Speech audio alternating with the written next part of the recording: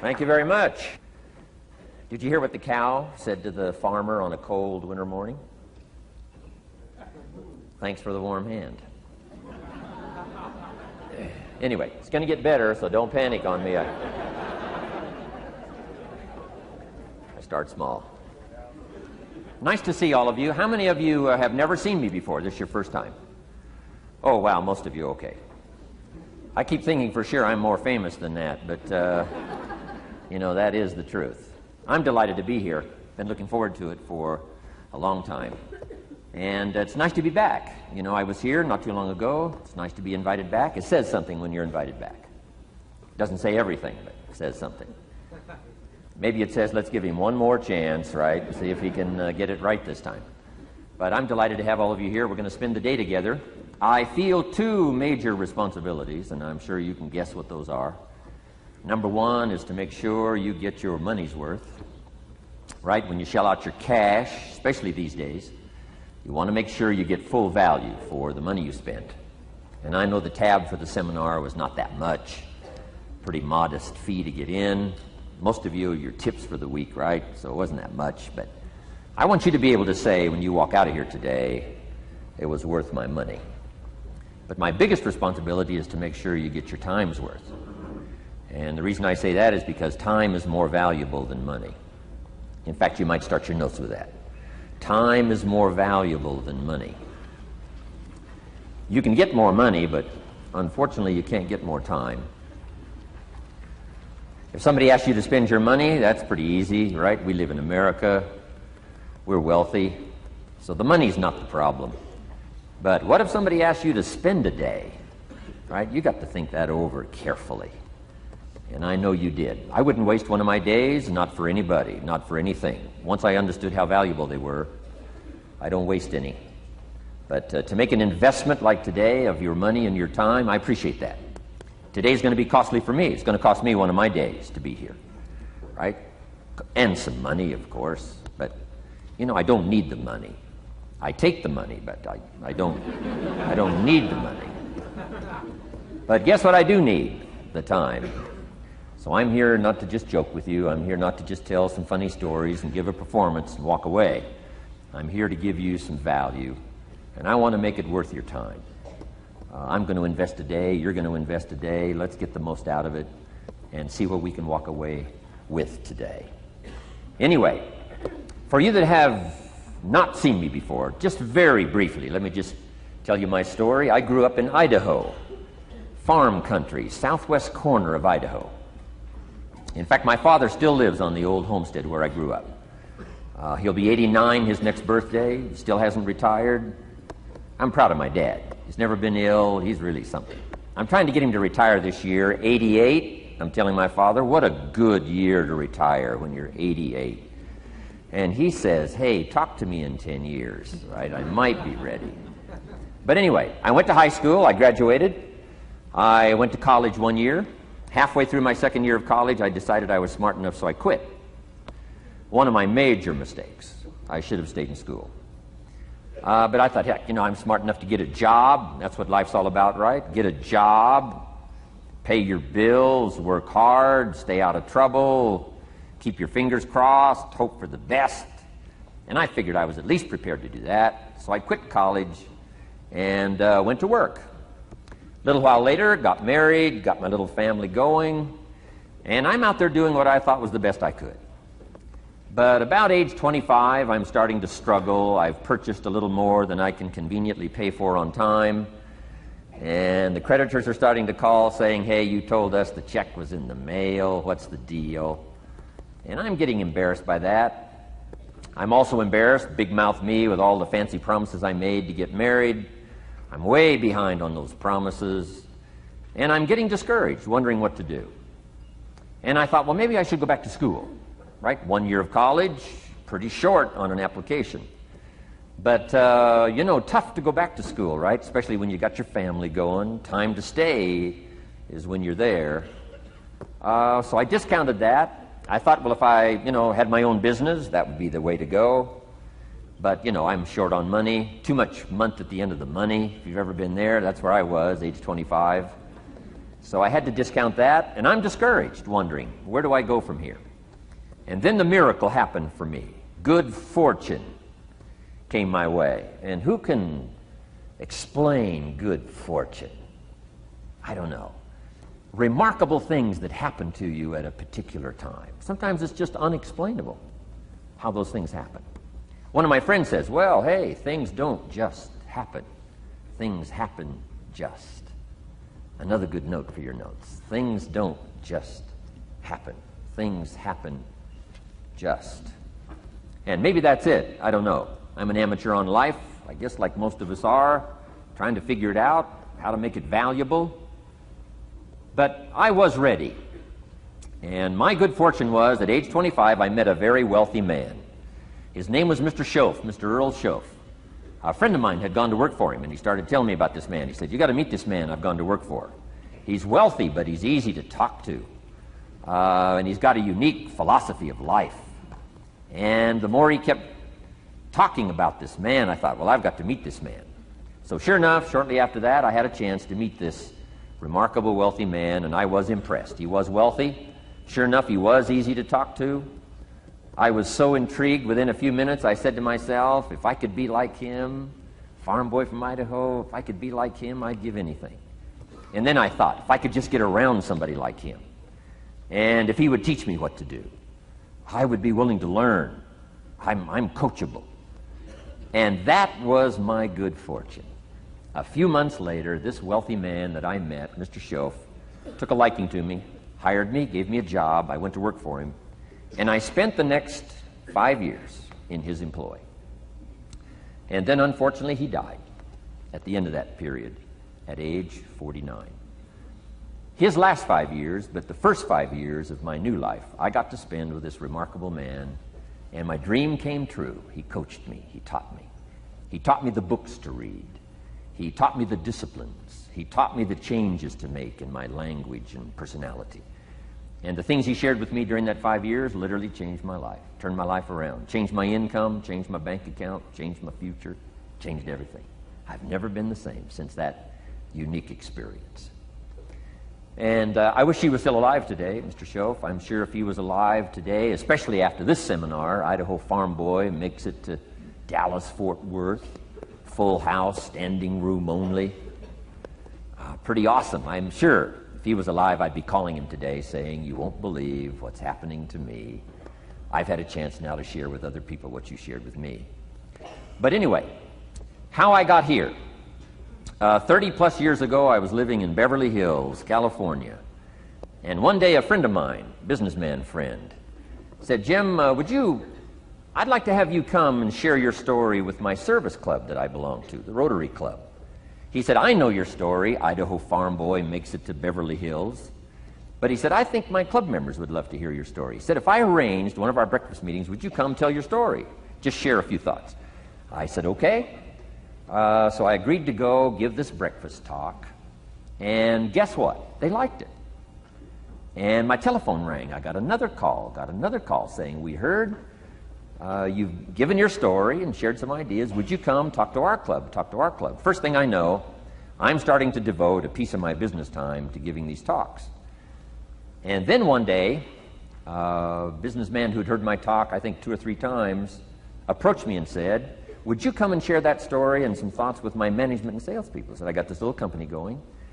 And he said, if you'd come tell your story to my organization, he said, I'd be happy to pay you. And I thought, wow, wouldn't that be something? So I agreed to go do it, and I got paid. Little did I know, another fortune was waiting for me to translate my ideas into talks and speeches and seminars. Now I've written some books. It's on cassette tape. Now I get to travel around the world. Last year I was in Japan and Israel, Spain, Mexico, Australia, New Zealand, France, Germany, Canada, and now Dallas-Fort Worth. So, Idaho Farm Boy gets to travel around the world and share his story, and here I am today. Anyway, it's almost too much for me to comprehend. From where I started, raised in obscurity, in a little small farm community, and now to be here today is pretty awesome for me. So anyway, that's just a little bit about my story. My story is probably more intriguing for me than it is for you, but I wanted to hear it again, so I thought I would just, bore you with it. Anyway, I don't ask you to be impressed today. I'm the one that's impressed from where I came from to have a chance. But that's the American dream, right? Come true. Chance to start from scratch, start from obscurity, start with pennies, start with nothing, and have a chance to transform your life, change your life, set your goals, and see what you can accomplish. So anyway, that's how I got here, and I'm just delighted that this day has arrived, and I truly want to make it valuable for you. Let's go to work. Here's what I hope you'll find out of this seminar today for your notes. Here's what I hope you'll find. Number one, sincerity. Above all else today, I hope you'll find me sincere. Best place for people to start to communicate is sincerity on both sides. I'm sure you're sincere or you wouldn't be here today, right? To spend this kind of money, to spend this kind of time, roll up your sleeves today, go to work like I am, and get this message. You've got to be sincere. So I assume you're sincere. Now I want you to see me sincere. But I've got a good note for you to make. Sincerity is not a test of truth. Important note to make. Sincerity is not a test of truth. We must not make the mistake of saying he must be right, he's so sincere. That would be a mistake. And here's why. It's possible to be sincerely wrong. So we don't mistake sincerity for truth, right? Sincerity is only a test of sincerity. Truth has to yet be tested by truth, okay? But hopefully you will find me sincere and truthful. Next, a combination of things I hope you'll find here today. Ideas plus inspiration. Ideas plus inspiration. Ideas, business ideas and social ideas and personal ideas, we all need ideas. Right? How to have a good day ideas, how to have a good year ideas, how to have your best year ever ideas, good health ideas, personal relationship ideas, how to deal with your family ideas, sales management ideas, financial freedom for the future ideas. We all need good ideas. So today, I hope you gather up by notes and by what you can remember a lot of ideas. I want to share as many with you as I possibly can in the time constraints we have. Today is going to go very rapidly. I used to think a day like this was a long day. Found out it's a pretty short day. But I'm going to go as fast as I can, share with you as many ideas as I possibly can. And here's why. Ideas can be life-changing. Ideas can be life-changing. And sometimes all you need is just one more in a series of good ideas. It's like dialing the numbers into the lock. Right? You got 5 or 6 numbers dialed into the lock. The lock still won't come open, but you don't need 5 or 6 more numbers. Maybe you just need one more, and maybe a seminar like this could do it. A sermon could do it. The lyrics from a song could do it. The dialogue from a movie could do it. Conversation with a friend might do it. That one last piece you need, number. Dial it into the lock, that's it. The lock comes open, there's the door for you to walk through. And maybe this seminar today could furnish that for you. One more idea. I know you've come with a lot already. Sometimes we get the impression, I used to have that I only had this much going for me and I needed this much. Usually not true. And I'm sure not true of this audience, where I find you today, as well dressed as you look today. As fine as you are sitting here today, it isn't that, you've got this much going for you and you need this much. I would assume you've got this much going for you, and maybe all you need is just a few more thoughts, ideas, to furnish you some ways and means to turn your life into the dream you want it to be. So, ideas. The seminar is going to be loaded with ideas. I want you to take good notes. But here's what else I hope you'll find here today, and that is inspiration. And who knows the mystery of inspiration? Why some people are inspired and some are not? You were inspired to get here. Some were not. Who knows the mystery of that? I don't know. How come you made it? The rest of them didn't make it. We don't know what that mystery is. Some people turned it down. Some people said it costs too much. Some people said it's going to take too much time. Some people are too busy, right? A lot of different excuses why some are inspired to take advantage of something that comes to town. Others pass it up. We don't know the mystery to that. Here's what I call it, mysteries of the mind. And I just leave it at that. Some things I don't try to figure out. I take the simple approach now. right? Some people do and some people don't. I mean, that's about as profound as my philosophy is. Some buy and some don't buy. Some go for it and some don't. Some change and some don't. And if you've been around for a while, you can usually work out the numbers, right? Out of 10, 3 do, 7 don't. Whatever business you're involved in, pretty soon you got this ratio going. The ones that do, the ones that don't. You say, well, why don't the ones that don't, how come they don't? We don't know. I just leave it as a mystery. I used to try to understand all that. I just take the simple approach now. The guy says, this happens to me, this goes wrong for me, and all this stuff goes wrong for me. How come all this stuff happens to me? I say, I don't know, beats me.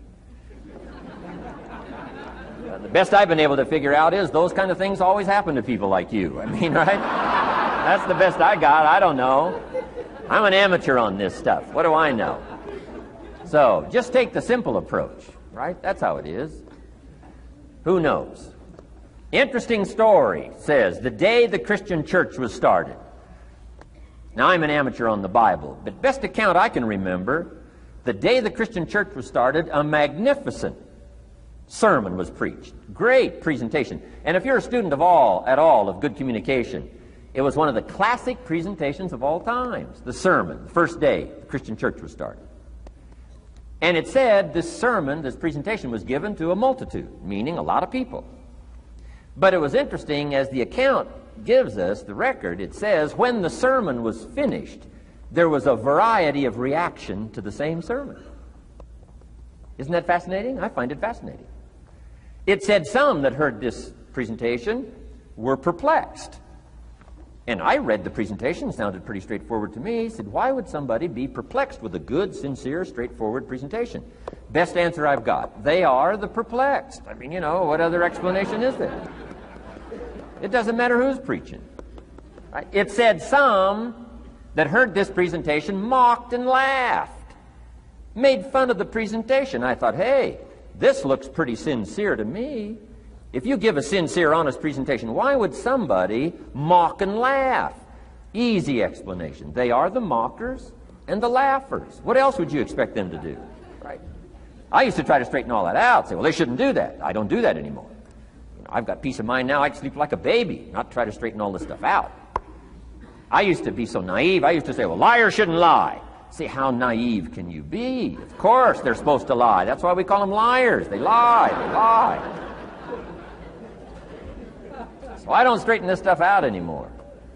Anyway, it said some that heard this magnificent presentation didn't know what was going on. And they're usually easy to spot. They're usually saying, what's going on, right? I mean, they don't know what's going on. But interesting, right? A variety of reaction to the same sincere, honest presentation. Now, it also says, in wrapping it up, some that heard the presentation believed. And I think that's who the speaker was looking for, the believers. Interesting. Now, it said the number of believers was about 3,000. So, pretty good first day. 3,000. I've had some first days, but I never had 3,000.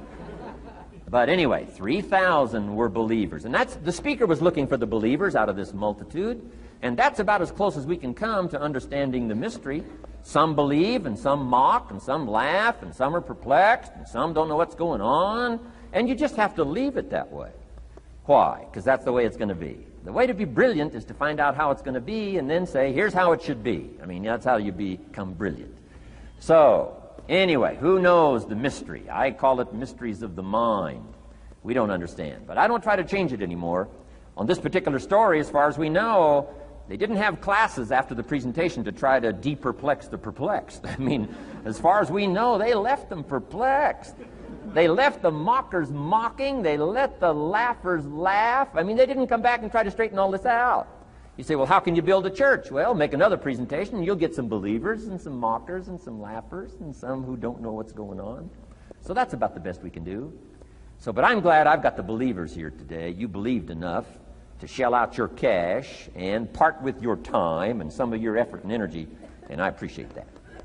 So, hopefully you'll find some inspiration here today. All right? To get the most out of today, a couple more notes. Number one, be thankful. That's a good way to capture the most of a day like this. Be thankful for what you already have. That shouldn't be any problem in America, being thankful. Everything we need is available in America. Everybody wants to come here, right? The last time I was here, that little presentation I gave, everybody wants to come here, America. People haven't plotted and schemed the last 40 years saying if I could just get to Poland, everything would be okay. No, everybody wants to come to America. Why? Everything's available here. All the books you need, all the sermons you need, all the churches you need, all the schools you need, all the instruction you need, all the inspiration you need, all the capital you need, all the markets you need, all the challenge you need, all the information you need, all the seminars you need.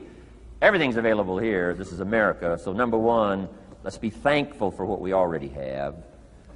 Thanksgiving does this. Opens up the doors, opens up the windows, opens up the channels. Thanksgiving for what you already have. I did a seminar one weekend up at the ranch, up at Clear Lake. Got a lodge up there. Nice setting, high valley, high serenity ranch. For the weekend, Friday evening, Saturday, Sunday. People drove in from around California. I got there late Friday afternoon. Everybody had pretty well already gotten there. I couldn't believe the parking lot. Continentals and Eldorados and Mercedes and Cadillacs and unbelievable. Ferrari, one Rolls Royce, unbelievable. I walked in, good-looking crowd about like this, sitting there ready for the weekend seminar. My opening remarks were, ladies and gentlemen, I think the rest of the world would find it strange that we have all come here this weekend to try to figure out how to do better. Right? I think the rest of the world would say, I don't understand. Guy in his Rolls Royce saying, I got to get to the seminar, find out how to get another one of these Rolls Royces. Unbelievable. Anyway, let's be thankful. Here's what locks up the doors and the channels to receive more: cynicism.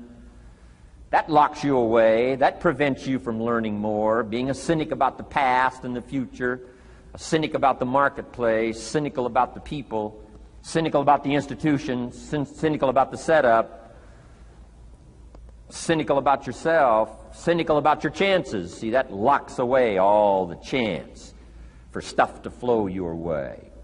So, good advice, I think, today. Start off, be thankful.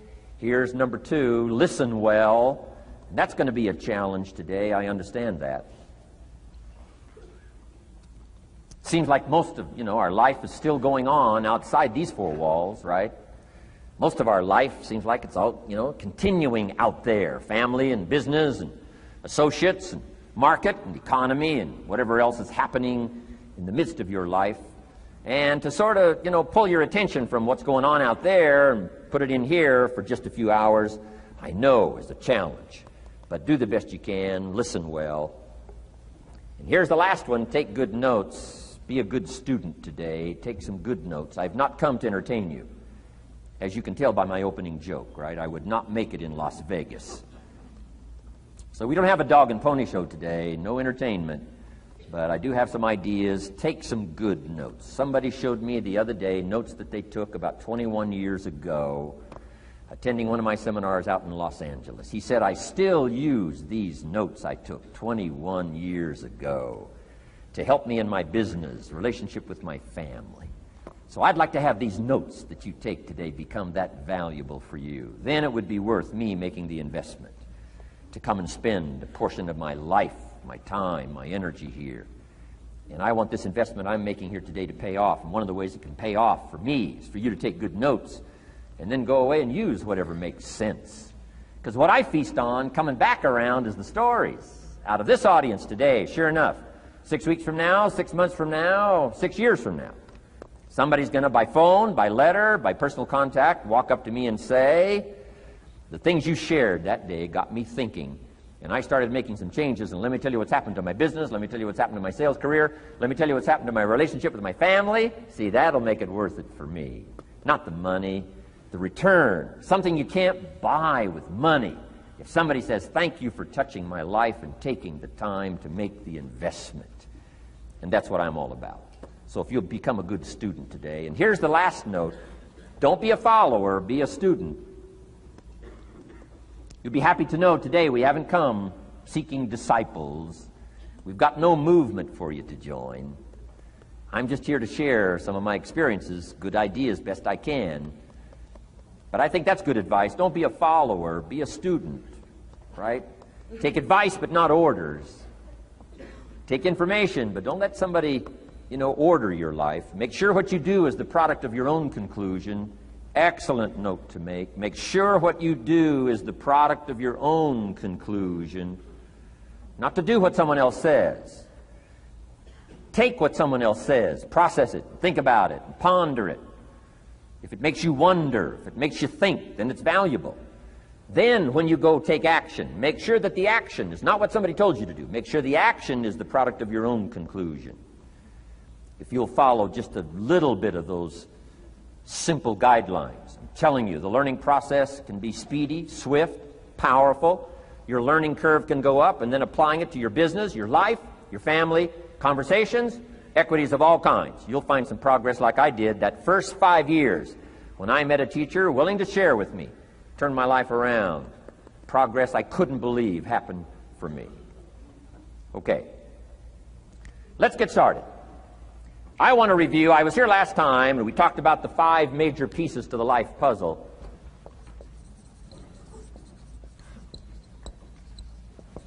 And I just want to review those because it lays such a good foundation for all the rest that I want to share with you today. We got a lot of subjects to cover, so we're going to go rather swiftly, okay?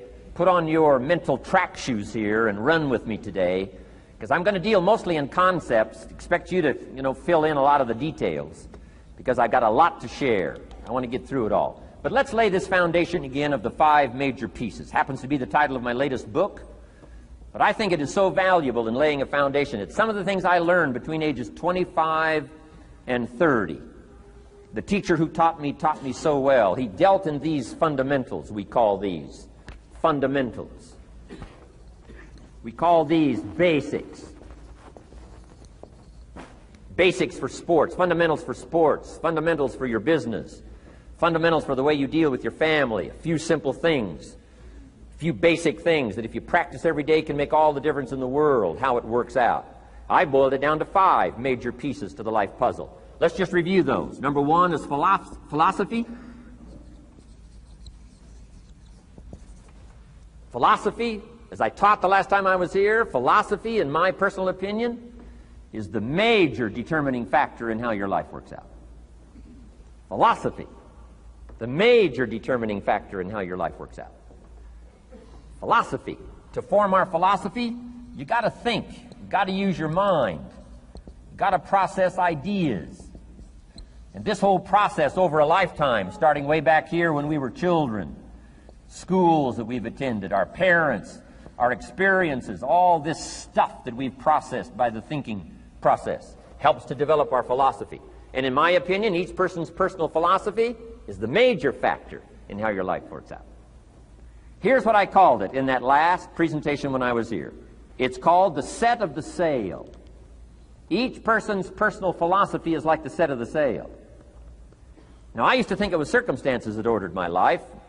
If someone would have asked me at age 25, Mr. Rohn, how come you're not doing well? Pennies in your pocket, creditors calling, nothing in the bank, behind on your promises to your family, you live in America, 25 years old, got a beautiful family, every reason to do well, and things are not going that well for you.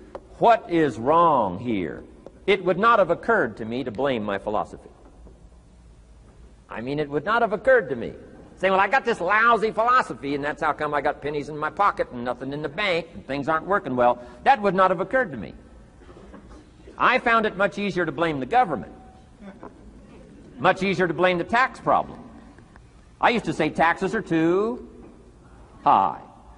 Top tax rate when I first started paying taxes, 91%. Back then, when your income reached a certain level, all your income over that, 91%. So I used to say that's too high. Now, the top tax rate's about 33%. But people are still saying what? Taxes are too. See, but you can't use that anymore. If it's gone from 91 to 33, how could it be too high? Come on.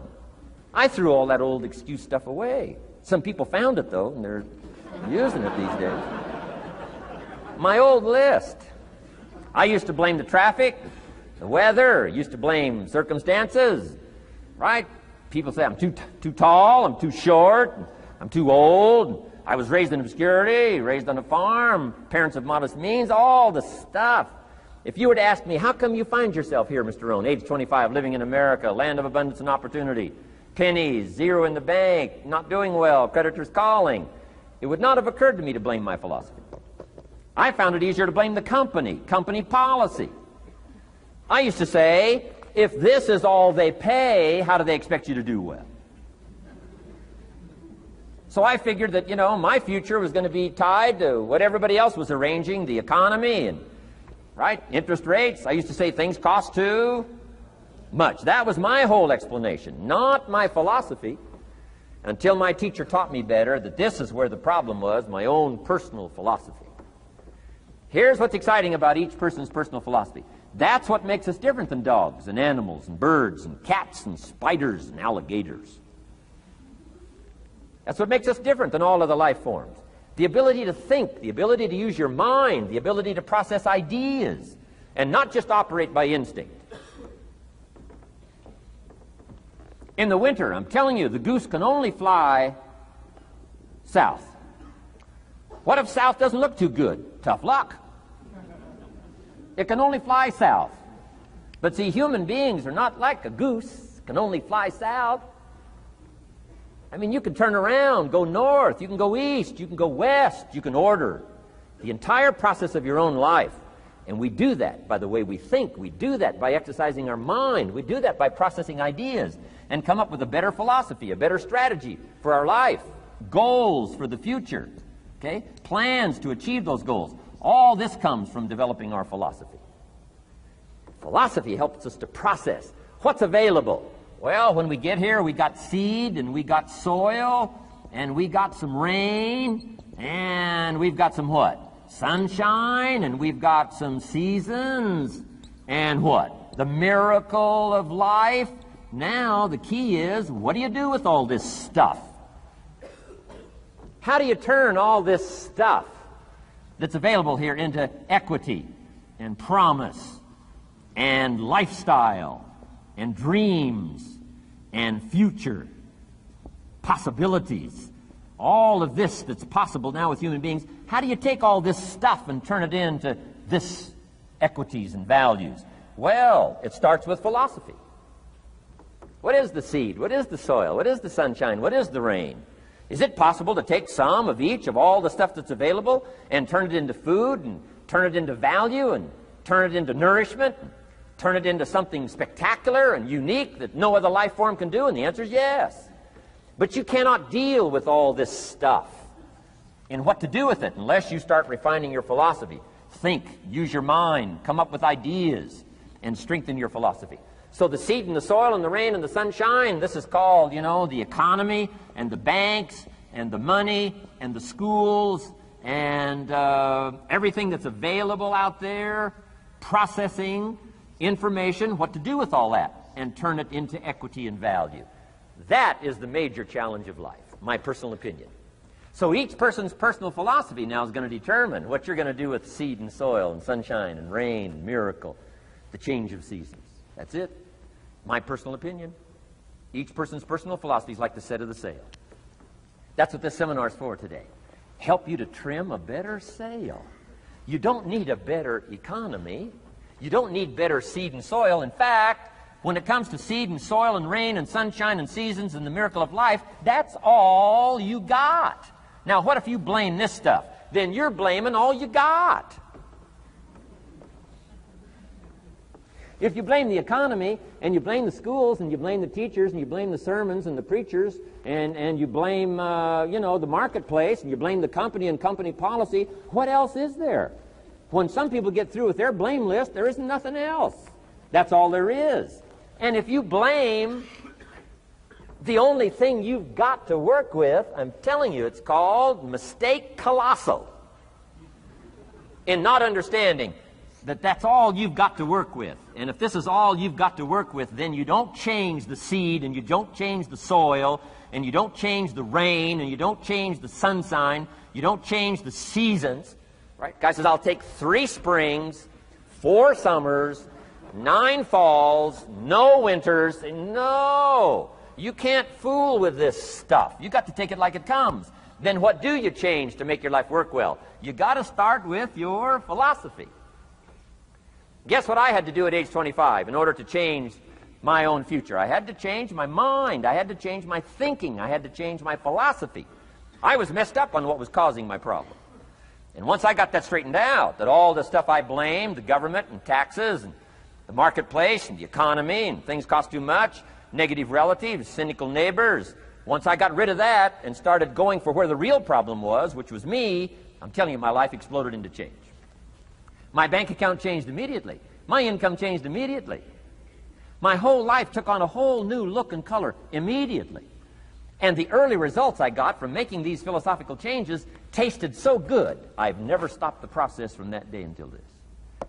And I'm telling you, with a little consideration of the refinement of your sail, by setting a better sail, refining your philosophy, your whole life can start to change from today on. You don't have to wait till tomorrow. You don't have to wait till next month. You don't have to wait till spring. You don't have to wait till 93. You can start this whole process immediately. I recommend it. Now, some people do so little thinking, they don't even have their sail up. I mean, you can imagine where they're going to wind up at the end of this week, at the end of this month, at the end of this year. Now's the chance to change, process all this information. So number one is philosophy. Okay. And we dealt with all that, where we get ideas from personal experience, from other people's experiences. I don't want to get into all those details because we covered that the last time I was here. But philosophy, that's number one, my personal opinion. Each person's personal philosophy. Here's the definition of success and failure. Just make this note. Here's failure. A few errors in judgment, repeated every day. Now, you can automatically assume, Mr. Rohn, I say, I can understand that. A few errors in judgment repeated every day. For 6 years?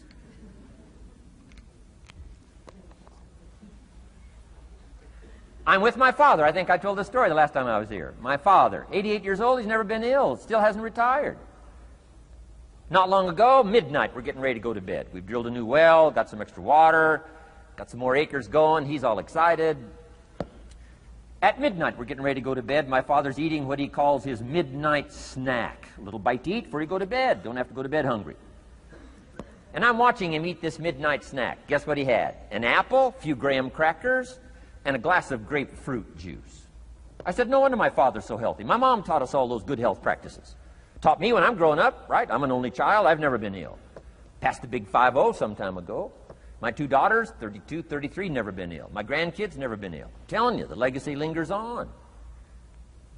As I watched my father have this midnight snack, suddenly occurred to me. I know that's part of it. An apple, what? A day. That's gotten to Dallas-Fort Worth, right? An apple. An apple a day keeps the doctor away. Good question for this intelligent audience. What if that's true? You say, well, Mr. Rohn, if that's true, that would be easy to do. Then what's the problem? It's easy not to do. It's easy not to adopt it as your own personal philosophy. Or the guy messed up the saying. Guy says a Hershey bar a day. Say, no. No. You've been watching too much television. It is not Hershey bar. You got to be smarter in philosophy than to fall for the Hershey bar a day when it's an apple a day. You've got to be smarter than that. And if you make that kind of an error in judgment every day for 6 years, I'm telling you, it'll accumulate into disaster. Sometimes the first year you say, well, you know, I'm so healthy now, what difference is it going to make? You've got to be smarter than that. Just because disaster doesn't fall on us at the end of the first day doesn't mean disaster isn't coming. You've got to be so smart that you look down the road and say, will the errors in my present judgment of philosophy, what's that going to cost me in 1 year, 6 years, 1 month, 6 months? I'm telling you, the money cost and the health cost and the success cost is too gigantic if you'll look down the road a little ways and say, are there errors in my current judgment like an apple versus a Hershey bar? Is that just a good illustration of some of the rest of my errors in judgment? If it is, that's where I found myself at age 25. I started working when I was 19. I met my teacher who helped turn my life around when I was 25. That's 6 years. At the end of the first 6 years of my economic life, I've got pennies in my pocket. I've got nothing in the bank. The creditors are calling saying, hey, you told us the check was in the mail. I'm embarrassed. I'm behind on my promises. I live in America. I'm a 25-year-old American male. I got a nice family, every reason to do well. And I'm messed up. Now, what's messed up? I used to think it was the community that was messed up, and the country was messed up, and the government was messed up. If those Democrats ever get in the White House, that'll really mess things up. If the Republicans stay in power, that'll really mess things up. The economy was messed up. Interest rates are messed up. I thought all this stuff was messed up. Then I found out that's not what was messed up. I was criticizing the only thing I had to work with. What was really messed up was my own personal philosophy. My own errors in judgment in my own personal philosophy brought me in 6 years to pennies in my pocket, nothing in the bank, and trying to explain why I wasn't doing well, living in America, 25-year-old American male, got a family, every reason to do well.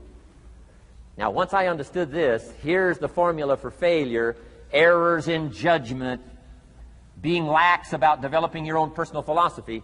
I'm telling you, it's called accumulated disaster. It doesn't matter whether it's your health or your bank account. Guy's got an empty bank account, probably has high cholesterol. Why? Over the last 6 years, he never paid attention to either one. And it doesn't matter whether it's a dollar, or whether it's your money, or whether it's your cholesterol count. All you got to do is commit the errors, and just because disaster doesn't fall on you at the end of the first day that you don't eat an apple. You say, well, I didn't eat an apple today, and tonight I'm not ill. Well, you got to be brighter than that. Someday you got to leave first grade. The reason we make those first grade desks so small so they won't fit at age 25. I mean, right? You don't belong here anymore. Come on. Now let me give you the secret to success. The formula for failure: a few errors in judgment repeated every day for 1 month starts the weakness, starts the disaster process. You can imagine what happens in 6 years. Now here's the formula for success: a few simple disciplines practiced every day. And you've started a whole new process called a whole new life. A few simple disciplines practiced every day. And if you decide today to go for the apple instead of the Hershey bar, I'm telling you, you have begun the process of turning your life around. And if you keep up that process, not only with your health habits, but with your money habits and with your communication habits, with your sales habits and management habits and every other habit that you've got, if you'll start that process, eliminate the errors and replace it with disciplines practiced, I'm telling you, you can start this process of life change immediately. After today, you don't ever have to be the same again. Only by choice. You don't have to walk out of here the same as you walked in today. Only by choice. You can start a whole new process. And you say, well, Mr. Rohn, is it that simple? Yes, it's that simple. Where else would you start but with an apple? You don't have to start with something staggering. What if you should be walking around the block for your good health and you don't? What'll that do in 6 years? I'm telling you, the word is disaster. You could and you should and you don't. Here's an even stronger word. You won't. I mean, don't might mean you're careless. Won't probably means you're stubborn. And either one's called disaster. Could, should, don't. I'm telling you, that's why at the end of 6 years, I found myself with pennies in my pocket, nothing in the bank, creditors calling. Could, should, won't. Could, should, don't is called disaster. Now, how do you change all that? The next 6 years, I got rich. The next 6 years, I became a millionaire. By the time I'm 31, I'm a millionaire. How about that? You say, well, Mr. Rohn, what happened? Well, strangely enough, during that second 6 years of my economic life, the government was about the same. I'm telling you, taxes were about the same. My negative relatives were the same. I'm telling you, the economy was about the same, and prices were about the same, and everything else was about the same. Circumstances were about the same. Then how come I got rich? How come I totally changed my life? I was not the same. Somebody says, well, what did you go to work on to do all that? I started with my philosophy. I started amending my errors by doing some better thinking, changing my mind, coming up with ideas that I didn't have before I met my teacher. And once that whole process started for me, I'm telling you, I changed my whole life. Within a 6-year period, I was never the same. And I've kept up that process all these years. One of the reasons why I'm here is to continue my craft. I don't want the day to come someday somebody says, you should have heard Jim Rohn 10 years ago when he was really terrific. Guess what I want people to say? I heard him 10 years ago, but you should hear him now. I'm telling you the man works on his craft. I'm telling you the man's done some extra reading. I'm telling you the man doesn't miss a trick. I'm telling you he's worked hard on himself.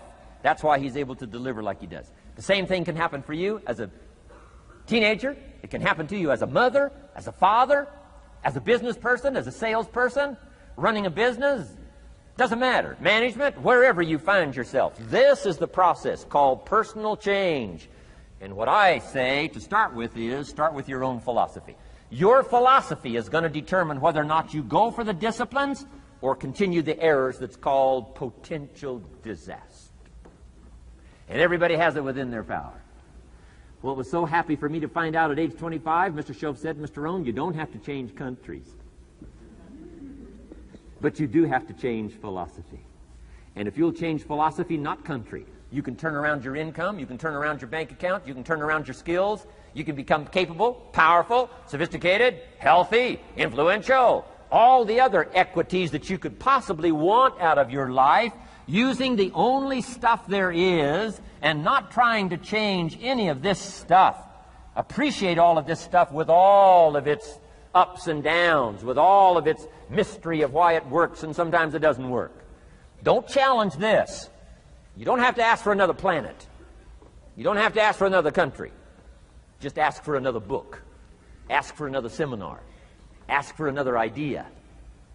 And you can start this whole process of personal life change. Now, I could spend the whole day on philosophy, because that's where it is. If I could get you intrigued with that enough to study it, enough to ponder it, to where you would pick up the commitment like I did and say, hey, as simple as an apple a day, as simple as a walk around the block, why not start right there? If you don't start there, where else are you going to start? Might as well start where it's easy, and then go to the more complicated disciplines. Because if you can't handle the simple disciplines, how can you handle the complicated ones? Okay. Key. Philosophy. Here's number 2. I got to give these now very quickly because I got too much to cover here to linger too long. Number 1, we're affected by philosophy. First major of the 5 major pieces. Number 2 is attitude.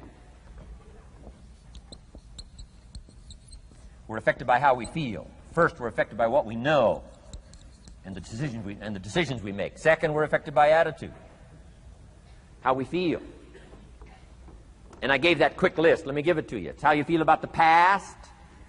You've got to have a good attitude about the past. Use it as a school, not a club.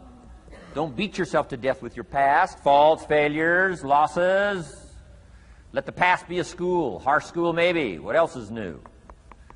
Let the past be a school master to teach you. Not to threaten you, but to teach you. Okay. Next, it's how you feel about the future. Set your goals. We'll talk a little bit about that before we finish today. Goal setting. The promise of the future is an awesome force to affect your life every day. Without a future well designed, we take hesitant steps.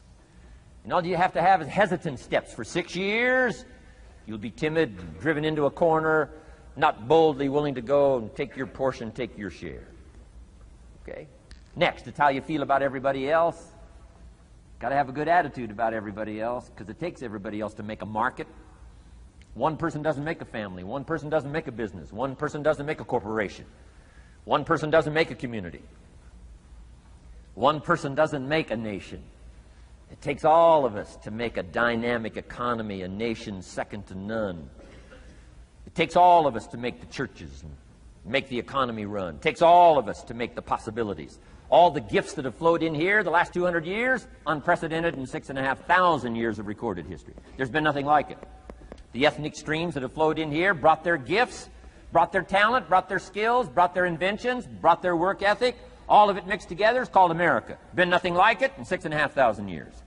And to miss the value of it by some, warped attitude about it, I'm telling you, you've missed it all. And if you have an appreciation for it all, you'll draw from it.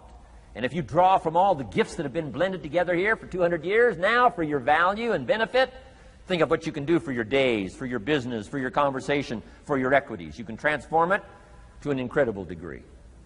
And here's the last one. It's how you feel about yourself. Understanding self-worth is the beginning of progress.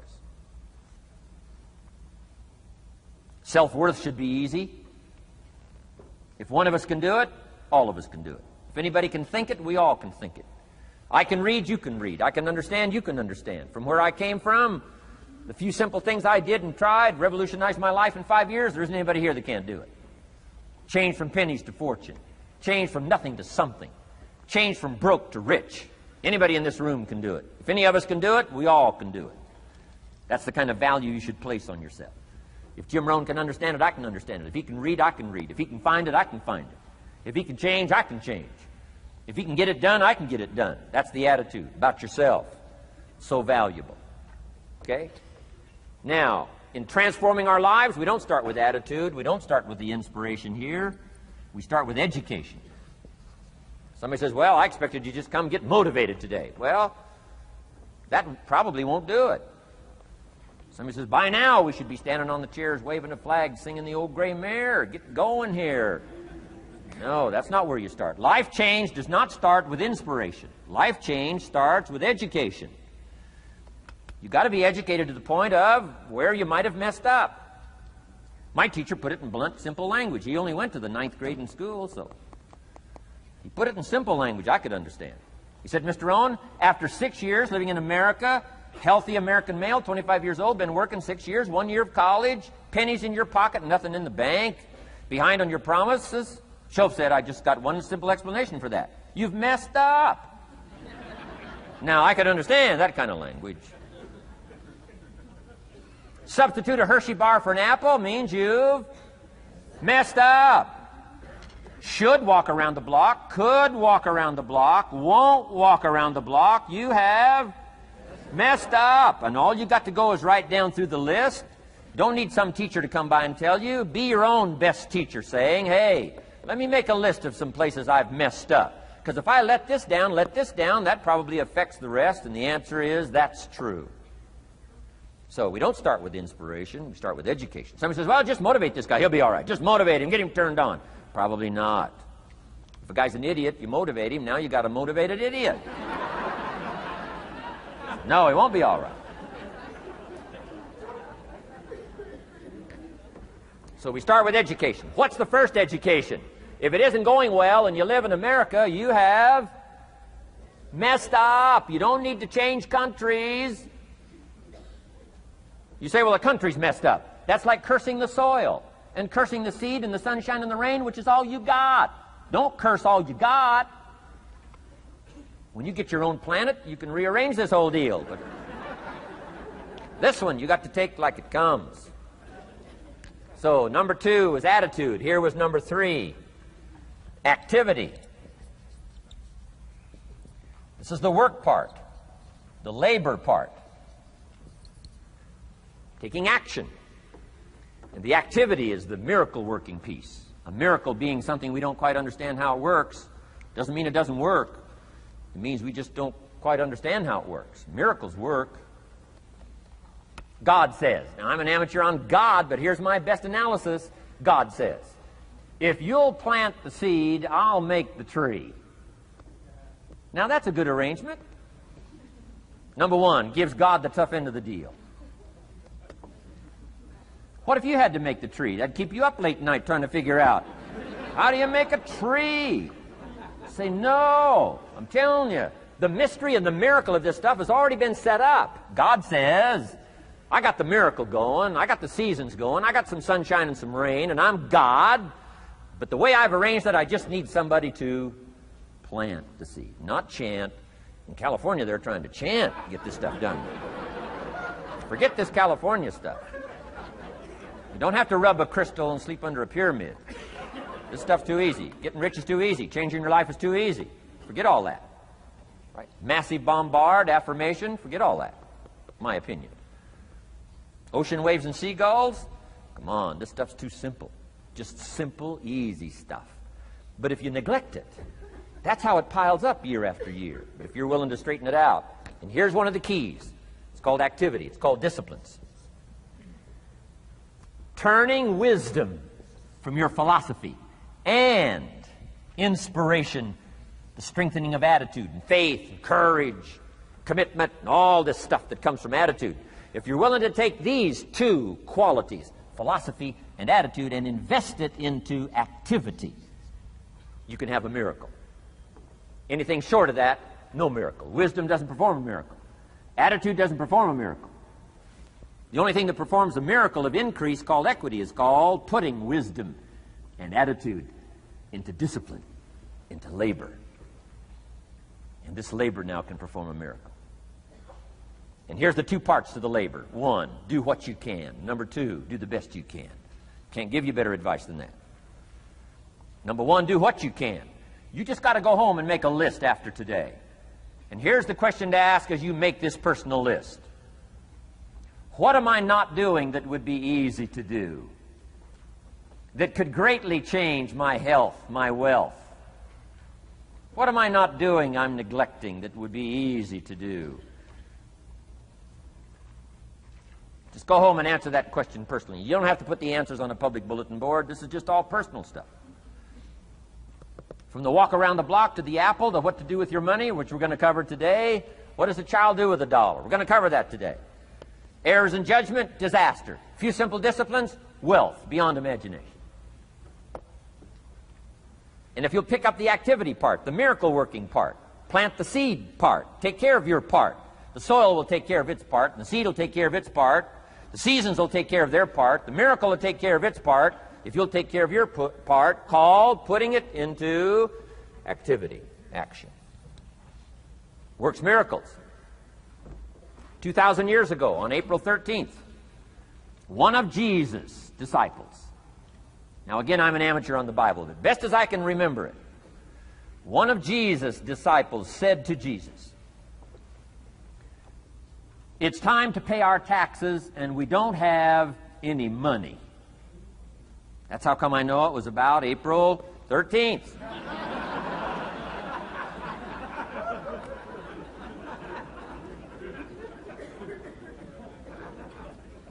To this statement by his disciple, Jesus said, best as I can read the record, Jesus said, "No problem." Now, why could he say no problem? Well, word has it, he was a miracle worker.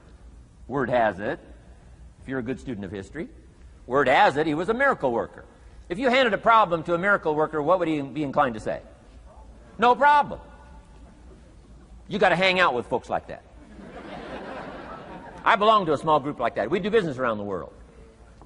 You hand these guys a problem, they say no problem. What? How many books would they read to solve it?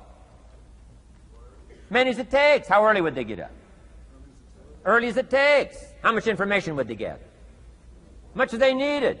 So it's what? No problem. You got to hang out with folks like that. Jesus said this will be no problem, the tax thing. He said to his disciple, it's simple. Go fishing.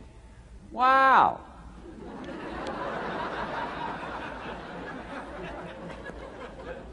Now that was easy for this particular disciple. His name was Peter. And Peter was a fisherman. How clever. How clever. But here's the real problem. If you should fish, and you could fish, and you don't fish, you got no miracle. You could change, you should change, you won't change. That's called accumulated disaster. In 6 years, you'll be explaining instead of celebrating. Having some ragged list like I had, reasons for not doing well, pennies in my pocket. Could, should, don't, disaster. And if you'll just start the process of change, could, should, and will, you can start this whole process. And if you will, then put it into action. The miracle belongs to you. Jesus said to his disciple, it'll be simple. Go fishing, and the first fish you catch, look in his mouth. Peter said, okay. He was used to strange things happening in this relationship. Peter goes fishing, catches the first fish, looks in his mouth. Guess what's in the fish's mouth? Coins. Peter says, wow, coins. Starts counting the value of these coins, and when he adds it up, guess how much it added up to? Exactly enough money to pay his taxes and Jesus' taxes. Which gives you Jesus' position on taxes.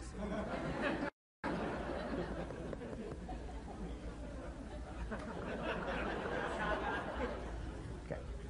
Now we call that what? A miracle, only because we don't quite understand how it works. It doesn't mean it doesn't work. It simply means we don't quite understand how it works. But here's how you get a miracle going for your life. Number one, do what you can. Get a list of the stuff you could do and you haven't done, postpone, and start cleaning that up. You can't start at a better place for personal change. That'll affect your bank account, affect your future, affect your income, affect everything. You can't start a better life change process than cleaning up what you should be doing. The man says, well, my mother lives down in Florida.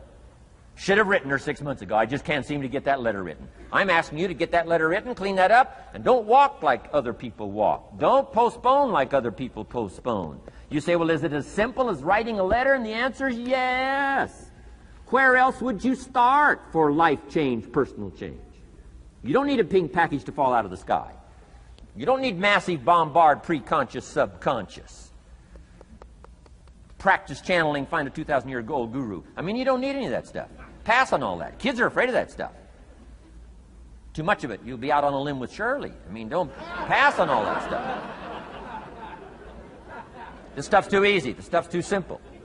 It's called take action, number one, on neglect, on errors, in discipline. Number two, start setting up some disciplines. And if you'll do that, you'll perform a miracle. Now, here's the second part of the miracle. Number one is do what you can. Here's number two, do the best you can. If that's not your philosophy, I would ask you to amend it. Let me give you the best of ancient script. Here's what it says. Whatever your hands find to do, do it with all your might, do it with all your strength, and do it with all your power. What a good philosophy. That kind of philosophy will revolutionize your life if you haven't picked it up lately. Guy slips in late, company doesn't seem to mind, slips out early, first one in the parking lot, heading for happy hour.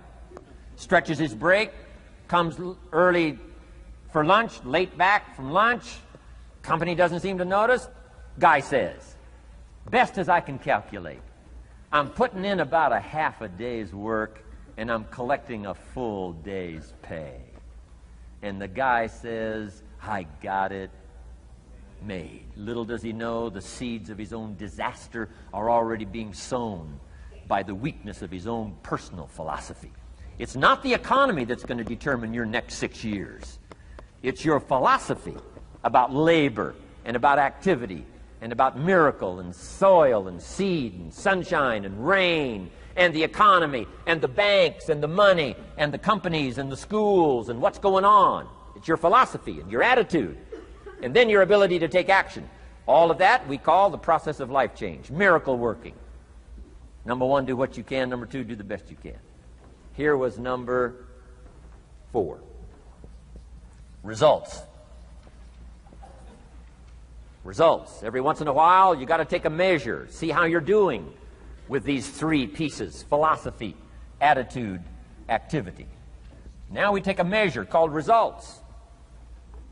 What is the results at the end of the day, the results at the end of the week? You can't let too much time go by without checking. When time goes by, 6 years I'd been out there working when I met my teacher, Mr. Schoaf. Schoaf said, well, Mr. Rohn, let's just go through a little summary here. He said, in the last 6 years, how much money have you saved and invested? Let's go through a little tab list here. How much money have you saved and invested the last 6 years? I said, what? 0. He said, you have messed up. You remember these notes. I like that. You've messed up. He said, who sold you on that plan? I thought, my gosh, the man's right. I'm a nice guy. I bought the wrong plan. What if you were 50 and broke? Right? Didn't need to change countries. Bought the wrong plan. What a sad scenario that would be. But Schoaf said these questions. Let's go through some results. He said, how many books have you read in the last 90 days? I said, what? 0. Wisdom of the world available? Change your life, change your future? Wisdom of the world available? Develop any skill you want, earn the kind of income you want, have all the treasures you want, equities you want, relationship with your family that you want, everything that you want available, and the wisdom of the world to help you get it. Haven't read any books in the last 90 days. My teacher said, Mr. Rohn, you have messed up. I'm telling you, you've got the deal. Shoaff said, Mr. Rohn, in the last 6 months, how many classes have you taken to improve your skills or to develop new skills? Go for the American dream. Become rich and powerful and sophisticated and healthy and influential. How many classes have you taken in the last 6 months? I said, how many? 0. He said, you have messed up. He said, you don't need to unmess the country. You don't need to straighten out the perplexed. You don't need to straighten out any of this stuff. All you've got to do is look within and let results teach you a great deal about your own activity, your own attitude, and your own philosophy. I went through that process. Take this phrase home. Results is the name of the game. What other game is there? Results. Here's all life asks us to do. Make measurable progress in reasonable time. Just take home that little phrase. Good phrase. We're asked in life simply to make measurable progress in reasonable time. We demand it of our children. How many years do you want your child to spend in 4th grade? Approximately. About 1. If it looks like they're not going to make it, we pour on the pressure, called legitimate pressure, lack of results. Peer pressure, family pressure, school pressure, community pressure. Every other kind of pressure we can bring to bear. What? You can't stay more than 1 year in 4th grade. As parents, you'd have to leave the community. You say, well, what if they're nice kids? Wouldn't you give them 3 or 4 years? And the answer is no. You've got to make better progress than that. So you've got to check fairly often. Some things you've got to check every day. Some things you've got to check at least by the end of the week. Salesman joins this little sales company. He's supposed to make 10 calls first week. Wouldn't it be legitimate to call him in on Friday and say, John, what? How many calls? I mean, this stuff is simple. John says, well. Say, John, well won't fit in this little box here. Well. Now John starts with a story. You say, John, I made this little box so small so a story won't fit. I don't need a story. I need what? A number. A number. What will a number tell me? Everything. John's supposed to make 10 calls. What if he made 20? You say, wow. Wow. We got somebody. What if he only made 1 call? Whoa. Will that tell us something about John's philosophy? And the answer is yes. Will it tell us something about his attitude? Of course. Will it tell us something about his disciplines? Of course. And if he wants a lesson in life change, all he has to do is be willing to face the numbers and come up with the results that will teach you to either celebrate if you got good results or fix whatever needs to be fixed in your philosophy, attitude, activity called disciplines. You don't need to go anywhere else. I do believe in affirmations. They are valuable as long as you affirm the truth. Because it says in ancient scripts, the truth, what? Will set you free. Free to do what? Amend your errors and pick up new disciplines. That's what the truth is for, to help us amend our errors and pick up the disciplines for life change. That's what the truth is for. So I do believe in affirming the truth. If you're broke, best thing to affirm is, I am broke. You put that up on the refrigerator where you can see it every day. I mean, that's how you do that. Now, if you need a little additional affirmation, you just put up there, I'm 40 and broke. I mean, you know, that ought to do it. And if you need just a little more, put up there, I live in America and I'm 40 and broke. That's enough to turn your life around. It says, hey, something is wrong. Somewhere I have messed up. And I'm telling you, if you'll start with that, it's called the process of life change, and it doesn't matter how small the process is to start. One discipline starts it, and then one discipline feeds another, and the first thing you know, you've got this whole cycle in an upward positive motion. And it's called life change. It's called income change. It's called health change. Relationship with your family change. Equities unprecedented that you can have in numbers that will stagger the imagination if you do not curse what's available and start amending what's possible to get the results that you want. I don't think I can put it in any better language. That's it. Kids can do it. Teenagers can do it. Parents can do it. Managers can do it. Right? Government officials can do it. Anybody can do it. Anybody can do this stuff called personal change. Wow. Results is the name of the game. Success is a numbers game. Good note to make. Success is a numbers game. You got to go for the numbers. You got to understand what the numbers are. How many pounds overweight should you be at age 50? Approximately.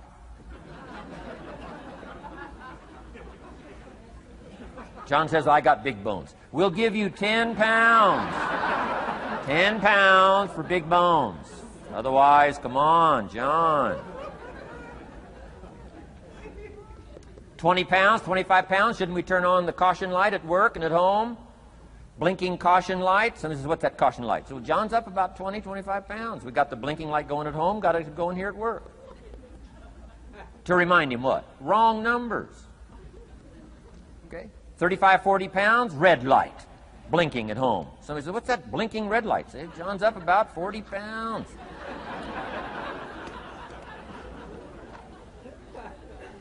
50 pounds, we got the siren. What's that siren at home and at work? John's up about 50 pounds. Cholesterol, almost out of control. Come on. Success is a numbers game. I'm asking you to be mature enough to start checking your own numbers. How many books have you read in the last 90 days? Transform your life. Become cultured, powerful, sophisticated, healthy, influential, all the rest of the stuff you want. How many books? How many classes? How committed are you to taking what's available and turning it into equities unprecedented, since we live in a country that there's been no such country in the last 6,500 years. If you'll pick up that process, ladies and gentlemen, I'm telling you, it's called life change of the best order. Now here's the last one. Number 5 is called lifestyle. Lifestyle is simply learning how to live well. The last of the 5 major pieces. Here's the ultimate challenge of life. I've worked on this, you cannot believe how hard, since age 25. And that is, after applying better philosophy, attitude, and activity, and picking now up results. What are results for? Here's my ultimate challenge on results. To fashion, good word to jot down, fashion. Fashion for yourself lifestyle, or what we call the good life. That's the ultimate challenge. To take your results, take your money, take your results, take the return, take the equities you've gathered, and now fashion for yourself a good life, like weaving a tapestry. And Mr. Schoaf gave me all kinds of examples on lifestyle. He gave me 2 phrases that helped change my life. In case you have to leave early, let me give you these 2 phrases. It'll be worth the price of coming and being here today. Just take these 2 phrases home, in case you have to leave early. Here's number 1. Schoaf said, Mr. Rohn, if you wish to be wealthy, study wealth.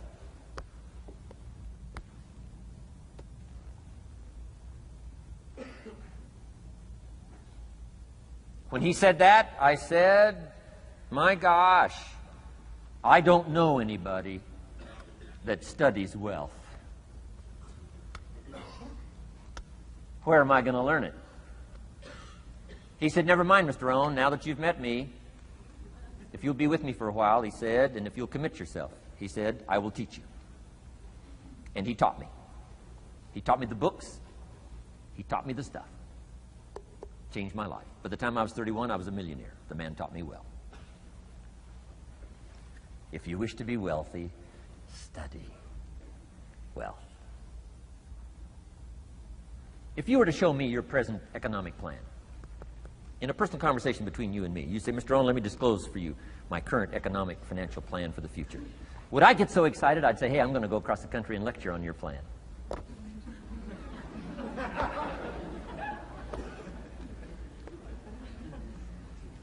And if the answer is no, Mr. Rohn, you probably wouldn't want to go across the country and lecture on my plan. Here's my question to you.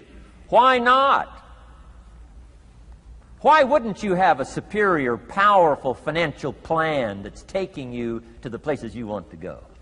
I'm asking you, if you find yourself caught like I was at age 25, make the personal commitment today and say, I'm going to study and I'm going to change, and 5 years from now, nobody's going to be able to say, how come you don't have a superior plan living in a superior country with superior opportunity?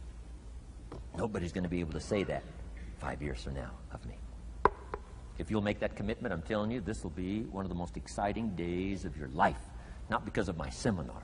It'll be one of the most exciting days of your life because of your commitment to this simple little process I've outlined for you. Here was the second phrase. Mr. Shoaff said, Mr. Rohn, if you wish to be happy, study happiness. I didn't know happiness was a study. My best hope for happiness at age 25 was to just go through the day with my fingers crossed, hoping somehow something would make me happy. Shoaff said, no, Mr. Rohn, happiness is not something you postpone. Happiness is not something off in the future. Happiness is something you design. You've got to get the word. Happiness is something you design. Happiness is a study. Happiness is a practice. Happiness is an art. It's not an accident. It's an art.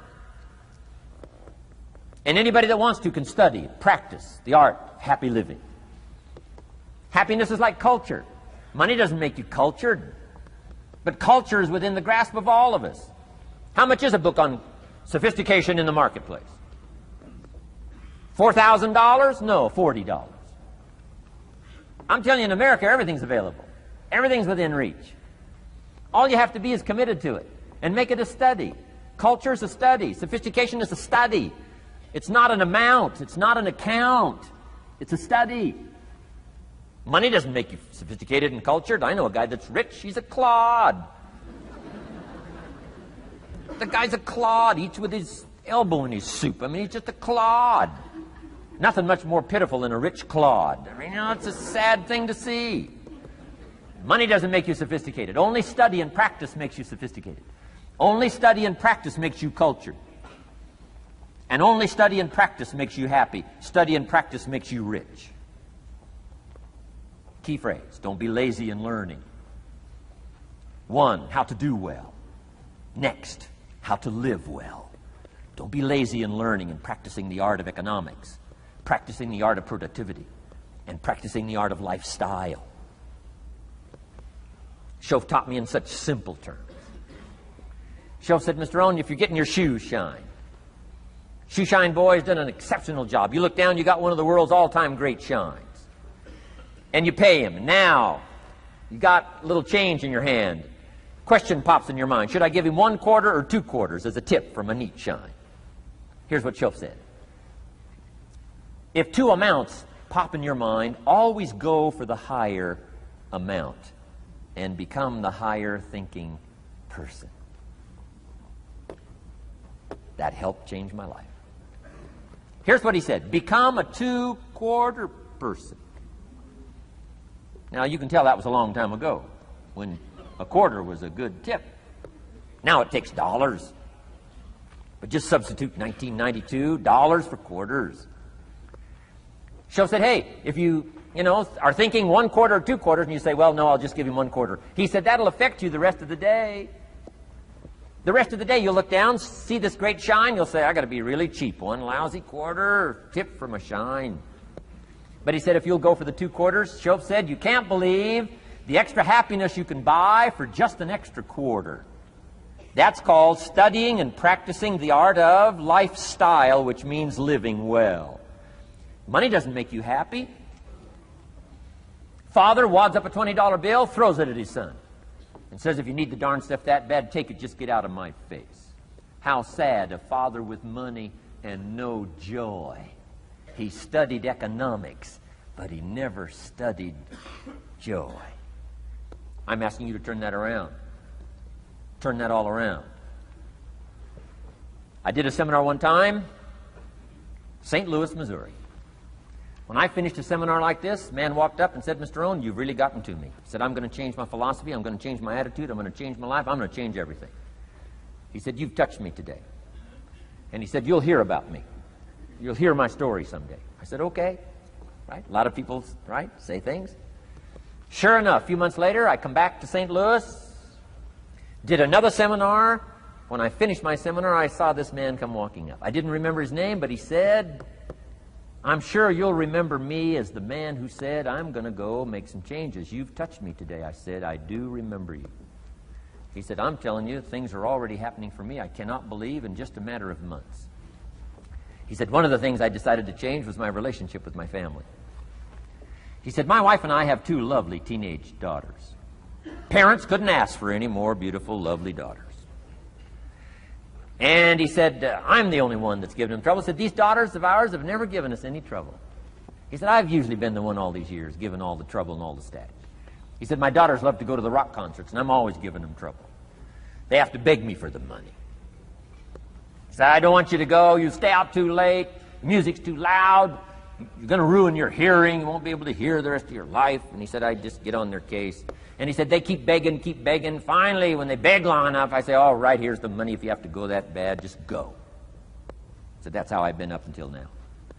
But he said, after I left your seminar, I decided to change all that, called lifestyle, living well. He said, you won't believe it. Not long ago, I picked up the newspaper, and I saw an advertisement, and I knew my two daughters, it was one of their favorite performers, was coming to town. He said, guess what I did? He said, I went down and bought the tickets myself and brought them home, put them in an envelope. And when I saw my daughters later that day, he said, I handed them this envelope, and I said to my two lovely daughters, you may not believe it, but inside this envelope are 2 tickets for the upcoming concert. They could not believe. And he also added, you'll be happy to know begging days are over. Now they cannot. He said, now don't open the envelope till you get to the concert. They said, okay. So they go to the concert, come concert time, open up the envelope, hand the tickets to the usher. He says, follow me. And he starts down front. The girls say, hey, hold it, hold it. Something must be wrong. He takes another look, says, no, nothing's wrong, follow me. 10th row, center. Now they cannot leave. 10th row, center. The only tickets they were able ever to beg for was, right, 3rd balcony, can't see. He said, I stayed up a little late that night. Sure enough, a little after midnight, my 2 daughters come bursting through the front door. One of them lands in my lap. The other one's got her arms around my neck. They're both saying, you got to be one of the all-time world's great fathers. He said, Mr. Rohn, you're right. I can't believe. Same money, different father. He said, I've started making the changes, and I decided to start with my teenagers, my girls. He said, what a difference it's making in my life. And I'm telling you, you can do that with your lifestyle. You can do it with your sales career. You can do it with your management career. You can do it with any part of your life. If you're looking for equities, unmatched. Do not curse the only thing you have. Don't complain about the only thing you have, which is seed and soil, sunshine, rain, miracle, and seasons. But start changing and processing and evaluating things like we're covering today, and this process of change will take off for you. You will not believe what can happen in such a short period.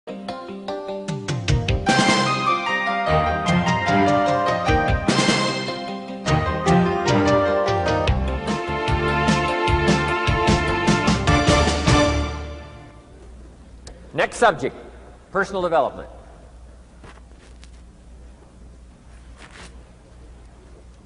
Some of the things Mr. Schoaf taught me starting at age 25, some things came quickly, some things came easily. Setting goals, that was easy. We're going to talk about that later on. But this one I had to struggle with, personal development. It was hard for me to give up my old blame list. It was so comfortable blaming the government and blaming my negative relatives and the company policy, unions, wage scale, economy, interest rates, prices and circumstances and all that. That was difficult for me to give up. That was quite a transition for me to make, and blaming myself. But Mr. Shoaff started out with something very, very important. Let me give that to you.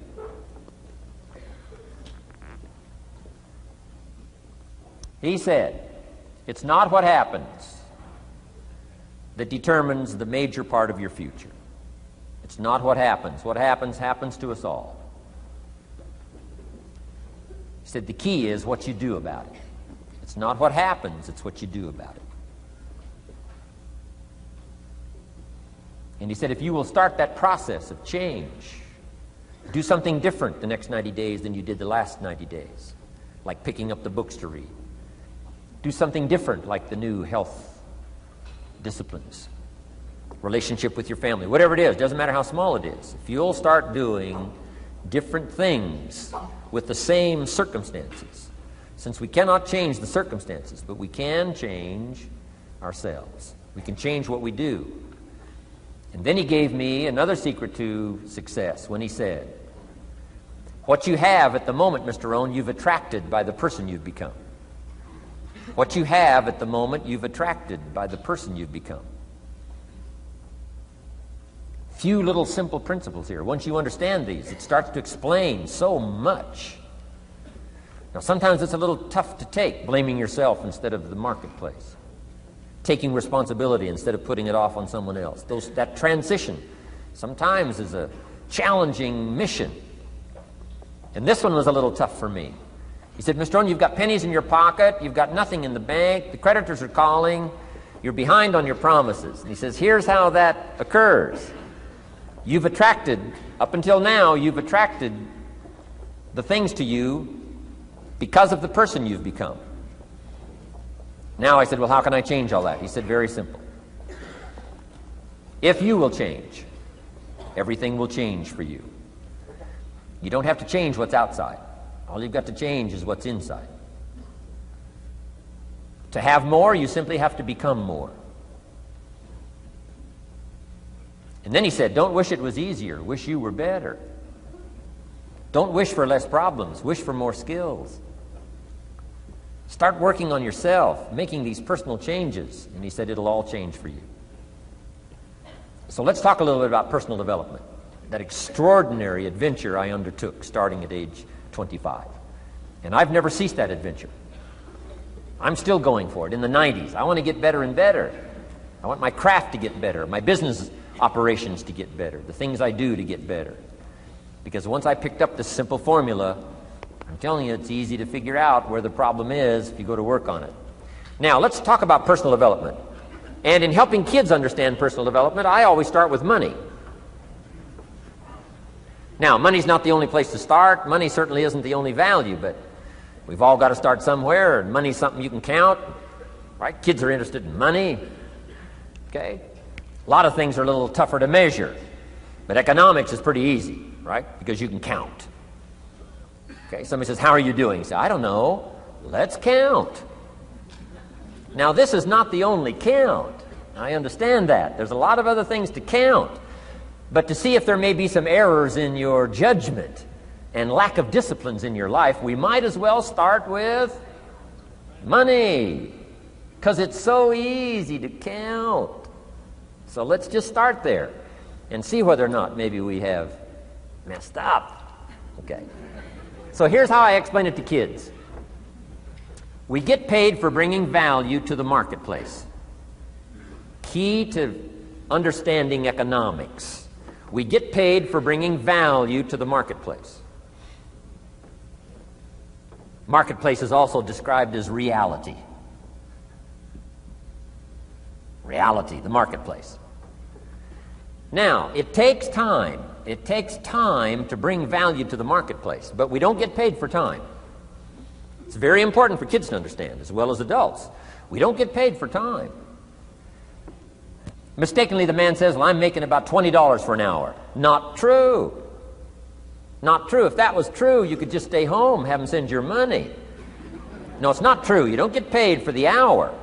You get paid for the value you put in the time. So we don't get paid for time, we get paid for value. Now, since that's true, here's one of the key questions of the afternoon.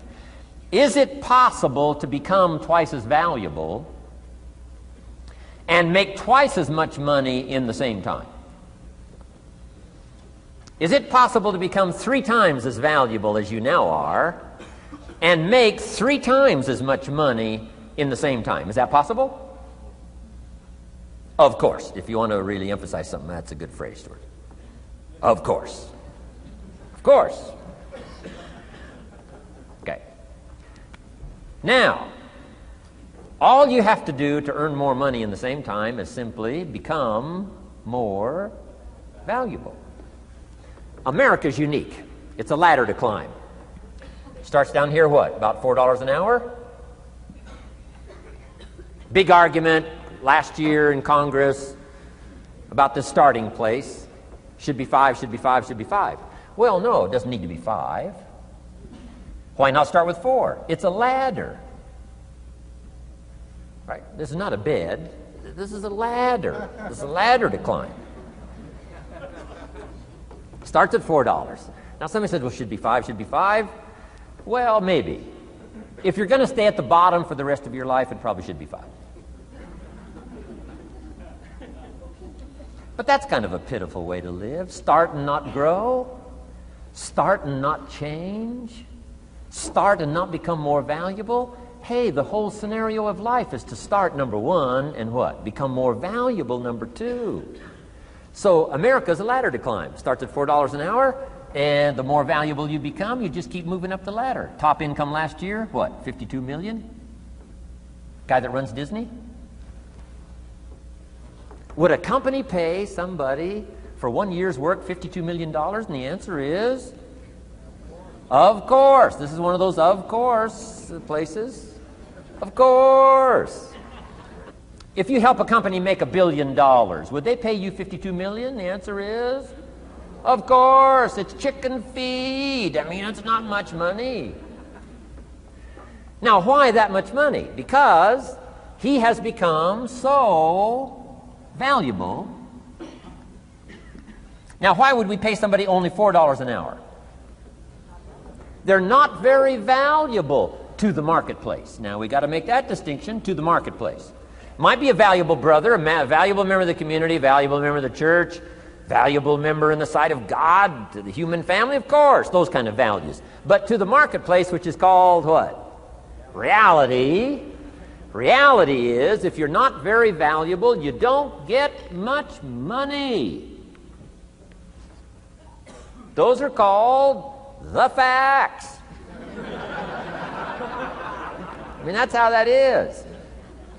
Well, then how do you get more money? Simple answer. Somebody says, well, I'll go on strike for more. Well, here's a major problem with that. Here's a major problem with that. You can't get rich by demand.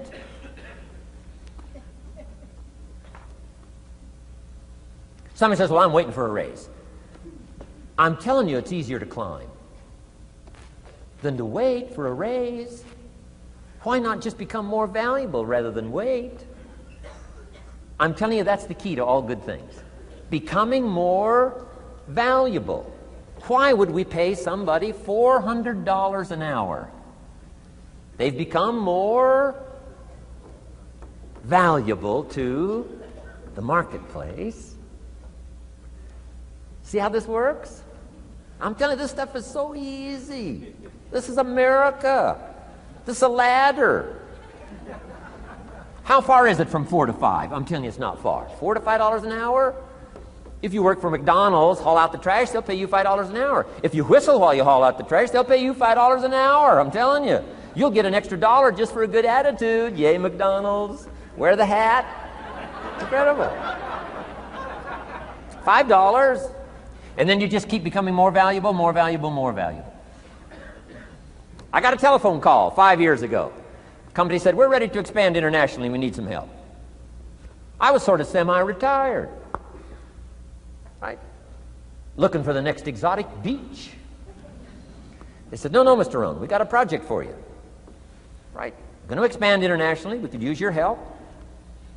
Next little while, we'll add some millions to your fortune, make it worth your while. I said, okay. I thought later, isn't that interesting that they called me? My second thought was, of course they'd call me. Who else would they call? I mean, you know, I can get the job done. Now, how come I got a telephone call worth millions? I had become valuable. Now, I'm a farm boy from Idaho. I was raised in obscurity. 1 year of college, and I thought I was thoroughly educated. Made all kinds of mistakes galore. At age 25, the creditors are calling me saying, hey, you told us the check was in the mail. I got pennies in my pocket. I got nothing in the bank. I'm behind on my promises. How come I get a telephone call 5 years ago and it's worth millions? I changed. I turned my life around. Is it possible to become worth millions? Speaking economically, now there's a lot of values to become, but let's just talk economics. Is it possible to become that valuable? And the answer is, of course, of course. Now let me give you the secret. Shoaff said, here's the secret, Mr. Rohn. Learn to work harder on yourself than you do on your job. Once I got that, it turned my life around. Learn to work harder on yourself than you do on your job.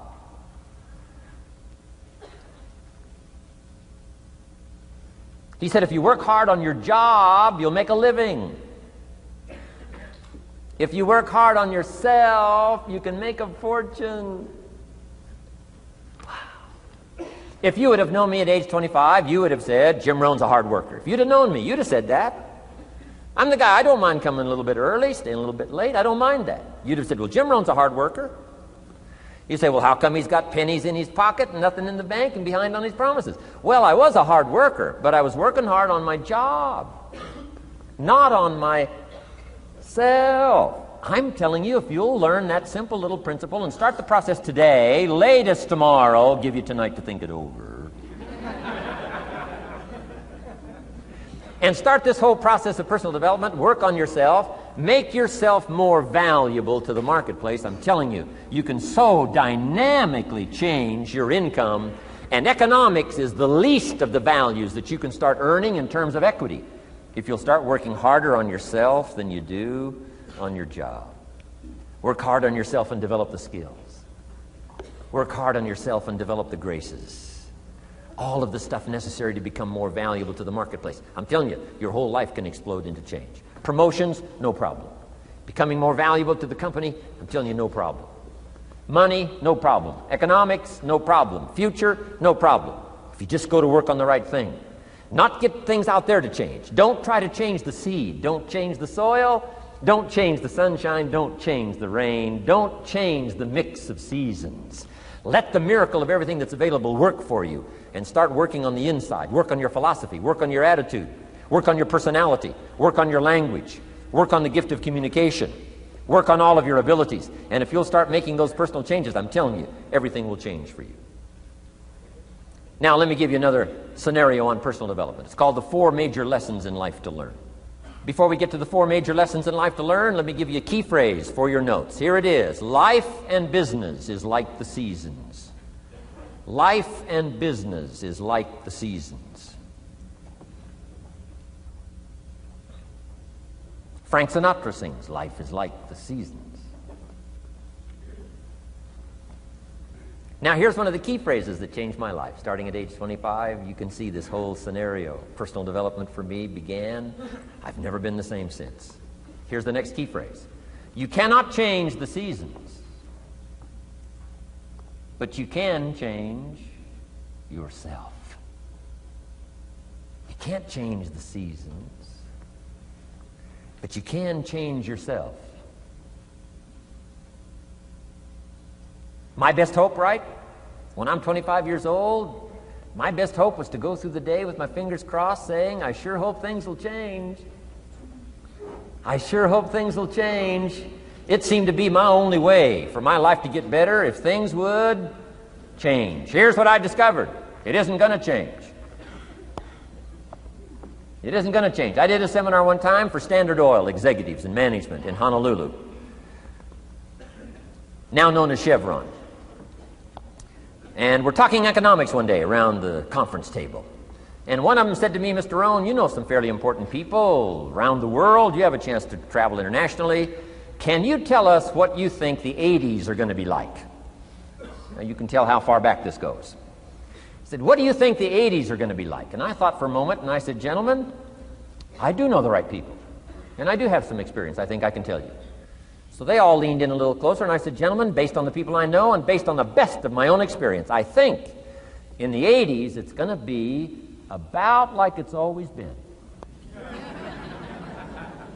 Aren't you glad you came today? I mean, that's inside stuff. I don't just spread that around everywhere. It's going to be about like it's always been. It isn't going to change.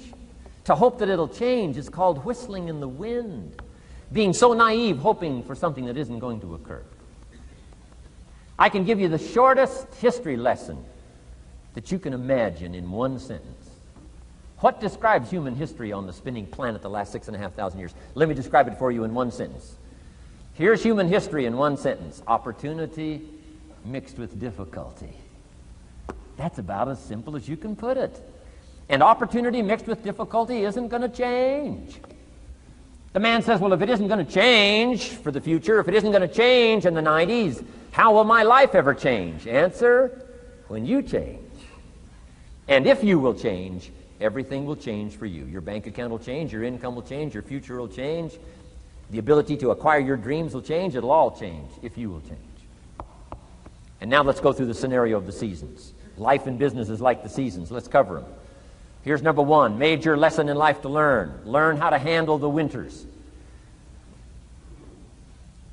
You say, well, Mr. Rohn, a lot of this stuff is fairly obvious. That's true. Just need somebody like me just to come along and remind us. This is what this is called today, a reminding session. I got no new truth for you to discover. This is all old stuff. We just need to hear it again. Somebody get on our case a little bit, right? We all need that. Here's number one lesson, learn how to handle the winters. That's obvious. The winters come right after falls. And pray tell how often?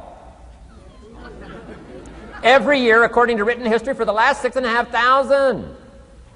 To cross your fingers and say, I hope it doesn't come. I'm telling you, we call that naive. Now, there's all kinds of winters. Not just the winter of the season, but there's all kinds of winters. Winter time, the down time, the discouraging time. One writer called it the winter of discontent. The winter when you can't figure it out, the winter when it all goes wrong. Economic winters, social winters, political winters, and personal winters. When your heart is smashed in 1,000 pieces, the nights are unusually long. It's called winter time. Barbra Streisand sings, it used to be so natural to talk about forever, but used to be's don't count anymore. They just lay on the floor till we sweep them away. You don't sing me love songs. You don't say you need me, and you don't bring me flowers anymore. A song of winter. But hey, we're acquainted with all those winter scenarios. We've been through them all. Now the question is, what do you do about the winters? Well, you can't get rid of January by tearing it off the calendar. But here's what you can do with the upcoming winters of your life. The long ones, the short ones, the easy ones, the more difficult ones. Here's what you can do. Get wiser and stronger and better. Just make a list of that trio of good words. Wiser, stronger, and better. To challenge for yourself the upcoming winters of your life, don't you think you could read more? Pick up the scenario, pick up the books, pick up the cassettes. So I would put some stuff on cassettes so you can listen to it, put it in books so you can read it. Now putting it on video so you can see it. I'm telling you, anybody that wants to can get wiser. Next is stronger. Anybody can get stronger. If you're willing to do the push-ups, you can get stronger. If you're willing to put yourself through the paces, you can get stronger. Can you develop stronger skills? And the answer is yes. Start practicing, practicing, practicing. And you can get stronger. Can you get stronger in handling life situations? Of course. But you got to go to work on yourself. You can't blame out there wishing it was easier. Wish you were stronger. And here's the last one, get better. Anybody can get better. Language, we can all get better. I've been lecturing now for 33 years, and I'm telling you, today versus 33 years ago, I'm better. First time I gave a talk, I stood up, my mind sat back down. I mean, I've been through that whole deal. Opened my mouth, nothing came out for a while. My knees are banging together, the sweat's pouring off my face, I'm shaking like a leaf. It's called terror, in case you haven't tried it. Those first attempts. But I'm telling you, I got through it, and I did it again, and I got through it, and I did it again, and I got through it. And now, of course, I can lecture for a few hours in one day. Anybody can get better, develop the skills, okay? Handle the upcoming winters. Don't wish away the winters. That's called naive. Wish for the skills. Wish for the strength. Wish for the wisdom.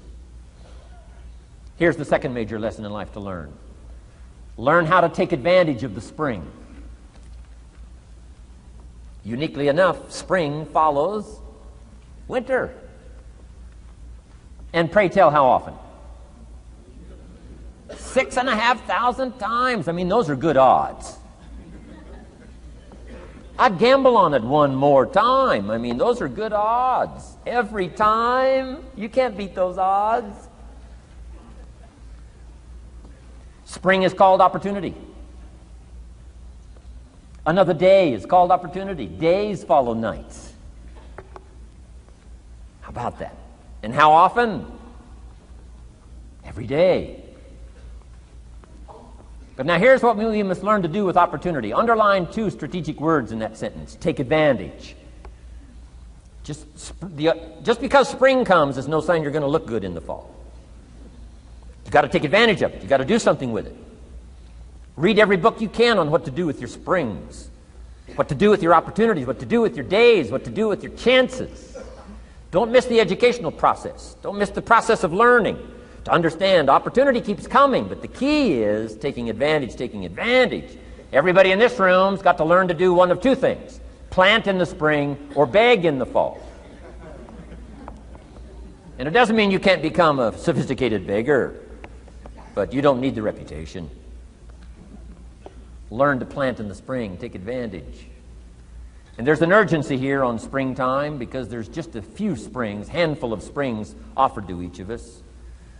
So take advantage swiftly and quickly. Don't just let the time pass. The Beatles wrote, "Life is very short." And for John Lennon, it was extra short. For Michael Landon, it was extra short. But life is short. At the longest, it's short. So don't just let the springs pass. Take advantage. Seize the day. Seize the moment. Seize the opportunity. That's the key. Springtime. Life is fragile. Life is brief. Elton John sings, "She lived her life like a candle in the wind." It's fragile. It's brief. Whatever you're going to do, you got to get at it. Don't just let it pass away. Here's major lesson number 3. In the summer, learn how to nourish and protect. We've got 2 challenges in the summer in the personal development part of our life. And that is become capable and powerful enough in the summer and wise enough in the summer to nourish what's good and defend yourself against what's bad. Nourish and defend. The summertime is an interesting time. It holds the possibility of the promise of harvest time, but it also has the possibility of the threat. Sure enough, as soon as you've planted your garden, the busy bugs and the noxious weeds are out to take it. And let me give you another word of advice. They will take it unless you prevent it. Summertime is an interesting time. Best as I can describe summertime, you've got to nourish your values like a mother. Nourish like a mother. Go after the threat to the values you've got like a father. Deal with the weeds. Kill the weeds. Nourish the garden and kill the weeds. That's called summertime. What a challenging time. Give life like a mother. Take life like a father. Summertime. You got to deal with the negative as well as the positive. Summertime is a unique, complex mix of positive and negative. Opportunity and threat. What a scenario of life itself. Opportunity and threat to the opportunity. And you got to deal with both. You got to think positive and you got to think negative. You got to handle what's ever out to threaten you. You got to learn to threaten it back. Summertime, interesting time. Nourish like a mother. Defend like a father. You got to be like your bloodstream in the summer. Red corpuscles to what? Nourish. White corpuscles to what? Fight. You got to both nourish and fight. You got to nourish and be vigilant. Okay. White corpuscles think negative. You can't just think positive. We call you naive. Somebody says, well, I've been taught to be all positive. You'll be some kind of freak. You can't be all positive. Thank God for white corpuscles that think negative all day. Guess what white corpuscles are looking for all day? Problems, infection. White corpuscles say, just show me some infection, I'll kill it. Why? It's out to kill the body. It's out to kill our chances. It's out to kill our future. Whatever threatens us, we threaten. I'm asking you to take sword to your enemies. Whatever's out to threaten you, threaten your health, you got to threaten it back. Like white corpuscles. Kill what's evil. Nourish what's good. Love like a mother. Hate like a father. Father says to whatever threatens his family, take 2 or 3 more steps toward this family and threaten my family, you'll cease to exist. I'm father, I kill.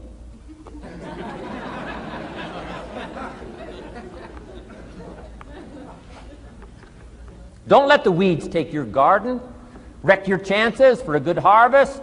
Deal with your enemies in the summer. Called good and evil. The great struggle in life is called good and evil. Tyranny and liberty. Sickness and health. It's the way life is. Tyranny threatens liberty. Takes over Kuwait. Can't have that. If tyranny takes Kuwait, it'll take Saudi Arabia. If it takes Saudi Arabia, it'll take something else. Where are we going to stop tyranny? As soon as possible, lest it take the whole world value. So George Bush draws a line in the sand, consults with its allies, sends 500,000 troops to Saudi Arabia. Finally, Desert Sword, Desert Storm, takes on Saddam Hussein, drives him out of Kuwait. Why? Because it has to be done. The great struggle between liberty and tyranny, the great struggle between evil and good. And you've got to treat your own life the same. Says Saddam Hussein, you can't have Kuwait, can't have Saudi Arabia. Furthermore, we're going to kick you out. Hires Chief White Corpuscle, General Schwarzkopf.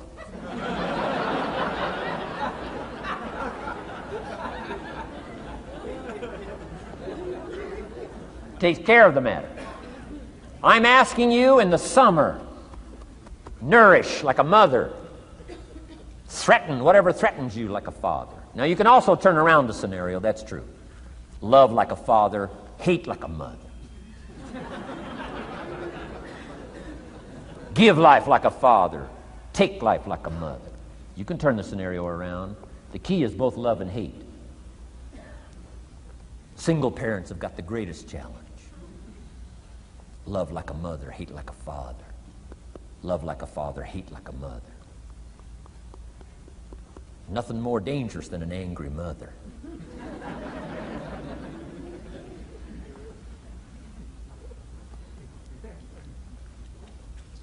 Beware the female species of the animal. They call her Black Widow spider. Why? Because when she finishes, there is no male spider.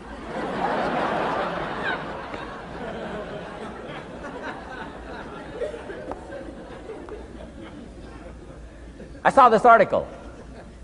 I was flying on an airplane up in Canada. I saw this article in one of the airplane magazines. Showed a picture of this guy with his shirt off, these claw marks down his back, teeth marks in his neck. The guy almost got killed. He was out in the woods, saw a mama bear with her little cub. Said, oh, this looks cute. Had his flash camera, went flash, flash, took a picture. Mama bear treats it unkindly, promptly chases him. Caught him, almost killed him before they got to him. Beware, mama bear. So, love like a father, hate like a mother. However you want to treat this scenario, it's very important. It's called summertime, part of the personal development challenge. is to be challenged to learn to nourish all of your values, from a garden to a family relationship, to a love affair, to a marriage, to a business, anything that's valuable to you called equity. You've got to nourish it, you've got to feed it, you've got to take care of it, but you've also got to defend it. It's called the way things are. Key. In the summer. Now here's number 4. Fourth major lesson in life to learn. In the fall, in the harvest, learn to reap in the harvest without complaint. Important part of personal development. Reap in the harvest without complaint. Take full responsibility. Once you've learned this scenario, it's not the seed, it's not the soil, it's not the sunshine, it's not the rain, it's not the miracle of the giving of life, it's not the seasons that's to be criticized. We must take personal responsibility. So in the harvest, take personal responsibility. It's your crop. Whatever you've reaped, it's your crop. Take responsibility. No complaint. And here's the next one. No apology. The best of human maturity is no apology if you've done well, and no complaint if you haven't. Knowing that that's where the answers lie, within, and then without, in the miracle of the possibilities that we have to work with. Those are the 4 major lessons in life to learn. Let's talk about some more parts of personal development. Here's the first one. Physical. The physical side. Got to take care of yourself. Do not neglect to take care of yourself. Good phraseology used in the Bible, in my amateur way, but let me put it to you best I can. Here's what it says. Treat your body like a temple. That's a good phrase, good suggestion. A temple meaning something you take extremely good care of. A temple, that's a good phrase. Treat your body like a temple, not a woodshed. A temple, a temple. Take good care. It's the only place you've got to live currently. The temple. Nutrition. My mother studied nutrition, passed it along to me, passed it along to my father, my children, my grandchildren. What a legacy that was. Learning to just take care of yourself. Key phrase. Some people don't do well because they don't feel well. They've got the gifts, they've got the skills. Maybe they just haven't taken care of themselves. They don't have the vitality. Key phrase. Vitality is a major part of success. Vitality. So take care of yourself. I know a guy that raises racehorses. I'm telling you, the guy feeds his horses better than he feeds himself. He's so careful how he feeds his horses. He's so careful what they eat. He's so careful that they get everything. And because of that extreme care, I mean, these are magnificent animals. They can run like the wind. But you ought to see this guy. 10 steps up a flight of stairs, and I mean, he's all out of breath. His horses can run like the wind, and he can hardly make it up the steps. The guy takes care of his animals better than he takes care of himself. Some people feed their dogs better than they feed their kids. Physical. Now, there's all kinds of parts to physical. Here's one. Appearance is part of the physical. Never have a second chance to make a first impression. The physical side. And here's some of the best advice on appearance I can give you. It comes from ancient script again. It says, God looks on the inside, people look on the outside. Isn't that good information? Now you say, well, people shouldn't judge you by how you look. Well, let me give you a clue. They do. They do. You can't deal in these shoulds and shouldn'ts. You'll be tipped over the rest of your life. Now, of course, when people get to know you, they'll judge you by more than what they see. But at first, they're going to take a look.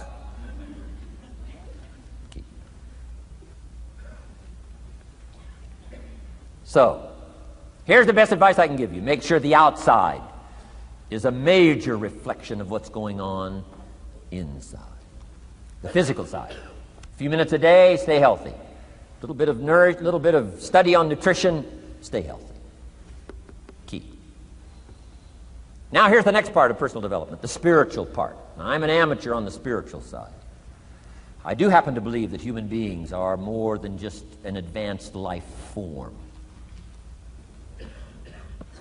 an advanced species of the animal kingdom. I do believe humans are a special creation. That's just my personal belief, and I don't ask you to buy it. But here's what I do ask you to buy. If you do believe in spirituality in any manner, here's my best advice. Study it and practice it. Do not neglect your values. Do not neglect your virtues. If you do believe in spirituality, my advice is study it and practice it.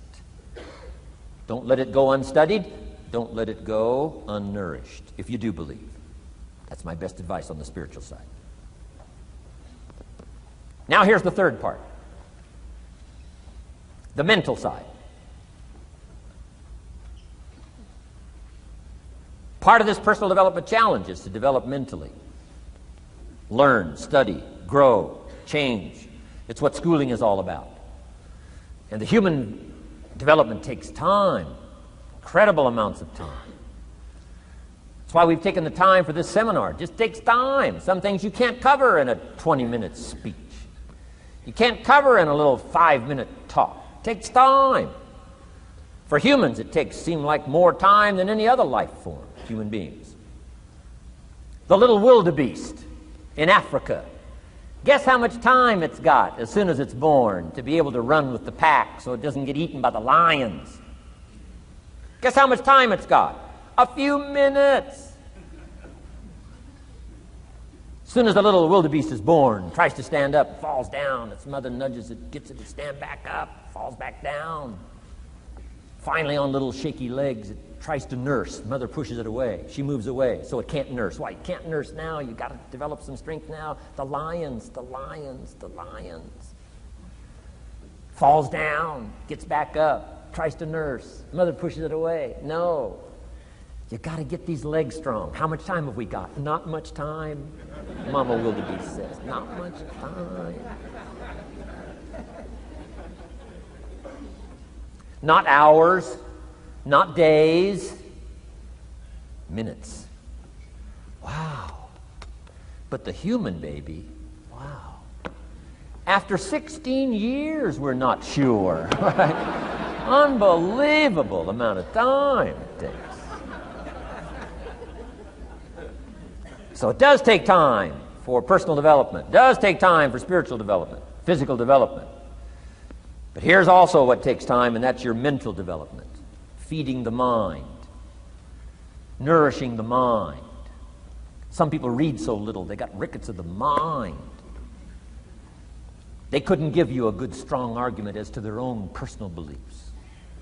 Here's one of the challenges we've got as parents, and that is to get our kids ready to debate the major life issues of the 90s. They've got to get ready to debate. We've spent this last couple of decades debating communism. Communism taught capital belongs in the hands of the state. We've been teaching, no, capital belongs in the hands of the people. Communism taught people are too dumb and stupid to know what to do with capital. You've got to take capital away from all the dumb, stupid people and give it to the all-knowing, all-wise state. And let the state run everything and let the people meekly show up for their work assignment. All glory to the state, communism taught. Kid says, well, is that right? No, all glory to the people. Let the state be the servant of its people, not the people be the servant of the state. I'm telling you, you've got to be able to pick up those ideologies. You've got to be able to pick up the philosophy. And here's the next part. You've got to be able to defend it. If you can't defend your virtues and if you can't defend your values, I'm telling you, even in the 90s, you'll fall prey to philosophies that are not in your best interest. And we've got to help our teenagers, we've got to help our kids especially to be able to debate the major life issues, the political issues and the social issues. and the religious issues and the spiritual issues and the nutritional issues and the economic issues and all of the rest of the issues that are valuable for us to build the kind of equities we want. You got to get yourself ready. And one of the ways you got to get ready is not just physical and not just spiritual. You got to get ready mentally. And this is where Shof went to work on me, to be ready mentally, to develop the philosophy and also be able to defend your virtues and your values. Let's go through it. You need a good library. Shof got me started on my library. Here's one of the books he recommended. Think and Grow Rich by Napoleon Hill. Think and Grow Rich. Shof said to me, doesn't that book and title intrigue you? Think and Grow Rich. Don't you have to read that book? Think and Grow Rich. I said, yes, sir. By Napoleon Hill. I went and found that book in a used bookstore. That's where I had to start. In a used bookstore. I paid less than 50 cents for it. I've still got it. It's one of the rare hardback covers. Think and Grow Rich by Napoleon Hill. Wow, Shof was right. Get a library started. It'll change your life. Any home over $200,000 has got a library. Why do you suppose that is? Wouldn't that make you curious? How come every home over $200,000 has got a library? Does that tell you something? Does that educate you at all? You say, well, I can't afford a $200,000 home. It doesn't matter what size home. Take your present apartment, clean out a closet, call it your library, and start acting intelligent. And start this process like I did. Start developing a library. Here's what your library needs to show, that you're a serious student of health and life, spirituality, culture, uniqueness, sophistication, economics, prosperity, productivity, sales, management, skills, values of all kinds. Let your library show you're a serious student. Don't be casual in learning. Don't be lazy in learning. Information is the key. Okay. Learning is the beginning of wealth. Learning is the beginning of health. Learning is the beginning of prosperity. Learning is the beginning of democracy, the beginning of freedom.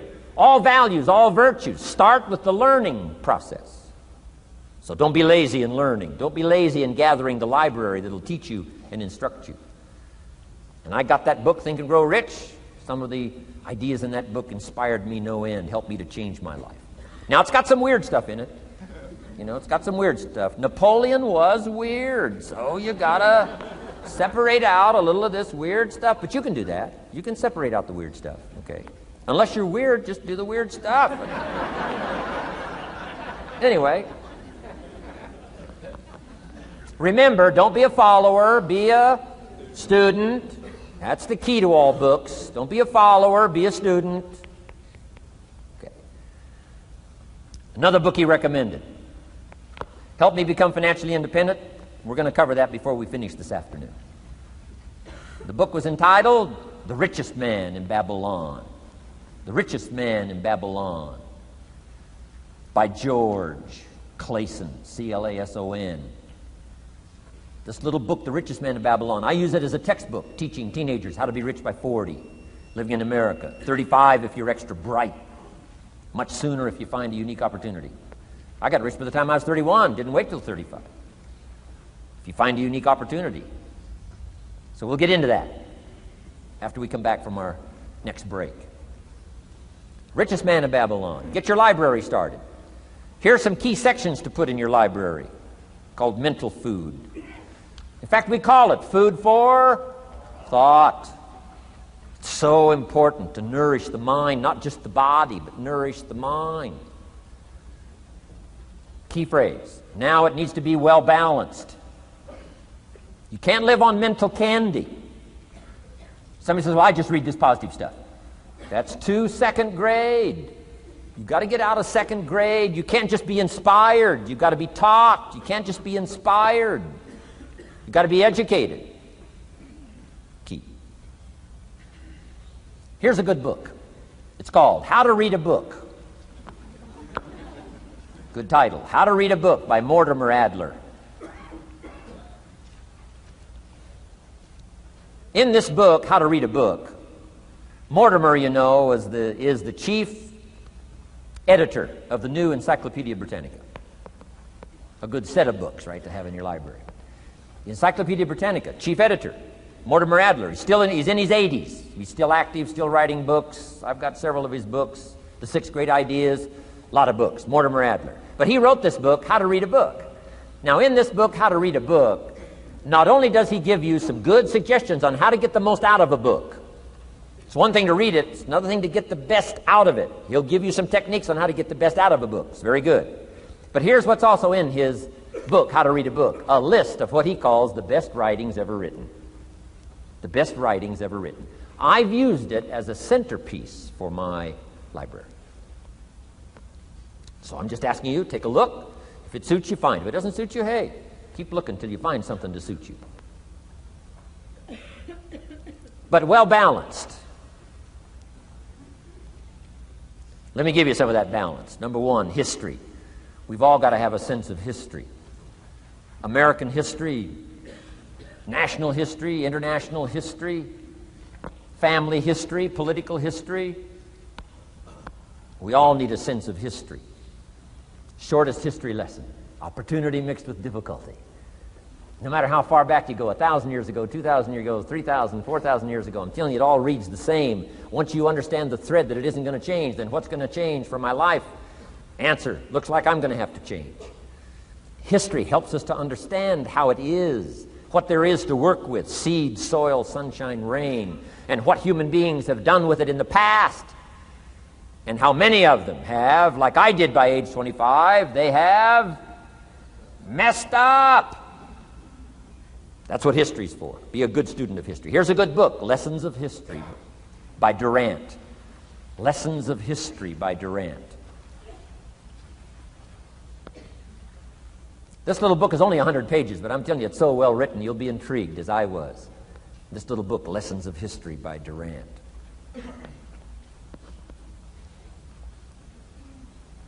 Next is philosophy. Durant also wrote a good book on philosophy. The Story of Philosophy. It's got a good rundown of the key philosophers of the last several hundred years, what they taught and some of the lives they lived.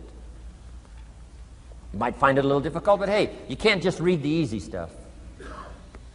Key phrase to add here in parentheses, don't just read the easy stuff. You won't grow. You won't change. You won't develop. Tackle the more difficult stuff.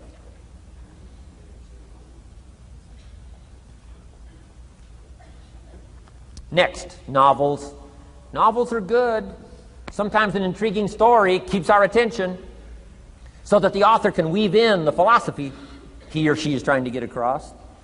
Ayn Rand was probably better at that than anybody else I could possibly think of. Atlas Shrugged, some of those towering novels.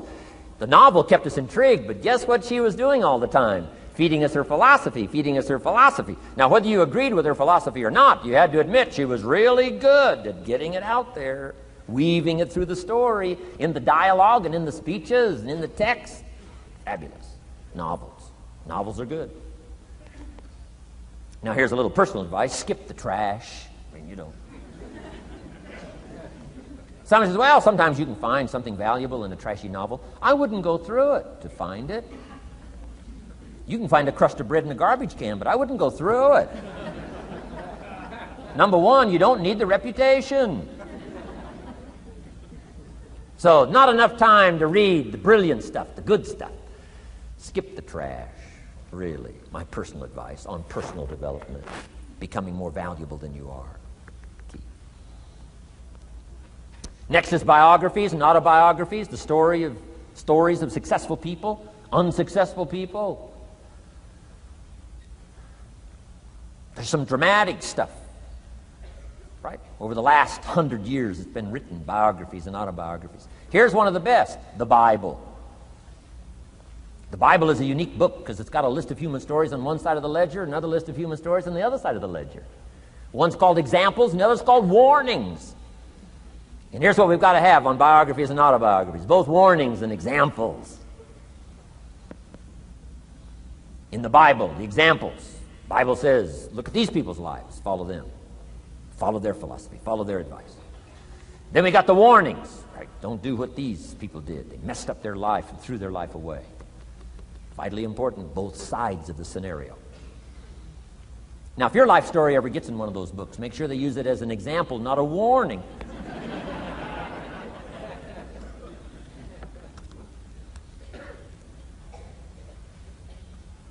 Also, we need balance, both sides, balance, good and evil, biographies, autobiographies.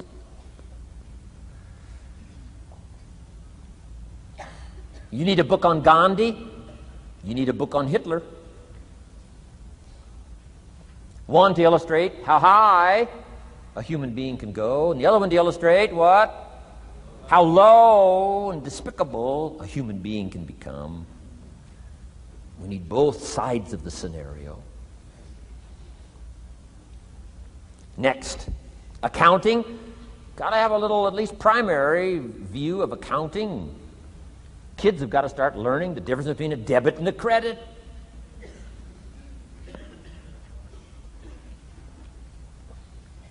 Next is law. We all need, right, a little bit.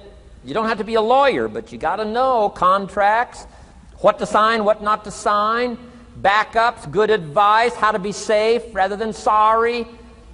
All of us need a little law, not a lawyer, but a little law, especially these complicated days. Everything's in court these days. I learned this the hard way. Company wanted to borrow money a long time ago, up in Canada. Company wanted to borrow some money. The bank said, well, yes, we will loan the company the money if Mr. Rohn will sign personally. And I wanted to play hero, and I knew the company could pay it back. $250,000. So I signed. No problem. Sure enough, within less than a year, they paid it all back. $250,000. I am now a hero. Well, about a year later, this company gets in financial trouble. They go back to the bank and borrow this $250,000 again. I said, I hope my phone doesn't ring because I won't sign the note this time. Because I knew they were in trouble. I knew they were probably going to go bankrupt. My phone never rang. I'm off the hook. Sure enough, within less than a year, the company goes bankrupt. Can't pay. But I get this letter from the bank saying, Dear Mr. Rohn, since the company cannot perform its obligation and pay this $250,000, and since we have here your personal guarantee, would you please send us your check for $250,000? I said, hey, hold it. There must be some mistake here. I signed that first note, and they paid it all back. I wouldn't have signed the second note. I didn't sign the second note. Well, what I didn't know I had originally signed was a continuing guarantee. So now I know what the word continuing means.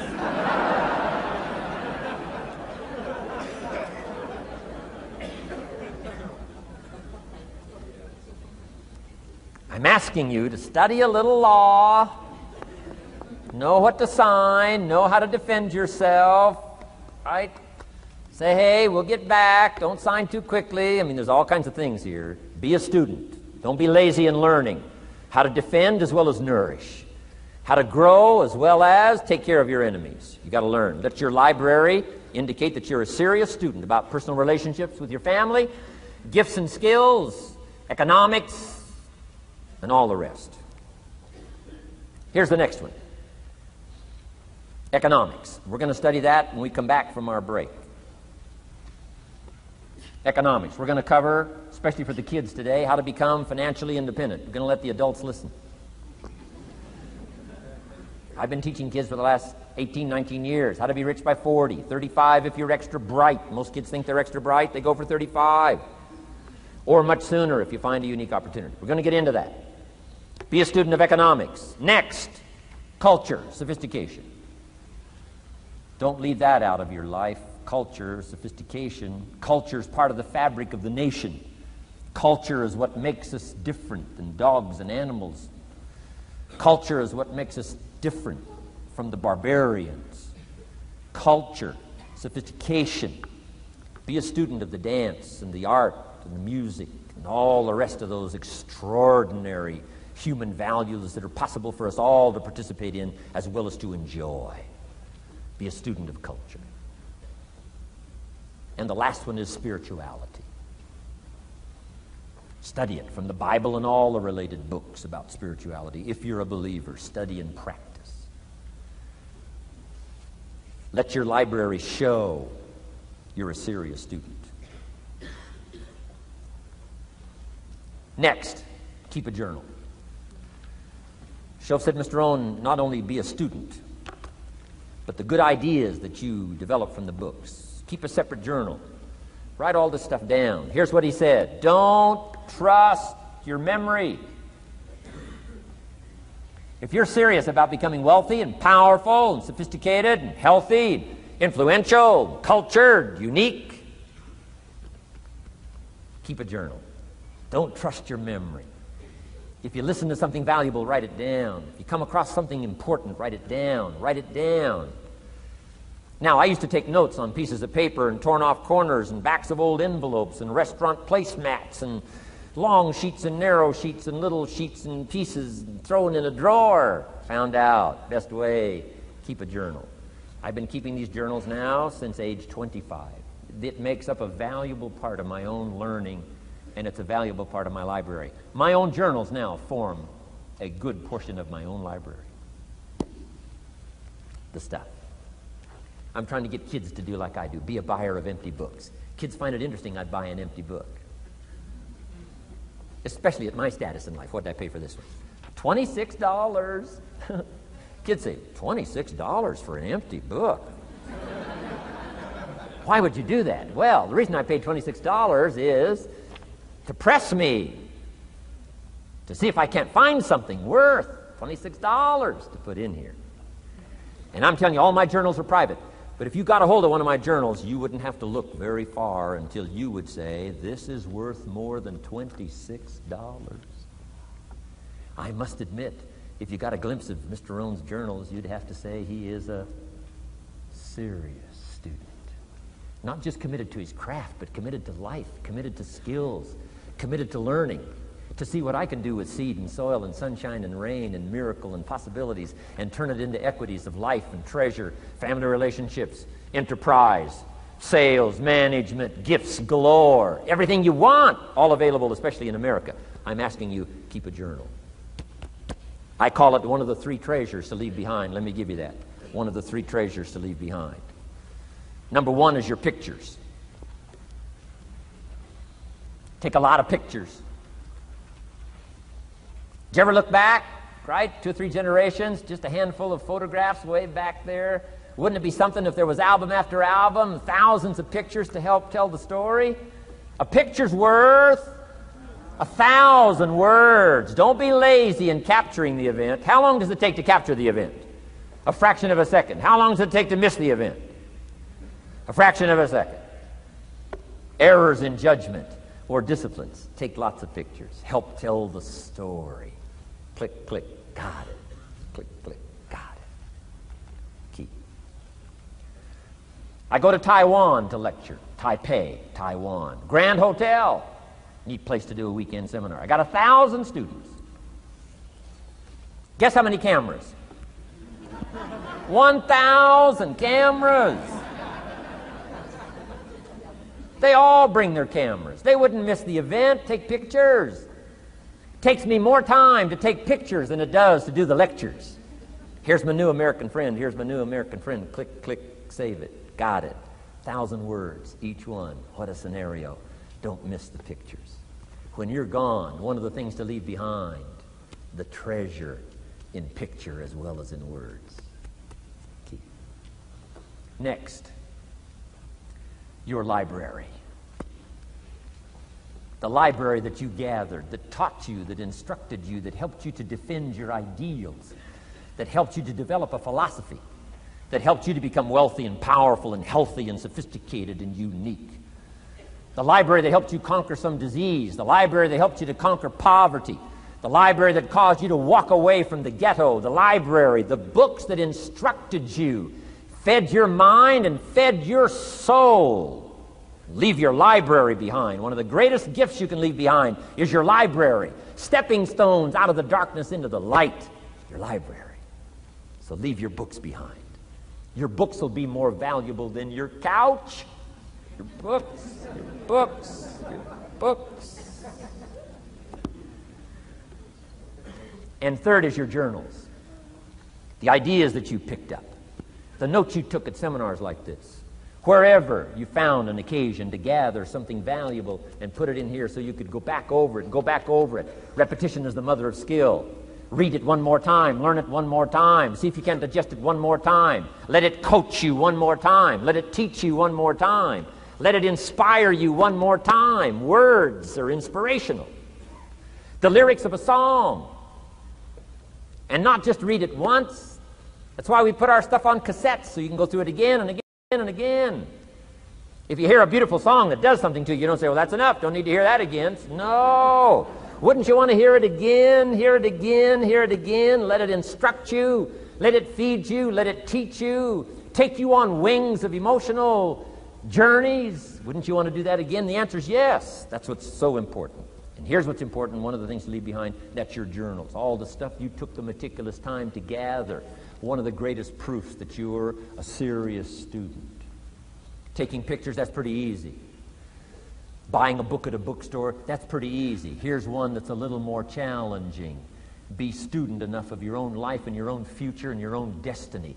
Be student enough to take the time to keep the notes and keep the journal. You'll be so glad you did.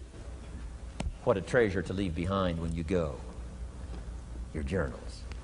Wow. I wouldn't be without mine now. I'm in Carmel, California, one of my favorite places. It's where I wrote my first book called Seasons of Life. I went to this little church one Sunday morning. First time I'd been there. A little small church, I don't know, 150 people. Classic sermon that morning. Classic sermon. One of the best I've ever heard in all of my life. I happened to be there.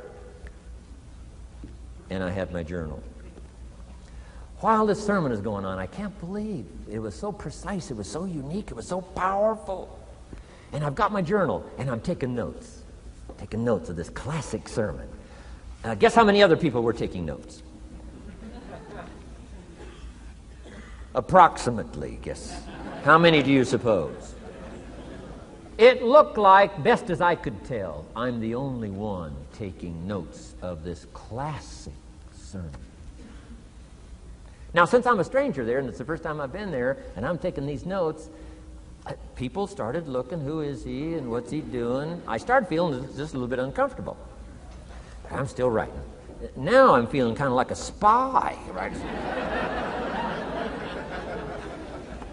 I could hear some of them say, he's going to get out of here with some of this stuff. And I did. I'm the guy that walked away with the stuff. I'm asking you to be no less sincere and be no less committed to the advancement of your philosophy, the set of the sail. Talk about have your best year ever this year, and then get ready for next year, your very best year ever, and they'll start being the best year after year. If you'll commit yourself to some of this simple stuff called personal development, start with a walk around the block. Start with the refinement of your philosophy. Start with the teaching of your own fabulous mind, where all the answers are. I can only give you a few answers from my own experience. The rest of all the magical answers are within the confines of your own mind. But it takes the books, it takes the cassettes, it takes the videos, personal conversation, sermons, lyrics from songs, dialogue from the movie. Let your heart be stirred by words. Find ways to capture. Part of your personal development quest. Now here's the last subject on personal development just before we take our break. Isn't this good stuff? I'm telling you, this stuff changed my life. Turned me every way but loose. I've never been the same since the teacher gave me some of this simple instruction. How to go from where you are to where you want to go. How to go from what you are to what you want to become. How to go from pennies to treasure. How to go from nothing to fortune. It's all within the confines of this stuff that I've been trying to share with you. Laboring best I can. Words are clumsy when you try to in your head, your experience. But I'm doing my best today, and I'm excited about it. Appreciate you taking all these good notes. Good students today. I appreciate that.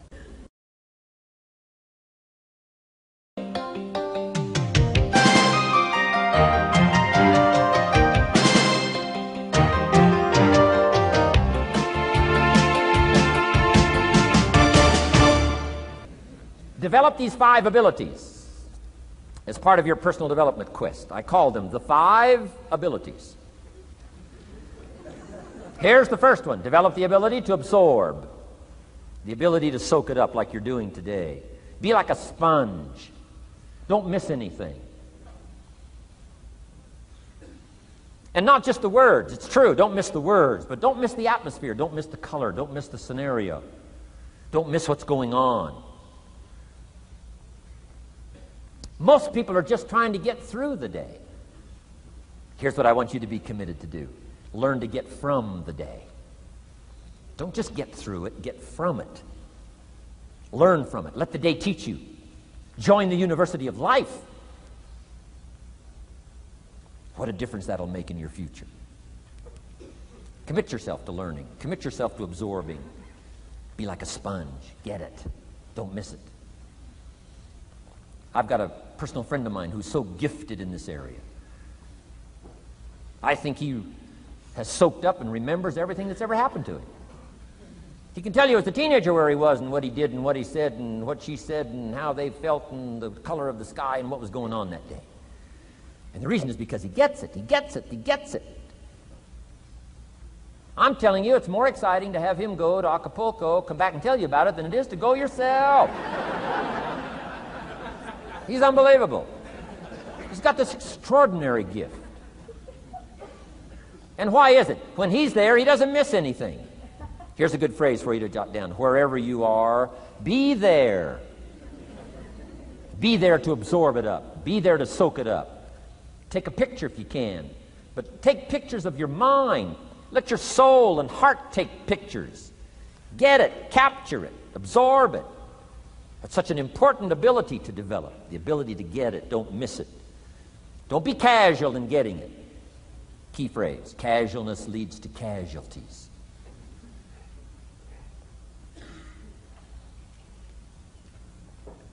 Second, learn to respond. The ability to respond means let life touch you.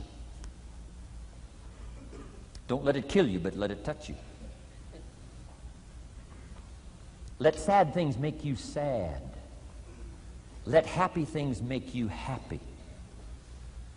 I'm telling you, give in to the emotion. Let the emotion strike you, not just the words, not just the image.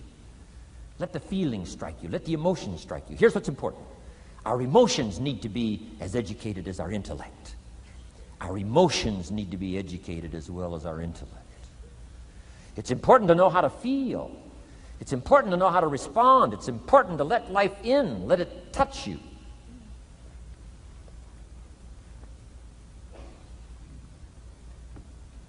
I'm the greatest guy in the world to take to the movies. I get into a good movie. I want a good movie. Make me laugh, make me cry, scare me to death, teach me something, take me high, take me low. Just don't leave me as I was when I came in. Touch me. Do something to me. Wow. I picked up the newspaper in Australia. The advertisement says, see Dr. Zhivago on the big screen. I said, my gosh, I got to go see it on the big screen. I'd seen it, 2 or 3 times before, but the big screen, I love the old theaters, right? The balconies and the chandeliers and the draperies and all the stuff, the big screen. So I go one more time, see Dr. Zhivago, and sure enough, I'm swept away one more time. Story of the Russian Revolution, Dr. Zhivago, and that whole scenario. I had always missed the importance of the ending of that movie until this time. The other times I missed it. I'm telling you, this time I got it. Comrade General said, Tanya, how did you come to be lost? After he'd found her, right? Said, how did you come to be lost?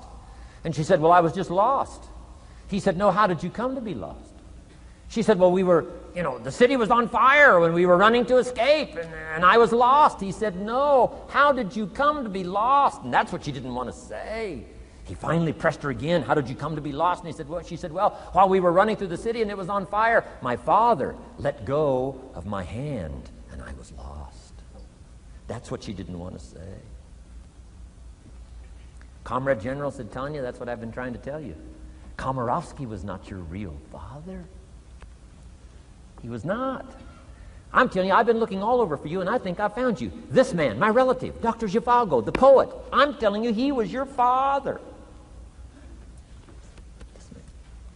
And Comrade General said, Tanya, I promise you this, if this man, your real father, had been there, I promise you, he would never have let go of your hand. And I got it. This time I got it. The other times I'm eating popcorn waiting for the movie to finish. This time I got it. I got it. I got it. I'm asking you to get it. Absorb and respond. Maybe you heard the story about the evangelist here in Texas way back in the horse and buggy days. Used to put up his tent in these various Texas towns and hold tent revivals. And he put up his tent.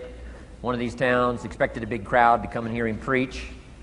And he got there first night of the tent revival, and he walked inside the tent. It was empty. And he thought, something must be wrong. He waited till 8 o'clock. Nobody showed up. He waited till 8:15. Not a soul. Finally, 8:30. One lone cowboy wandered up on his horse, tied his horse up outside, came in, sat down on the front bench, big empty tent. So the preacher thought, well, at least I better go down and talk to the cowboy. So he goes down and talks to the cowboy, and he says, Cowboy, I don't know what to tell you. He said, I'm the preacher, and this tent was supposed to be full of people. And he said, something's gone wrong. I really don't know what to do. I'm embarrassed. And he said, I don't know what to do. And the cowboy said, well, I'm not a preacher. I'm just a cowboy, so I can't tell you what to do. But he said, I know this, if I went out to feed my cattle and only one showed up, I'd at least feed it. So the preacher said, hey, the cowboy is right. If you've got a message to share, if there's one person or 1,000, don't let your ego get in the way. You should do the best you can. So he got kind of inspired by this conversation with the cowboy, jumped up on the platform, started preaching as if the tent was full of people. And he was so inspired, he just kept going, went for an hour and 15 minutes, hour and a half. Finally, wound down and quit. Come down off the platform, talked to the cowboy again, said, well, cowboy, what did you think of my sermon? The cowboy said, well, I'm not a preacher, so I can't really tell. I'm just a cowboy. But he said, I know this. If I went out to feed my cattle and only one showed up, I'd feed it, but I wouldn't dump the whole load on it.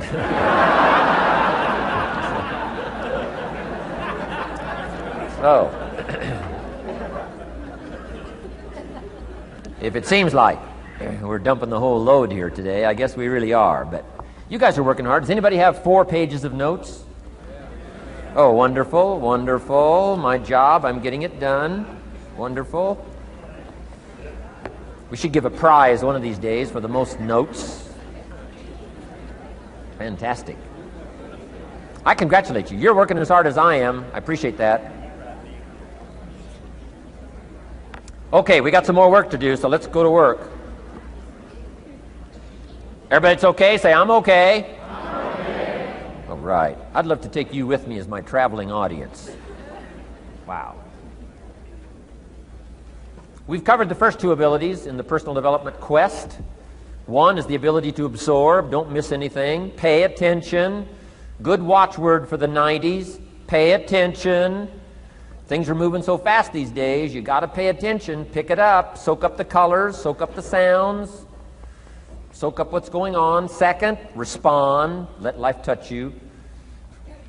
Let the emotions affect you as well as the sights. Now here's the third ability. Develop the ability to reflect.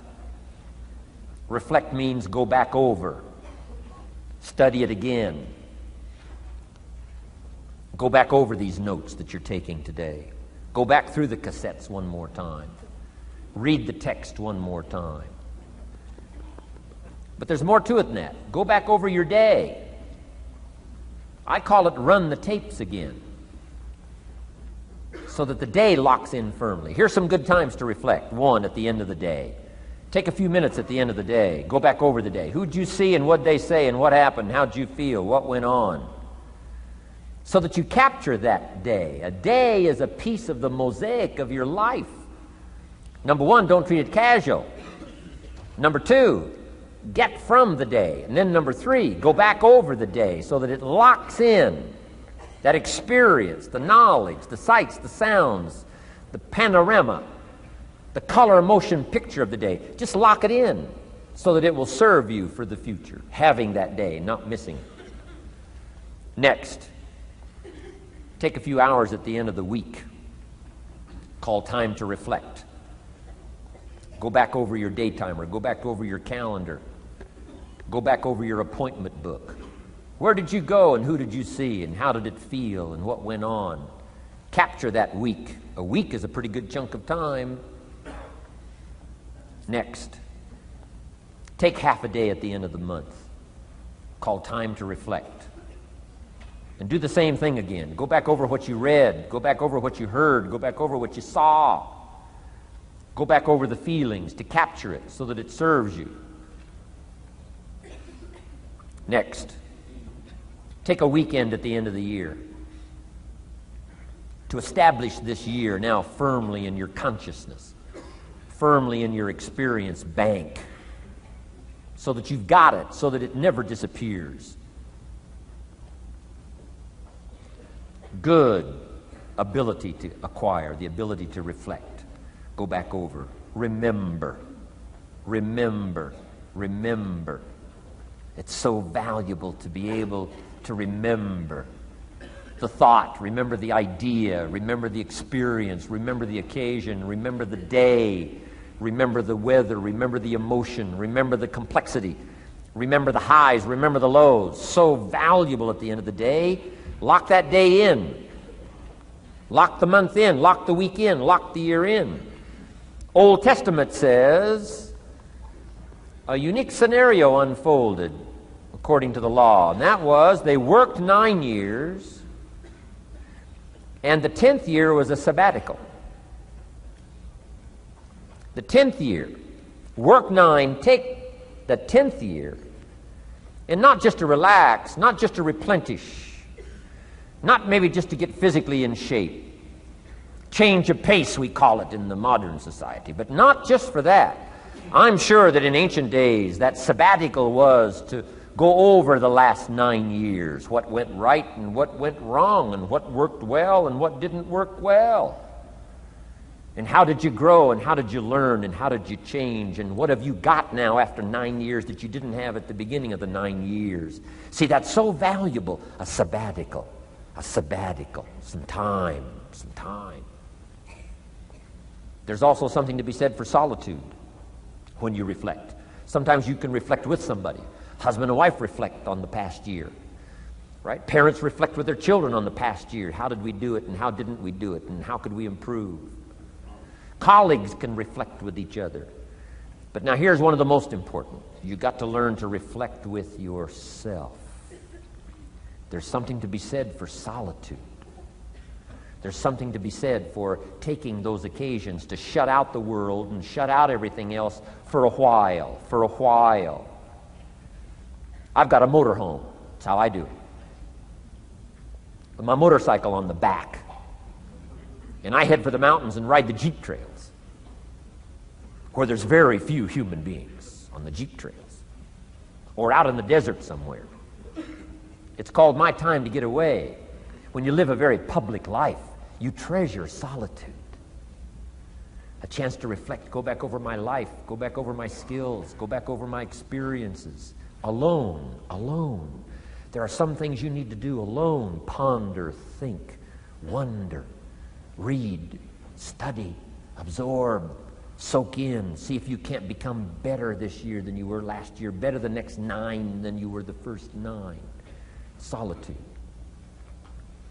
There's even a more modern advice that says, go to the closet for time of meditation, time of prayer. Go to the closet. Closet meaning what? Away.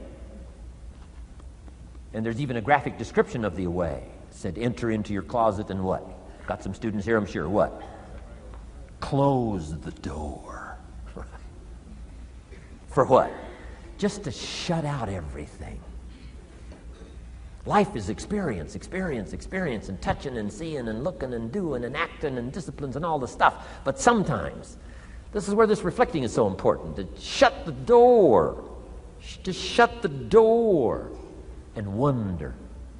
Prayer, contemplation, thinking, and let things move in to your consciousness and awareness that no other way can it be done. Right? Flying down the freeway, I'm telling you, it's difficult to get through. So many things to do, it's difficult to get through. But times of solitude, times to reflect. So this is so valuable, learn to reflect. Now here's why it's important to reflect. To make the past more valuable to serve you for the future. Here's what's really powerful, learning to gather up the past and invest it in the future. Gather up today and invest it in tomorrow. Gather up this week and invest it in the next week. Gather up this year and invest it in the next year. See, that's so powerful, rather than just hanging on one more year, hanging in there, seeing what's going to happen. Learn, study. This is part of the personal development quest, becoming better than you are, more valuable than you are, not just in terms of economics, in terms of motherhood, in terms of fatherhood, in terms of being a better brother, a better colleague, making a better contribution to the family, to society, to the community, to the church, to the office, to the commitment, to the partnership. Doesn't matter what it is that has value. Work on yourself, then you bring more value to the partnership, to the marriage, to the franchise, to the corporation, to the enterprise, to the community, to the nation. Self-development, personal development. The best contribution you can make to someone else is self-development, not self-sacrifice. Self-sacrifice only earns contempt. Self-development earns respect. Pity the mother who says, I'm just going to give up my life for my children. Self-sacrifice is not noble. Self-investment is noble from self-development. If I work on myself and become more valuable, think of what that'll do for our friendship. I used to use the old expression, you take care of me and I'll take care of you. I found out how shallow and short-ended that was. And I changed it to read like this, I'll take care of me for you, if you will please take care of you for me. And this is part of it, the personal development, that we work harder on ourselves than we do on our job. Now we bring that to the friendship. Now we bring that to the marriage. Now we bring that to the family relationship as a father, as a mother. And we develop the strength and we develop the power. That's key. And it takes, I think, this scenario of disciplines, these abilities, to acquire those gifts and those skills, that value, so that we bring more. Now, we bring more to the next week. We bring more to the next month. We bring more to the next year. If you follow this absorb, respond, and reflect. I said to my father, when he was about to turn 76, his 76th birthday, I said, dear father of mine, can you imagine what it's going to be like to gather up the last 75 years of your life and invest them in your 76th year? What a difference of philosophy, rather than just hanging on one more year. Gather up 75 and invest them in the next one. Gather up the last 6 years and invest it in the next year. See, that's so powerful in communication, which we're going to study soon. So powerful. So consider this. 1, the ability to absorb. 2, the ability to respond. 3, the ability to reflect. Here's number 4, develop the ability to act. Take action. Not hasty if it isn't required, but don't lose much time. Here's the time to act. When the idea is hot and the emotion is strong. That's the time to act. You say, Mr. Rohn, I'd like to have a library like yours. See, if you feel strong about that, what you got to do is get the first book and then get the second book. before the feeling passes and before the idea gets dim. Action pronto, action immediate, action as soon as possible. Because if you don't, here's what happens. We call it the law of diminishing intent. We intend to when the idea strikes us. We intend to when the emotion is high. But now if you don't translate that into action fairly soon, now the intent starts to diminish. And a month from now it's cold. A year from now, can't be found. So act. Set up a discipline when the emotions are high and the idea is strong and clear and powerful. That's the time to set up the discipline. Somebody talks about good health and you're stirred. Says, right, I need to get a book on nutrition. Get the book before the idea passes and before the emotion gets cold. Go for the book. Start the library. Start the process. Fall on the floor. Do some push-ups. Action. Got to take action. Otherwise, the wisdom is wasted. Otherwise, the emotion soon passes. Unless you put it into a disciplined activity. Capture it. Disciplines is called how to capture the emotion and how to capture the wisdom and translate it into equity. Disciplines. Now, here's what's important about disciplines. All disciplines affect each other. In fact, here's a good philosophical phrase. Everything affects everything else. Nothing stands alone. Don't be naive in saying, well, this doesn't matter. I'm telling you, everything matters. There are some things that matter more than others, but there isn't anything that doesn't matter. Okay. We all pity the man who says, well, this is the only place I let down. Not true.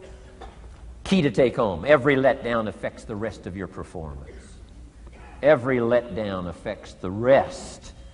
This is part of the educational process on personal development.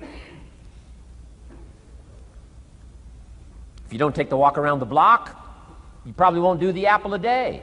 If you don't do the apple a day, you probably won't start building your library. If you don't build your library, you probably won't keep a journal, and you won't take pictures, and then you won't do this, you won't do wise things with your money, won't do wise things with your time, won't do wise things with your possibilities and relationships, and the first thing you know, 6 years of that accumulated, and we say you have messed up. So the whole key to reversing that process now is to start picking up these disciplines. Now here's the positive side. Every new discipline affects the rest of your disciplines. Every new one affects the rest.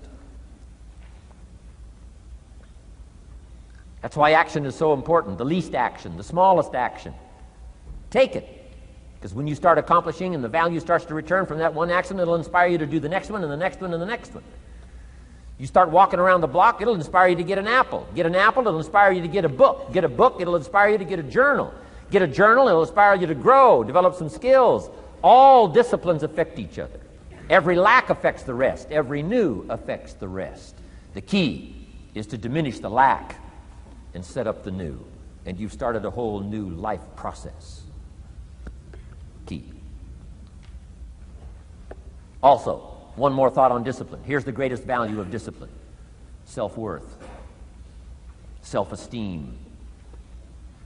People are teaching self-esteem these days, but they don't connect it to disciplines. The least lack of discipline, and it starts to erode our psyche. One of the greatest temptations is to just ease up a little bit. Right? The slightest lack of doing your best starts to erode the psyche. Instead of doing your best, doing just a little less than your best. Sure enough. You say, well, it's just going to affect my sales. No, it's going to affect your consciousness. It's going to affect your philosophy. Now you've begun in the slightest way to affect your own philosophy. Here's the problem with the least neglect. Neglect starts as an infection. And if you don't take care of it, it becomes a disease. And one neglect leads to another. And the worst of all, when neglect starts, it diminishes our self-worth, our self-confidence, our self-value. You say, well, how can I get back my self-respect? I'm telling you, you don't have to go to 29 classes. All you have to do is start the smallest discipline that now corresponds to your own philosophy, like I should, and I could, and I will. No longer will I let neglect stack up on me so that I will have the sorry scenario 6 years from now, giving some excuse instead of celebrating my progress. That's the key to discipline. Okay? Let's get kids involved in the least of disciplines. One more, and then one more, and then another one, and then another one, and then some more. And the first thing you know, you're starting to weave the tapestry of a disciplined life into which you can pour more wisdom and more attitude and more strong feeling, more faith and more courage. Now you've got something, a vessel in which to put it. And now the equities start to flow. And the early return, I'm telling you, if you'll start this process, the early return will have you so excited. You'll commit yourself to this strategy for the rest of your life. You'll never go back to the old ways. Join a new crowd. Join a new group. The disciplines to do it. Take action. I recommended the last time I was here the little book, Richest Man in Babylon, and I said I've lectured now to over 3 million people in the last 33 years, and I've recommended this little book to almost all of them, I think. Guess how many have actually gone and got this little book? Answer, very few. My best guess is 10%. Such an easy thing to do. In that last seminar, right, I suggested this little book, number one, is easy to find. Number two, it's easy to buy. The most you can pay for it, $6, $7, $8. You can borrow that from your kids. And number three, it's easy to read. It's in story form. That's why I use it for teenagers, teaching them how to be rich by 40, 35, if you're extra bright, much sooner, if you find a unique opportunity. But if it's easy to find and easy to buy, and if it's easy to read, why wouldn't everybody go get it? We don't know. What do you know? You don't know. I don't know. Nobody knows. Here's how profound it is. Some do and some don't. Now here's the numbers. About 10% do. 90% don't or won't. And we don't know the mystery of that. And I'm telling you, 10 years from now, those numbers will still be the same. 10% will, 90% won't. The numbers don't change. Only the faces change. You're looking at one of the faces. I used to belong to the 90% who couldn't be bothered even if it was easy. Guess how many people have a library card? Wisdom of the world available. Transform your life in any value amount you want. By the way, how much is a library card in Texas? Free. Here's what free is. Easy. I mean, it can't be any easier than free. Somebody says, well, would you bring it by? Well, no. At least you got to go get it. No.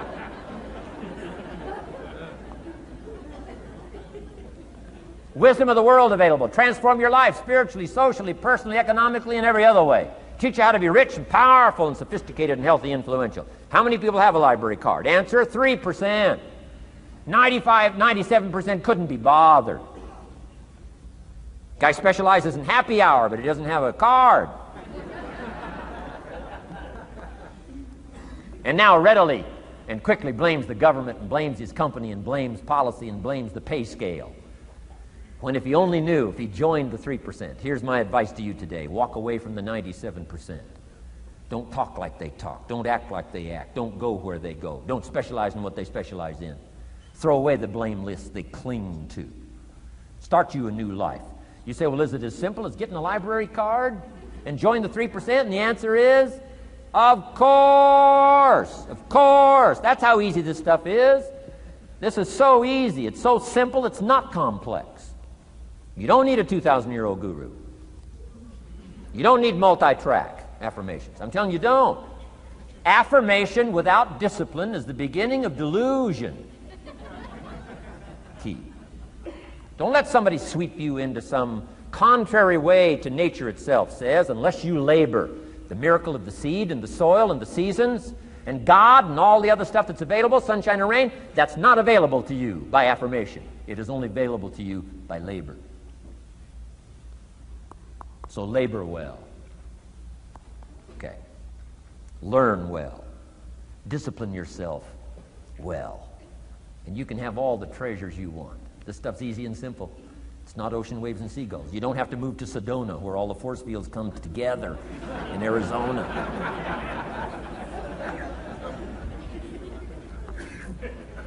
Let's teach our kids the simple ways to transform their health, number one. Their economics, number two. Their ability to communicate, number three. Their life and treasure and lifestyle, number 4. Spirituality, number 5. And the list goes on and on. Let's not leave out any of the least of disciplines that encourage us to do the next one, to do the next one, to do the next one. First thing you know, this whole scenario for you is spinning up instead of out of control on the negative side. This is all you got to do. It's as simple as this. It's as simple as a start, committing yourself to life change. And once you start down this road, I promise you, you'll join the 10% and the 3%. We're going to talk financial independence in just a little while. Guess how many people can retire from the income of their own personal resources when it comes time to retire? Answer, 5%. In the most independent country in the world, 95% are dependent, 5% are independent. Take charge of your own retirement. I'm telling you, if you take charge of your own retirement through personal development and all these skills we've taught today, plus what's coming up, financial independence, I'm telling you, take charge of your own retirement, you can multiply it at least by 5, maybe by 10, maybe by 20, maybe by 100. Let the government take care of it, some company take care of it, you got to divide by 5.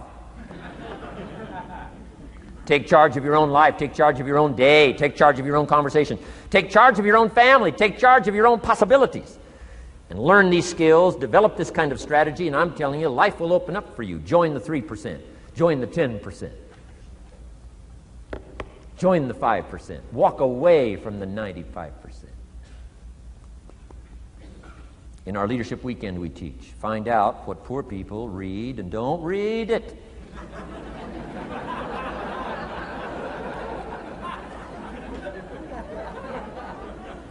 I'm telling you, don't talk like they talk. Lend a helping hand, but don't fall into their poor philosophical scenario. Don't blame what they blame. Don't use the excuses they use. It's called the language of the poor. Switch gears, switch language, switch ideas, switch strategy. Start with the simplest of disciplines. And don't bemean any of these disciplines. The smallest of disciplines starts the process of life change. And if you'll invest in this thing called discipline, you can have whatever you wish. It's called the beginning of a miracle. Now here's the last clue on discipline. Do the best you can. We covered earlier, but here's a good scenario for the do the best you can. I've got a good question for you. Is the best you can do all you can do? And the answer is no. Strangely enough. If we all fell on the floor right now and did as many push-ups as we possibly could, and let's say for some reason you haven't been into push-ups lately, I can't imagine why, but let's say the best you can do is 5. And you look up at the rest of us and say, hey, 5 is the best I can do. We can tell by the look on your face that's probably true. 5 is the best you can do. Now, is 5 all you can do? The answer is no. If you rest a little, you can do 5 more. Wow. And if you rest a little, you can do 5 more.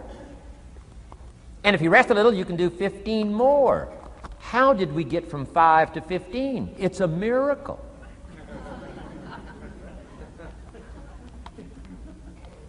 And if you rest a little, you can do 15. Rest a little, you can do 15. Rest a little, you can do 20. How did you get from 5 to 20? It's a miracle.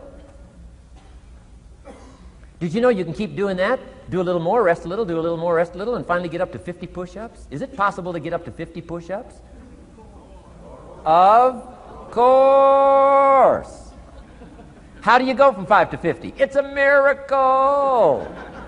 How do you get a miracle going? Number 1, do what you can. Don't leave out what you can, from writing a letter to your mother in Florida. Start cleaning it all up. 2, doing the push-ups. Go from 5 to 50. It's a miracle. Number 1, do what you can. Number 2, do the best you can. Here's number 3, rest very little.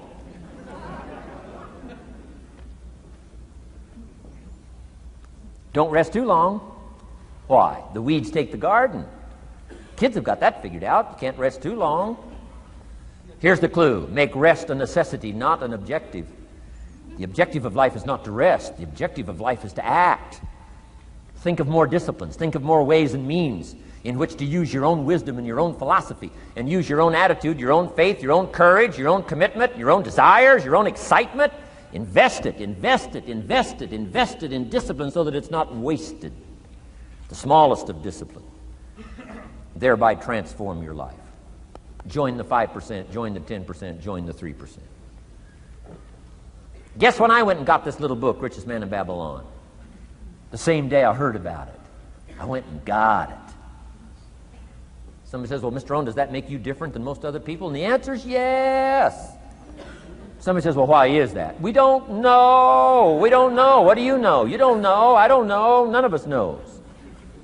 Some do and some don't. The numbers don't change. Only the faces change. From those who get in on a seminar like this, listen to a dynamic sermon, read a book, listen to some cassettes, take seriously the next conversation of a friend who wants to level with you, and do something about it. And you can walk away from the 97% and not live there anymore. Because if you don't, the next 6 years of your life will be like the last 6.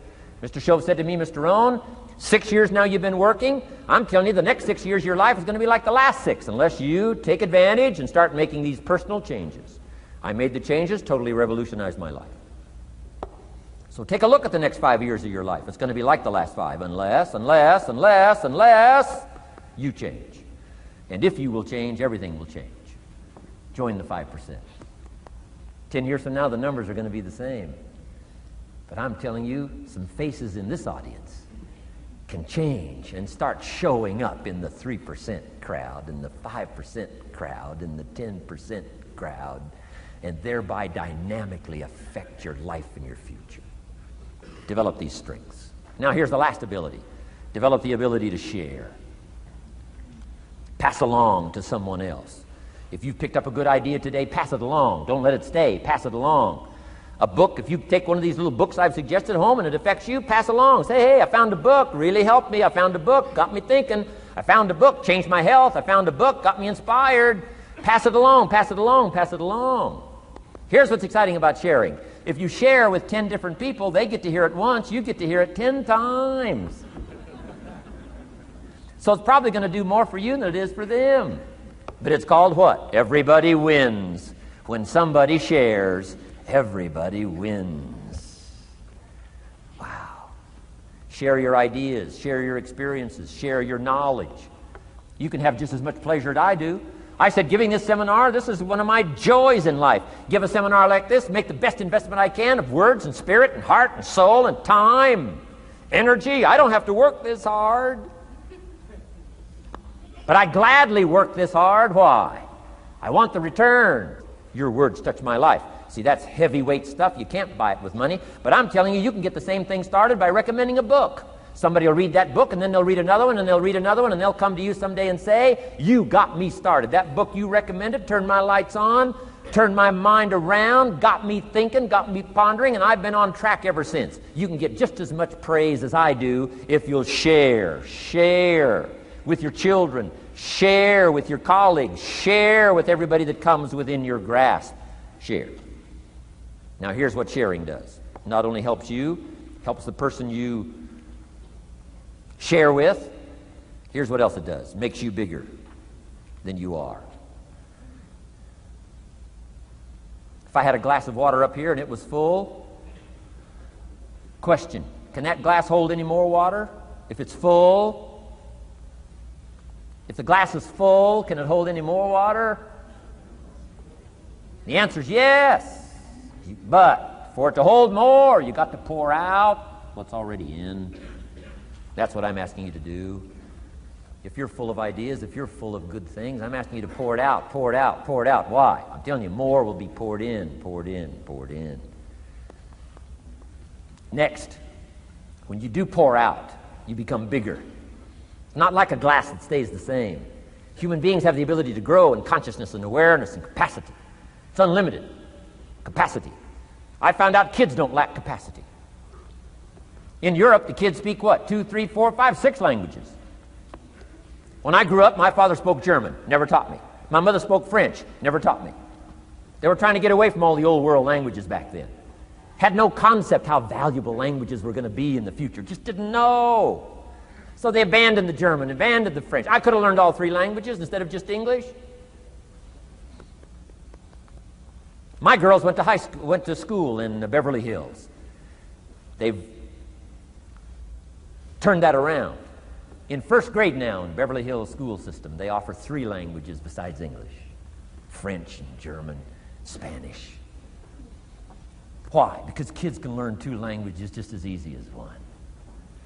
Question, how many languages can a child learn? Here's how many. As many as you'll take the time to teach them. They do not lack capacity. They only lack teachers. Wow. And I'm telling you the same thing is with you. You don't lack capacity. But here's how you expand your capacity.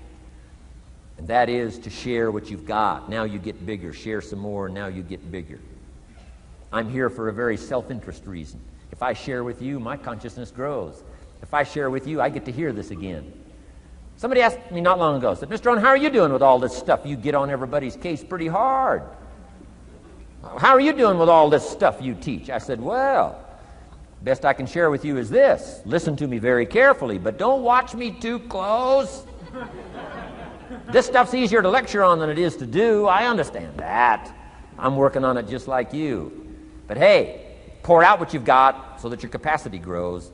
Now, why should you want your capacity to grow? Very self-interest reason. Here it is. To hold more of the next experience.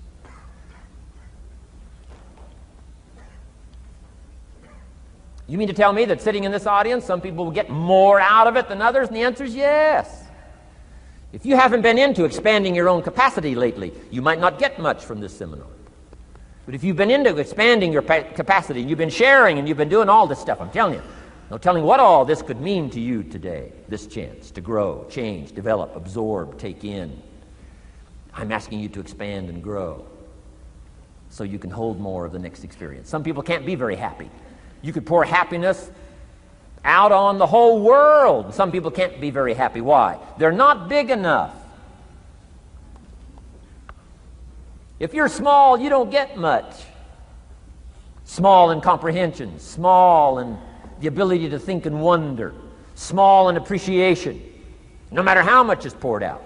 Prosperity can be poured out on the whole country. Some people don't get much. Why? They're too small in their thinking, too small in their ability to share, have not expanded to their full capacity. Don't be like that. Now, some people aren't going to get much because they've got their cup turned upside down. You couldn't put anything in. Learn to share. It's a glorious, glorious experience. Okay, enough on personal development. Let's cover now setting goals. Let me show you something that turned me every way but loose. I've never been the same since I found out about it. Learning how to set goals.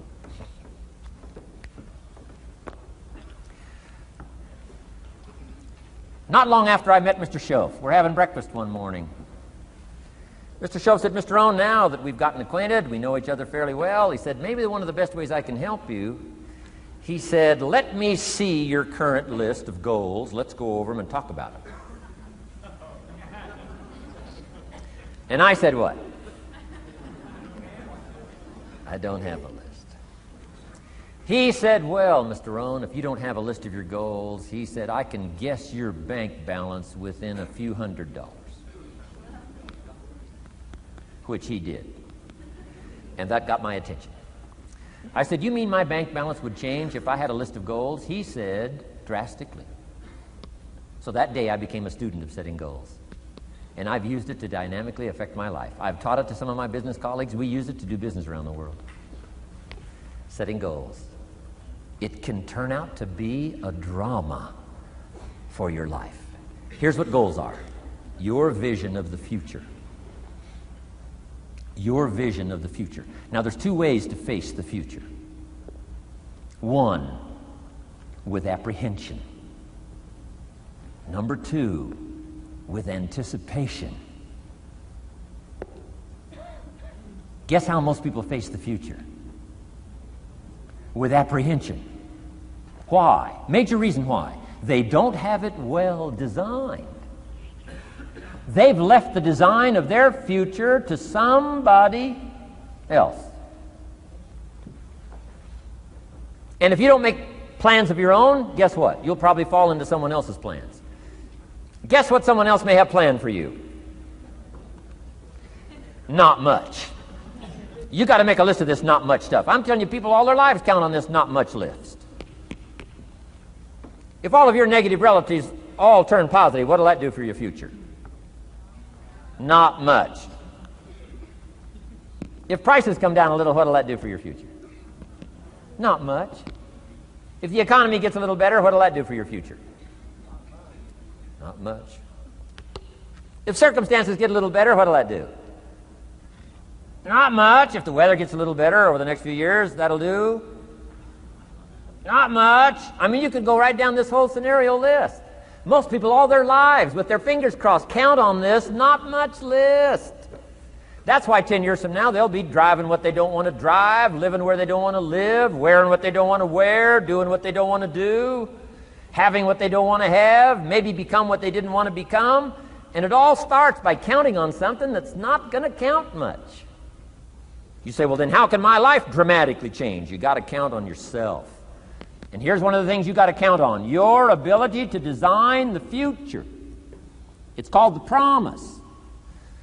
And the promise of the future, if you'll design it well, can have an awesome effect on your life. But if you face the future with apprehension, you'll take hesitant steps all day, uncertain steps all day. And if you take uncertain steps all day for 6 years, you can imagine how empty your life can be. We've got to help our kids with the promise of the future. Now here's what's connected to the promise: the price. The price to pay. But I'm telling you, the price is easy if the promise is clear. One of the better notes to make for today. The price is easy if the promise is clear and powerful. But the price seems almost too much to pay, too much to get over, too much to accomplish if the promise isn't clear, if the promise isn't powerful. I'm telling you, kids will pay the disciplines if they can see the promise. One of our biggest challenges as parents in the 90s is to help our kids see the promise of the future. That's why I'm teaching financial independence, how to become wealthy and powerful and sophisticated and healthy and unique. All of the stuff kids would hope to go for. It's all possible. This is America. That's the promise of the future. The price, a few simple disciplines practiced every day. And I'm telling you, the kids will pay the price of the simple disciplines if they can see the promise of the future. But if they can't see, they don't want to pay. And the same is true of all of us. We will pay the most extraordinary disciplines if we can see the promise of the future, called setting goals. So I'm asking you to get a handle on the future. I'm asking you not to leave it to anyone else. Don't leave it to the company. Companies got their own goals. I'm asking you to set your own goals, your personal goals. Income goals and financial goals and health goals and spiritual goals, and where do you want to go and what do you want to do and what do you want to see and what do you want to be. That's it. Promise of the future. Design your own future. It's within your hands and your capacity to do so. Here's how simple now goal setting is. It's not mysterious. You don't have to anchor, you don't have to focus, you don't have to visualize, none of that stuff. Here's how simple goal setting is. Changed my life. Decide what you want and write it down. I mean, that's how profound this stuff is. Decide what you want and write it down. Make a list. Where do you want to go? What do you want to do? What do you want to see? What do you want to be? What do you want to have? What do you want to share? What projects would you like to support? What would you like to be known for? What skills would you like to learn? Some extraordinary things you'd like to do, ordinary things you'd like to do, right? Silly little things you'd like to do, very important things you'd like to do. Decide on all that stuff and write it down, write it down, write it down. That's how simple this stuff is. And it's your own private list. If it's really private, on your list, put some stuff in code where nobody can understand it if this list fell into unfriendly hands. Okay. And simple things, whatever. Foolish things, doesn't matter. It's your list. I had a little revenge on my first list. Budget finance, who used to harass me. I got 2 or 3 payments behind. This one guy called incessantly. Said, we're going to come get your car, drag it rear end up down the street in front of your neighbors. Put me down something fierce. When I met Shof, got my life straightened out, one of the first things on one of my lists was budget finance. And when I finally got the money, I needed a little drama in my life. Finally got the money to pay him off. I put it in small bills in a big briefcase. Walked into the budget finance office on Wilshire Boulevard in Los Angeles. The guy who harassed me so often, his desk was about 3 back. I opened the door, walked in, right up to his desk, stood right in front of him, never said a word. He said, well, what are you doing here? Didn't say a word. I opened up this briefcase, dumped this pile of money all over his desk. I said, count it. It's all there. I'll never be back. Turned around, walked out, slammed the door. Now that might not be noble, but you got to try it at least one time. Pay off with a little drama.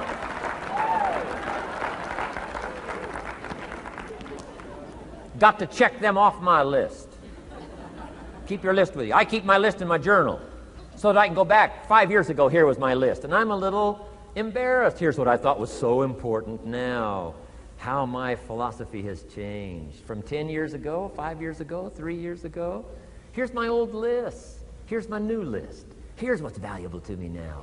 Here's what I want my life to be now. Here's where I want to go, what I want to do, what I want to see.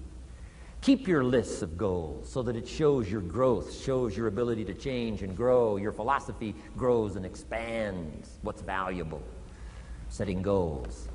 It doesn't matter how small, foolish it is. Put it on your list. My Japanese friend, Toro Ikeda, put on his first list, a Caucasian gardener. Good morning. Thought that was good.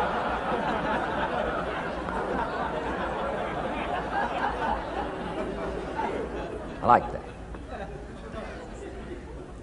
Have you got this profound thing now on setting goals? Here's how profound it is. Decide what you want and write it down. Get together with your wife, decide. Get together with your kids, decide. Get together with your business colleagues, decide. Write it down. Make a list. Okay, that's how easy it is. Now let me give you one more scenario on setting goals. When I started making my first list, Mr. Shope said, Mr. Rohn, looks like we're going to be together for a while. He said, I've got a suggestion for you. He said, I think one of the first goals you ought to set, you're a 25-year-old American male. Sure, you've made some mistakes, but now you're on the road to better things. You got a family, worth it. Reasons makes the difference. And he said, you've got every reason to do this. He said, why don't you, among all the goals you're going to set, why don't you set a goal to become a millionaire? A millionaire. This is America. All the possibilities are available. Why don't you set a goal to become a millionaire? He said, it's got a nice ring to it. Millionaire. Enough zeros to impress your accountant? Millionaire. And he said, here's why. Now I thought, the man doesn't need to teach me why. I'm thinking, wouldn't it be great to have $1 million? He said, no, that's not it. Here's why. And I had one of the greatest lessons I ever learned, and I'm about to share it with you. This will be worth the price of being here today if you can capture what I'm about to share with you. Babysitter fees, whatever else you paid. Some of you missed some sales today to be here, so this is a costly day for you. But what I'm about to share with you changed my whole life. Here's what Mr. Shope said. Set a goal to become a millionaire. And he said, here's why. For what it will make of you to achieve it. And I got one of the greatest classes in one sentence I've ever received in my life. Set a goal that'll make you stretch that far. For what it will make of you to achieve it. What a brand new reason for setting goals. What an all-encompassing challenge to have a better vision of the future. What for? To see what it will make of you to achieve it. And here's why. The greatest value in life is not what you get. The greatest value in life is what you become. Major question to ask on the job is not, what am I getting here? That's not the major question. The major question to ask is, what am I becoming here? It's not what you get that makes you valuable. It's what you become that makes you valuable. So Shope said, set a goal to become a millionaire. For what it will make of you to achieve it. Then he said, when you finally have become a millionaire, now, he said, what's important is not the money. I thought, wow, I've got some more to learn. He said, no, Mr. Rohn, I'm telling you honestly, you could just give the money away. Now, I did better than that, right? I told you. I lost it all. I'm rich by the time I'm 31. I'm a millionaire. I'm broke by the time I'm 33. So I didn't have to give it all away. I lost it all. Foolish mistakes I made. I'm a farm boy from Idaho. That early money drove me bonkers. I used to say, how many colors does it come in? I'll buy them all. I I went crazy over that first money. I just went crazy. And then I made that one foolish mistake, right? Continuing guarantee. I mean, I'm so naive off the farm. I don't know what continuing means. And a few other mistakes. And by the time I'm 33, I'm broke. Now, I've made and lost millions since then. But what an experience that was. And I'm telling you, the man was right. When I finally was broke at age 33, guess what I discovered? My money did not mean that much. It represented only a fraction of all my assets.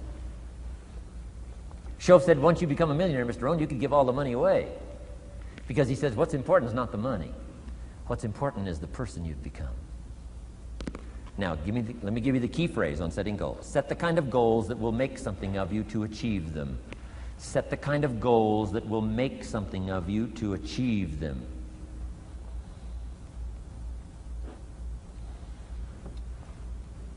Always keep that in mind. What will this make of me? If I set this goal and go for it, not only will I achieve it, but what will it make of me in the process? What a whole new concept on setting goals. Now, there's two parts to this, and then we're wrapping up goals. Here's the first part now in this goal setting for what you become. Number one, don't set your goals too low.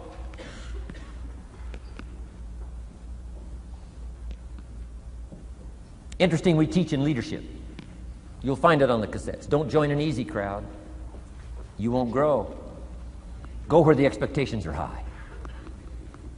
Go where the demands are high. Go where the pressure's on to perform, to grow, to change, to develop, to read, to study, to develop skills. I belong to a small group. We do business around the world. You cannot believe the expectations at that level. What we expect of each other in terms of excellence, far beyond average. Why? So that we can each grow, so that we can receive from the group, we can contribute to the group, something unprecedented. It's called living at the summit. Go where the demands are high. Go where the expectations are strong, so that it'll provoke you, push you, urgently insist that you not remain the same for the next couple of years, the next 5 years, that you'll grow and change. So don't set your goals too low. The guy says, well, I don't need much. Well, then you don't need to become much.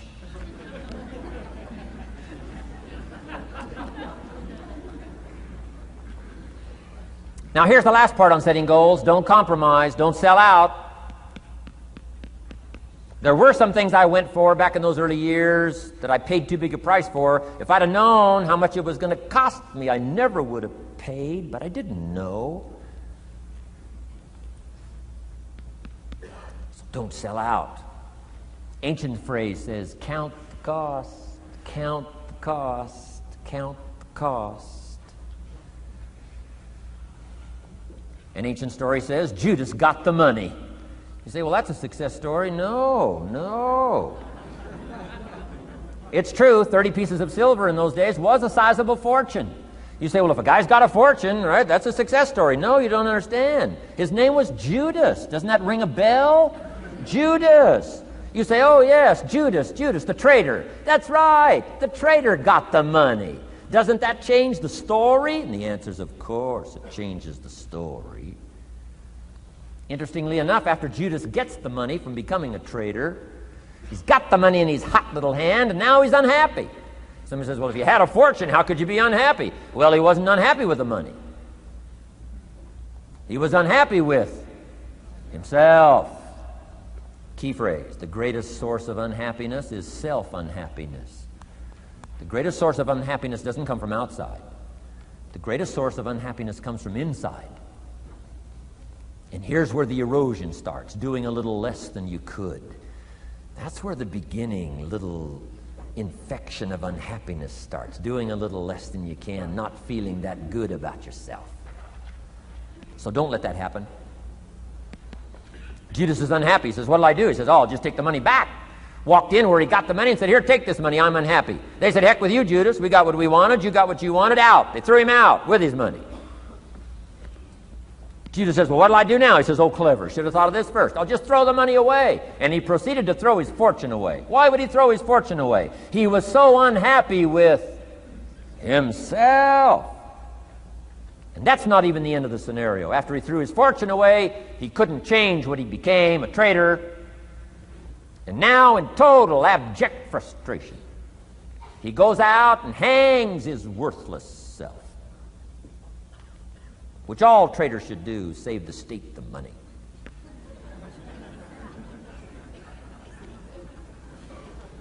Why such a tragic end? Because he was so unhappy with himself. He sold out. He sold out. He paid too big a price. Ancient script sums it all up and said, what if you gained the whole world and it cost you your soul? Too big a price to pay if you got the whole world. Don't sell out. Don't compromise your values. Don't compromise your virtues. Don't compromise your philosophy. Key. Here's the key word, beware. If Judas could speak back, he'd probably say beware. Two good words from ancient script. One, behold, the positive word. Behold the possibilities, behold the opportunity. Behold the drama, behold the awesomeness, behold the uniqueness. Behold the majesty, behold, behold. What a good word. But here's the other word, beware, beware, beware. Don't sell out. Mark well what you become in pursuit of what you want. But I'm inspiring you, hopefully, to set the kind of goals that'll transform your life, make you far better than you are, far stronger than you are.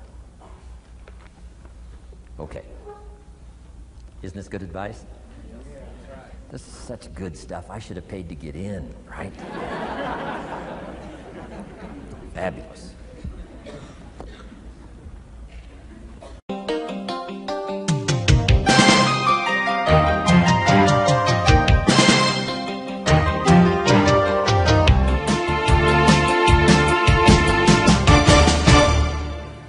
What should a child do with $1? Let me give you the best advice I've got. And this is called sort of middle of the road scenario, and I'll show you how these numbers may change, but here's what I teach. Kids, never spend more than 70 cents. Now you got to pick some number. When I met Mr. Schoaf, I was at about 110%. But remember this, if your outgo exceeds your income, your upkeep becomes your downfall. Good little scenario. So here's the number that I found works best in developing a good financial plan. Never spend more than 70 cents out of every dollar from now on. Now kids ask me what? What do you do with the other 30 cents? Here's my best advice. 10 cents, charity. 10% charity. Supporting worthy projects, helping people who cannot help themselves. Some churches teach tithe, peace, portion. Turning back part of what you take out. Excellent, excellent philosophy. That's what that 10% is. And nothing teaches children responsibility and character better than generosity. No school, no class, no teacher can teach character better than the simple act of generosity. 10 cents out of every dollar. Now you can pick your own number. I'm just giving you my best scenario. Now the time to start this is when the amounts are small. Easy to give a dime out of $1. I'm telling you, kids will give you 10 cents out of every dollar if it's part of their philosophy, if you sell them on it. And that's the time to start, when it's easy, 10 cents out of $1. A little harder to give 100,000 out of $1 million. Someone says, oh, if I had $1 million, I'd give 100,000. I'm not that sure. We better start you early when the amounts are small, so it'll all be set in when the big amounts start to come. Okay? So 10 cents for charity.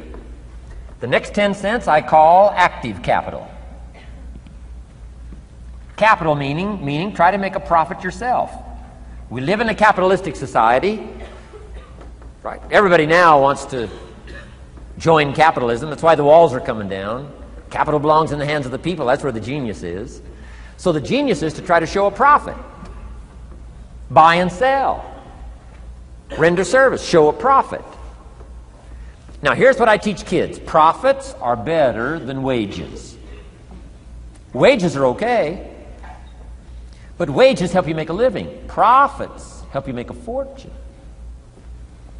The key is to just understand philosophically a little simple economic scenario. And there's all kinds of ways to make a profit. I'm working on a new book. Here's what it's called. I think it's going to be called, Of Course Kids Should Pay Taxes.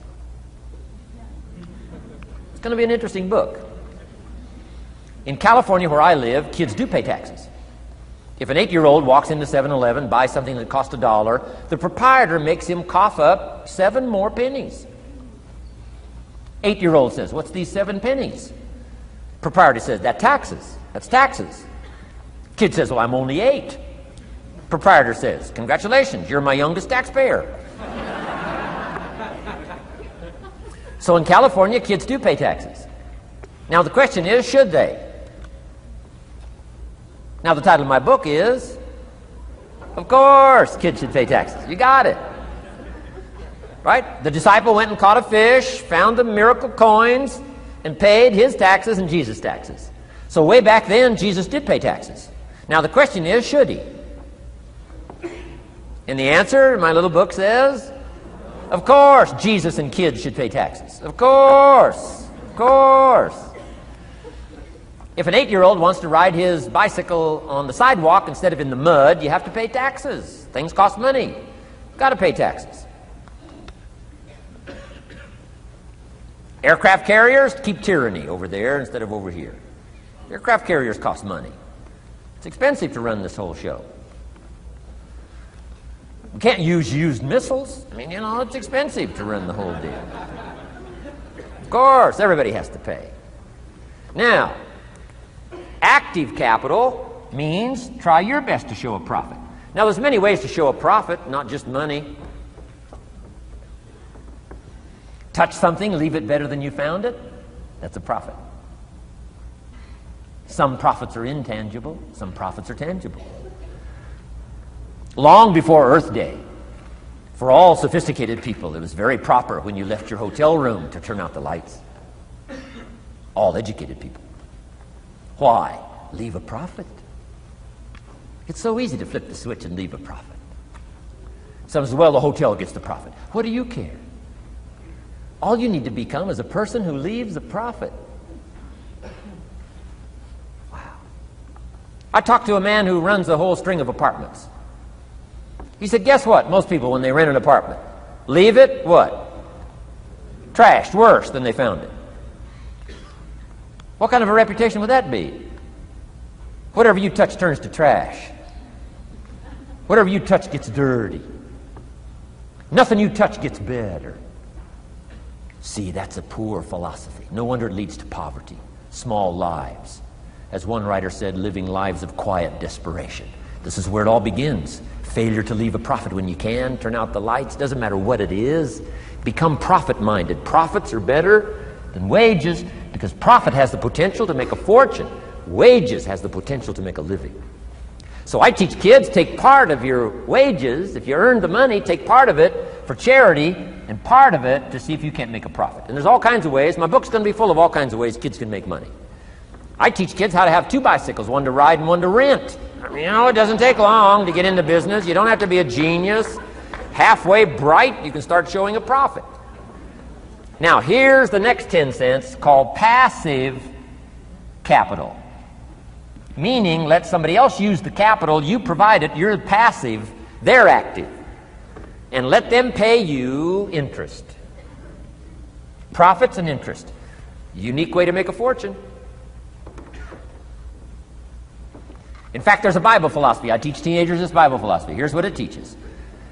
The borrower is servant to the lender. Wow. So where is the power position? Not a spender, a lender.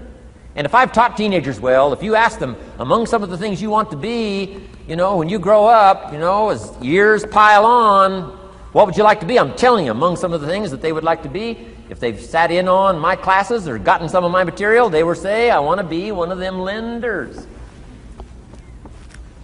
Powerful position. Let somebody else use your capital. Some projects require more capital than any one person has. So we've got capital pools, whether you put it in a financial institution or whatever, right? Earn an interest, earn a profit, right? Buy a car and sell it for more than you paid for it. Why? Because you leave it better than you found it. Touch something and leave a profit. Okay? It's not just wrapped up in money and economics. This helps to teach all other scenarios of life on profit and capital and expenditures, what to do with your time and what to do with your life, and as well as what to do with your money. Okay? Now this little scenario I call the ideal. Now here's what's important: to set up the ideal and work toward it. Because at first you may not be able to do these numbers. Some people are in such desperate situation currently, they got to go 97, 1, 1, and 1. I mean, you know, I had to start there. Start with pennies. And remember, it's not the amount that counts. Mr. Schoaf gave me the clear situation. Here it is. It's not the amount that counts, it's the plan that counts. When I met Mr. Schoaf, I'm 25 years old. I said to him, if I had more money, I'd have a better plan. He said, no, Mr. Rohn, if you had a better plan, you'd have more money. 6 years? 6 years? In America, 6 years? Come on, it's not the money, it's not the amount, it's the plan that counts. So set up an ideal plan like this. Now you can rearrange this and modify it to suit yourself. I'm just giving you here as an example. So set up the ideal and then start making progress toward it. Because finally, these numbers are going to change if you move on up into the higher area, right? The people I work with around the world couldn't spend 70 cents out of every dollar. It would be obscene. That'd be too much. So these numbers are bound to change. I don't know what mine are. Probably 20% up here. A lot larger numbers down here. Okay? So these numbers can change. I'm just offering you a good sample philosophy. Remember, philosophy is the set of the sail. The economy is not the set of the sail for you. For you, the set of the sail is your own philosophy, your own thinking, your own plan, your own concept. Don't borrow somebody else's plan. Don't borrow somebody else's concept. Don't borrow the concept, you know, spend all you can, cross your fingers and hope for the best. Don't borrow that. Develop your own philosophy, and I'm telling you, it'll lead you to unique places. Now, the rest of a lot of this is on the cassette tapes, but let me just give you 2 or 3 more pieces of the scenario here. Then I want to talk about communications, and then we're going to wrap it up. Okay. Here's 2 or 3 more parts to financial independence. Number 1, keep strict accounts. This is the best of disciplines. Keep strict accounts.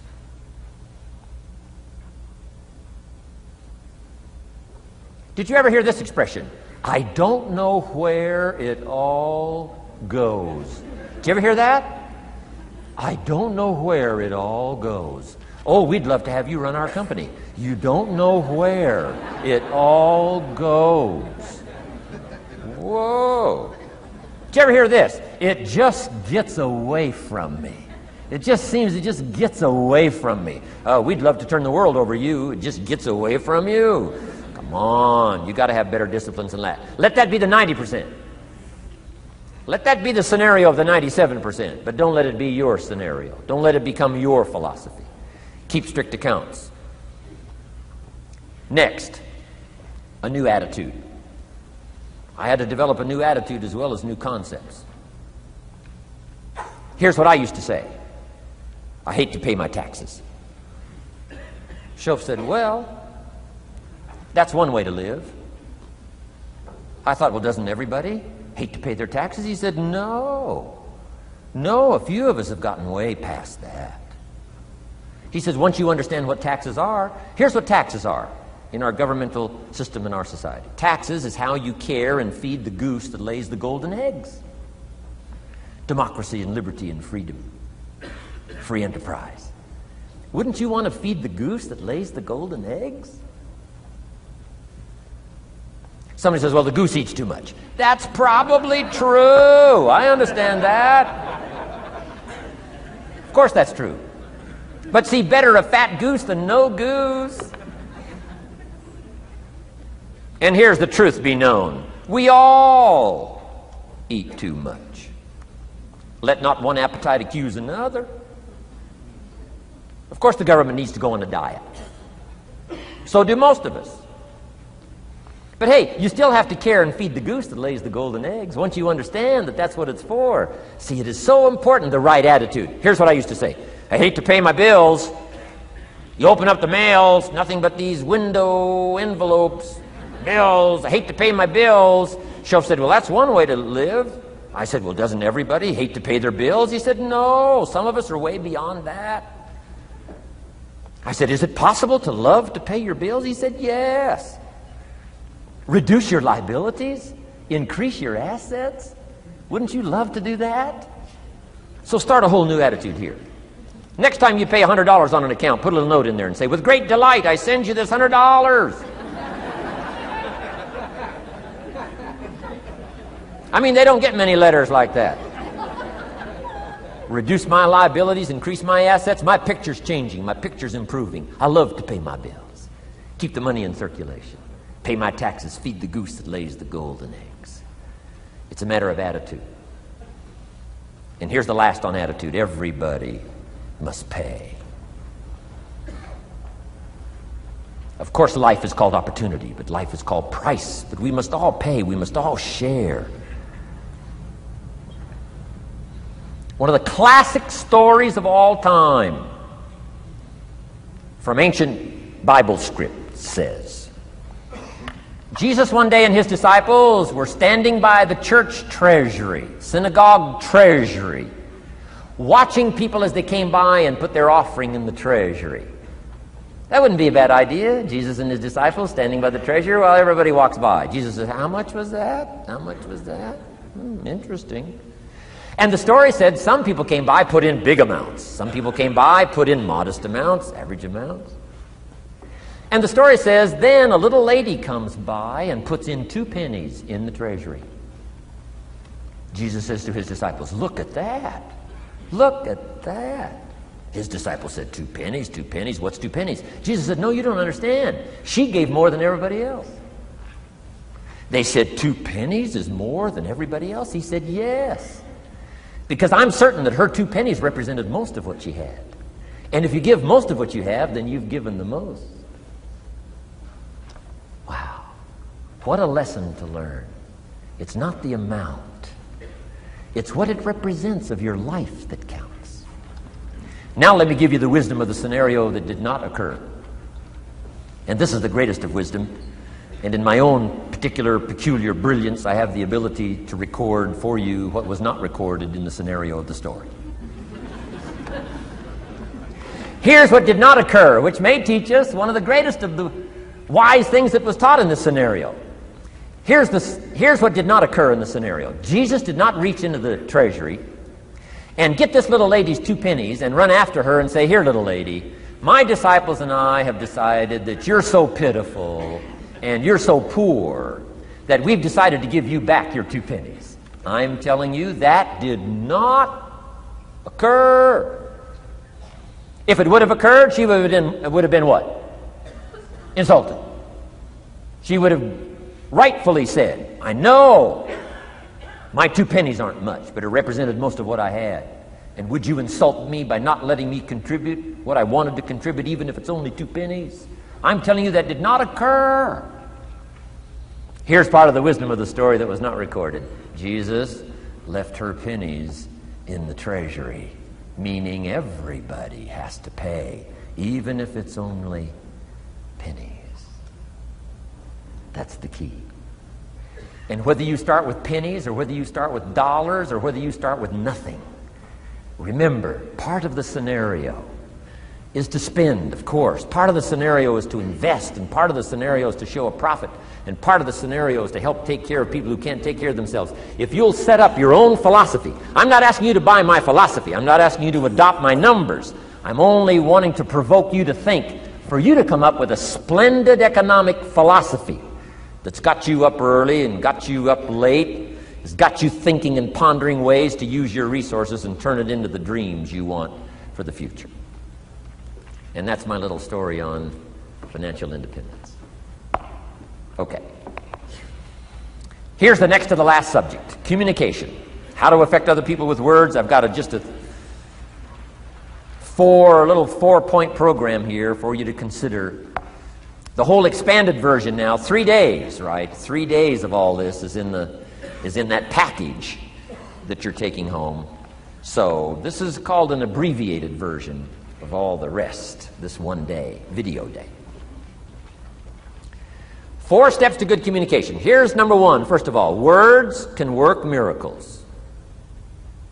That's why communication is so important. Words can work miracles. Words are powerful. Words are almost godlike.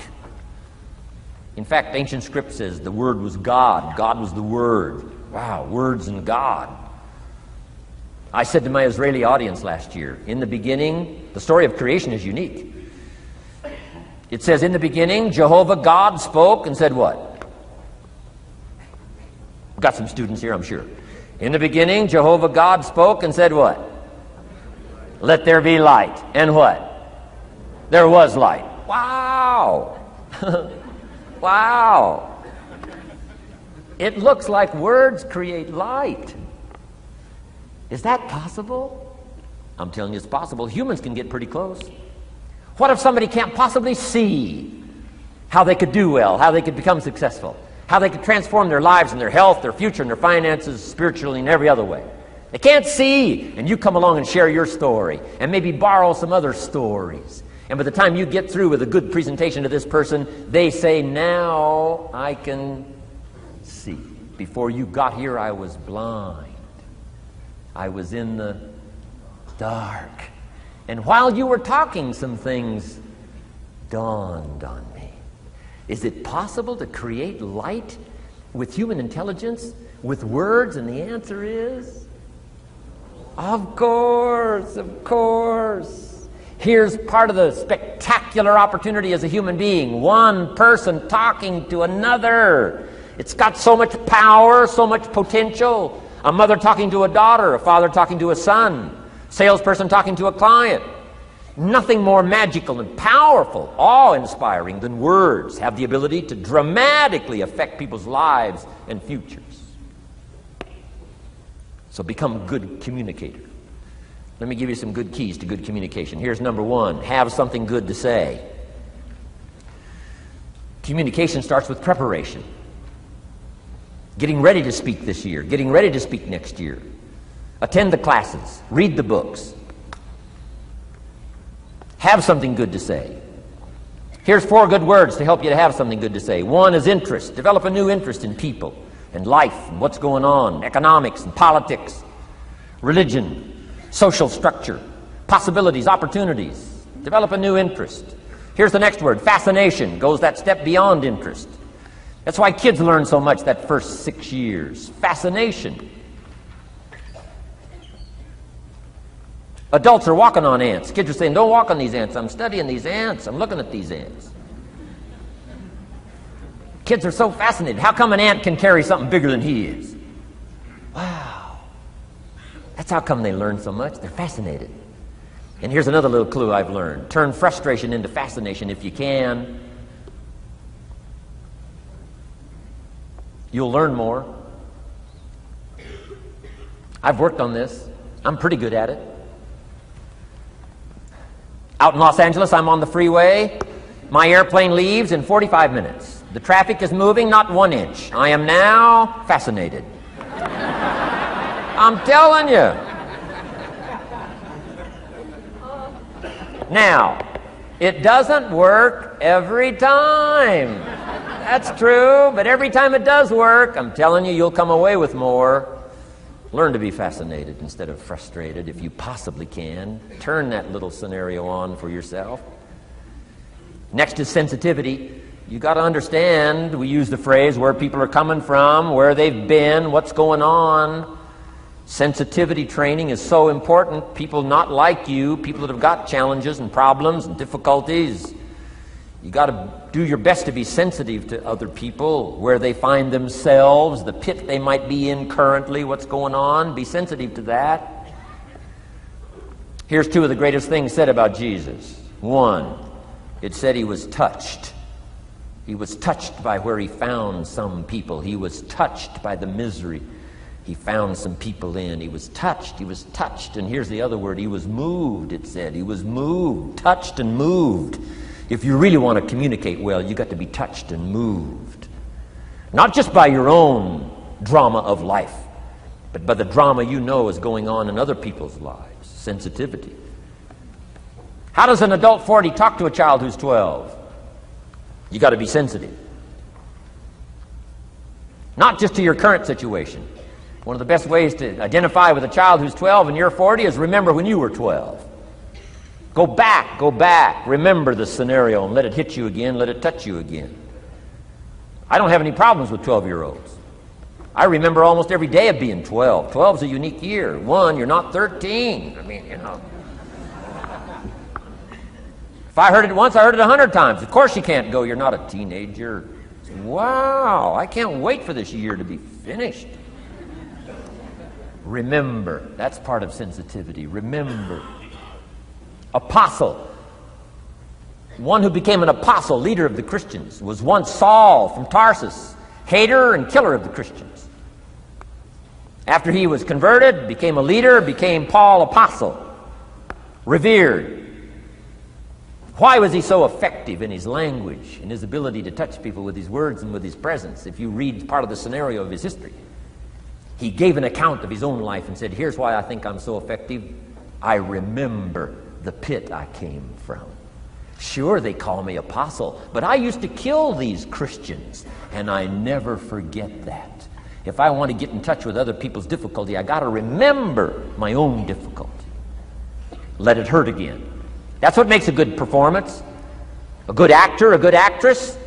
The emotion close to the surface from the remembrance of things past. And then well-chosen words delivered with emotion. Powerful. The last word is knowledge. You just got to go through exercises like this. Take the notes. Work hard. Roll up your sleeves. Go to work. Gather the knowledge in journals. Gather the knowledge in notebooks. Gather the knowledge in a library and cassettes and videos and every other means. Gather knowledge. Don't be lazy in learning. A major part of communication is preparation. Now here's the next part of good communication. Say it well. One is having something good to say. Number two is saying it well.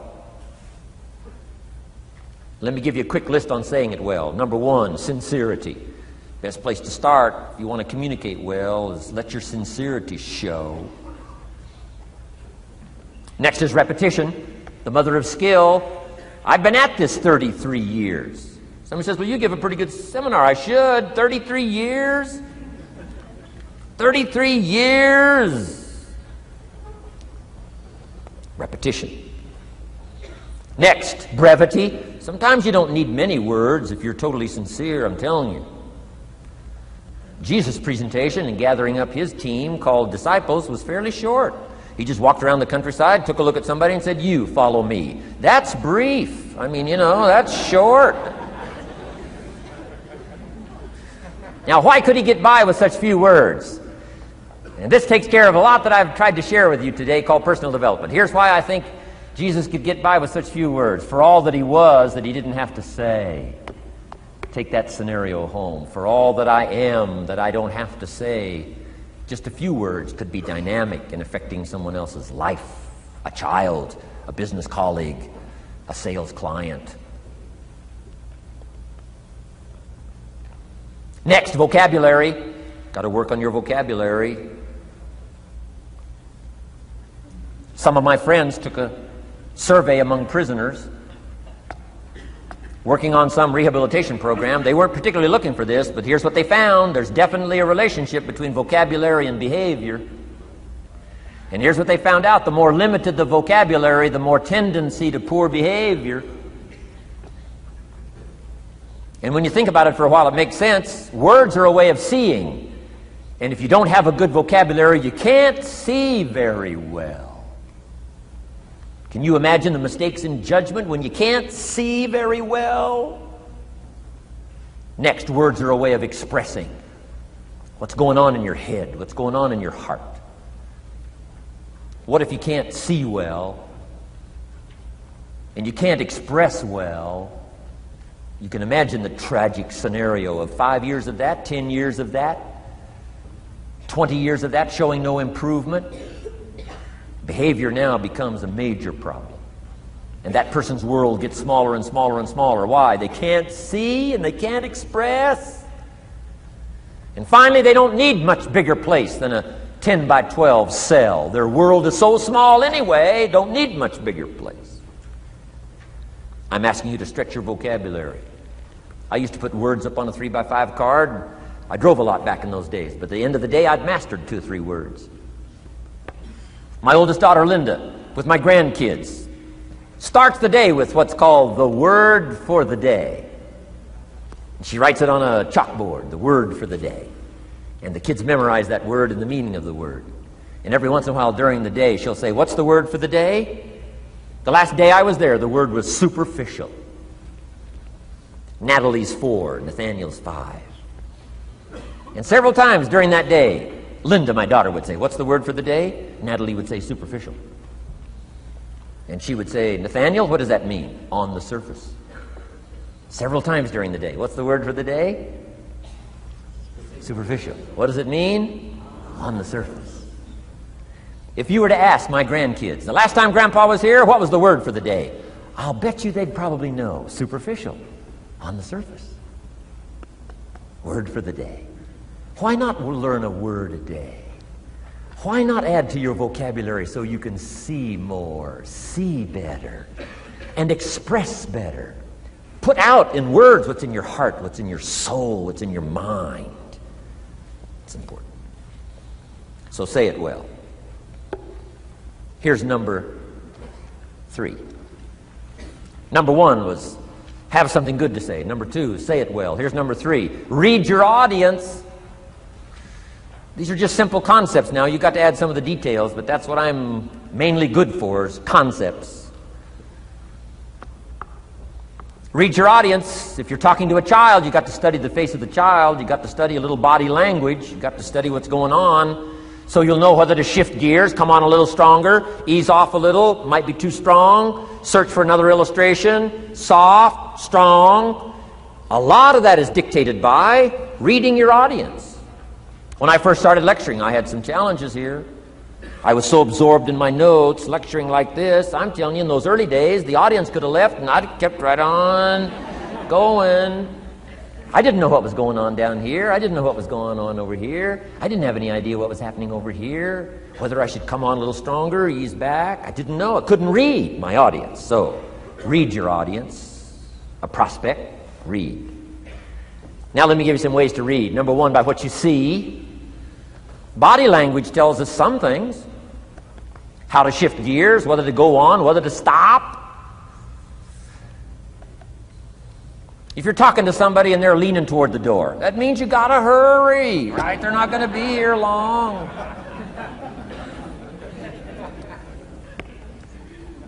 Body language.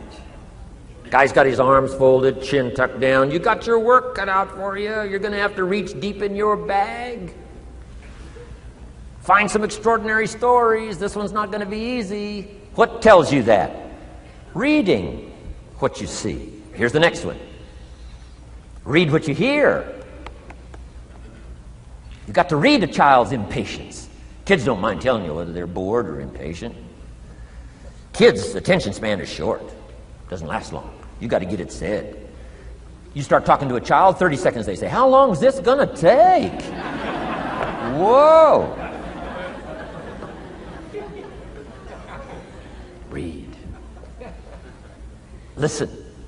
Listen for the response. Now you'll know whether to shift gears, change your language, find a new illustration, soften, stronger. Read your audience. Read what you see, read what you hear. And here's one of the most important. Read what you feel.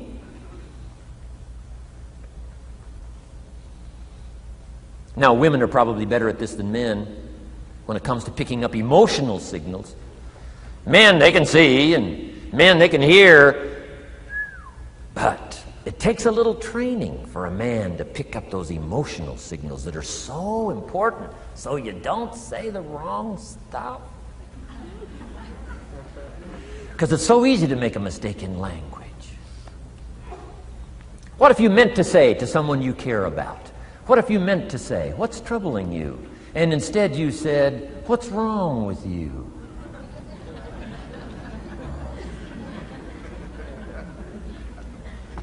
communication. So read the emotional signals. If we could learn from the women on this emotion. Women have this uncanny antenna picking up this stuff. Woman says, doesn't feel right. I mean, what does that mean? It doesn't feel right. It doesn't feel right. Whoa. Women have got it, though. Seems to be built in. Especially danger. Women pick it up quicker than men. It's built in, I think. Way back, right? Man was the provider. Mama was the protector at home. So she picked up this scenario of danger, I think, these signals.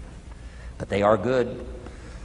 In the middle of the night, Mama wakes up. The baby cries. Mama wakes up. Papa sleeps. The faintest cry. Mama's awake. Or she nudges her husband and says, go look, something isn't right. He says, what do you mean it isn't right? She says, no, go look. He said, hey, everything's okay. She says, go look. He says, okay. And he gets out of bed, goes downstairs. The front door is open. How did she know that? We don't know. I mean, she just knows. She just knows. But I'm telling you, it's so valuable in communication to be able to pick up the emotional signals as well as what you see and as well as what you hear. It's so important. But women are good. Ancient scenario says this: there are shepherds and there are sheep and there are wolves. What a good life scenario. But it doesn't stop there.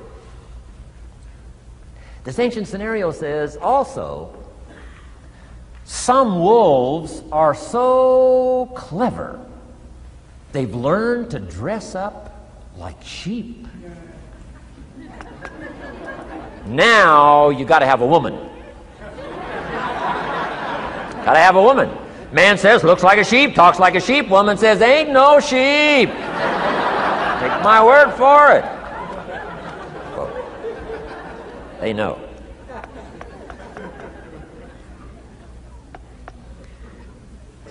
Read. Pick up the signals. Don't ignore the signals. Develop this personal development scenario, communication, financial independence, and all the rest. Now here's the last part. Intensity. Words mixed with emotion. Words mixed with hate. Words mixed with love. Words mixed with faith. Words mixed with courage. That's what's powerful. Words have a certain effect, but words loaded with emotion have an incredible effect.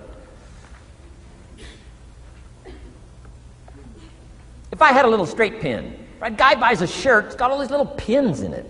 I take out all these pins. If I took one of those little straight pins and I threw it at you, and let's say it reached you and hit you in the face or hit you in the hand, you'd feel it. This little straight pin, you'd feel it. That means I got you with my words. But what if I took that little straight pin and wired it to the end of an iron bar about that long? See, I could drive that pin through your heart. The pin is the words, the iron bar is the emotions. The emotions. Here's the best I could share with you. Put more of you into what you say. Don't be casual in language. Don't be casual in words. Casualness leads to casualties on the freeway and in communication. Don't be lazy in learning good communication. And put more of you. Now here's the last thought. The emotions must be measured. It can't be too much for the occasion if it's not called for. In leadership we teach, don't shoot a cannon at a rabbit. It's effective, but you've got no more rabbit.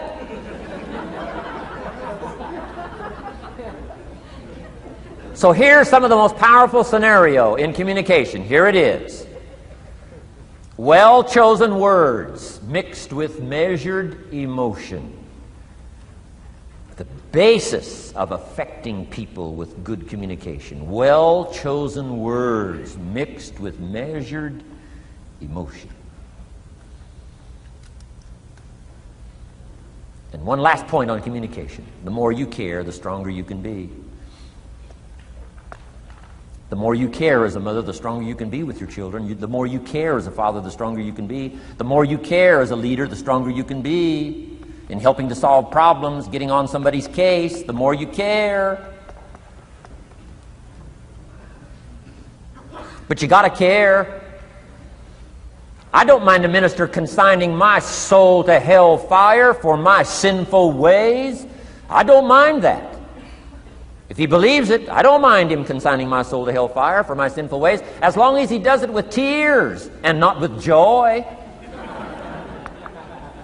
If you're going to preach a message on hellfire and consign people to hell's fire, you got to cry and sob your way through a sermon on hellfire. We would all dismiss as a performance a dry-eyed sermon on hellfire.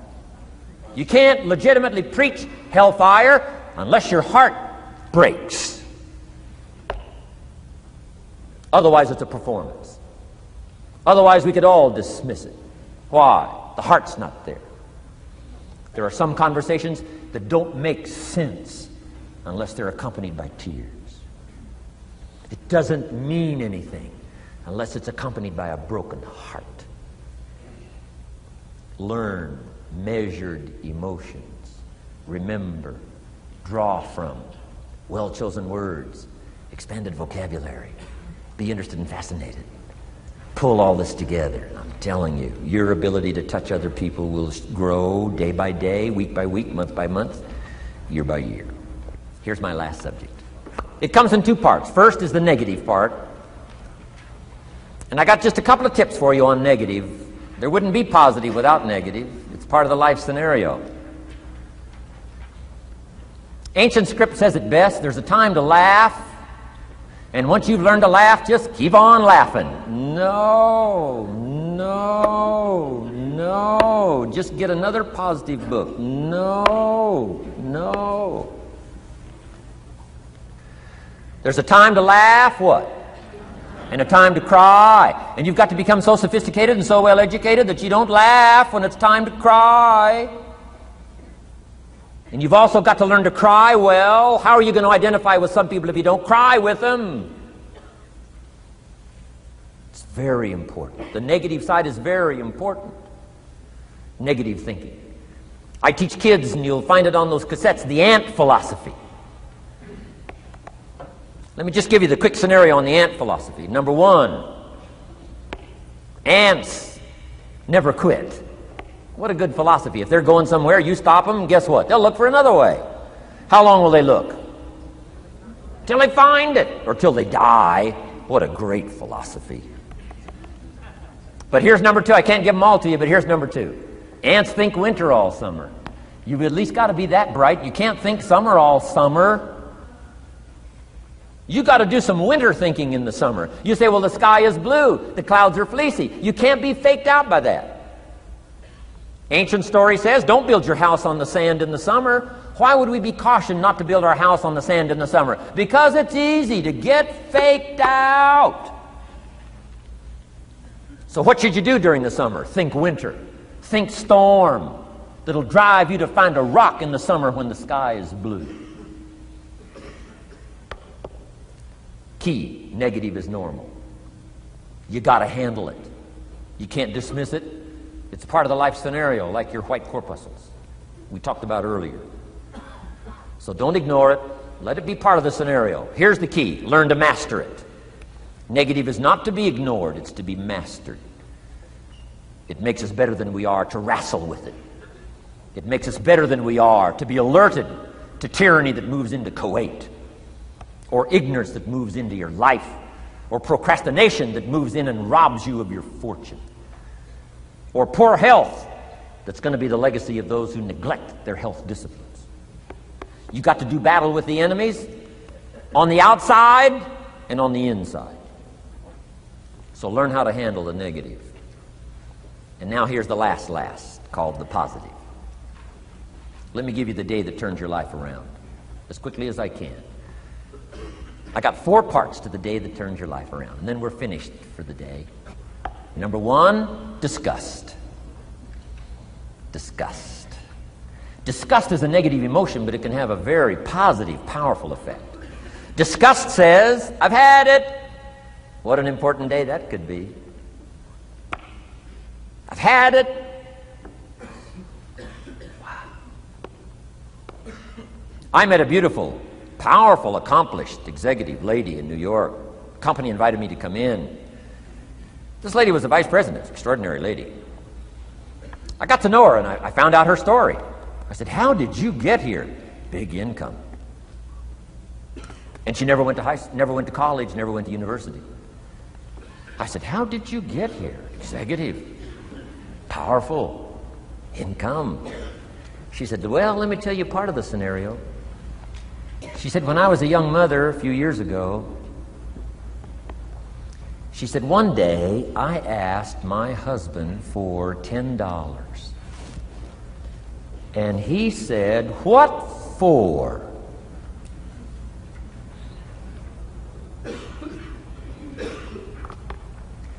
She said, before that day was over, I decided I would never, ever ask again.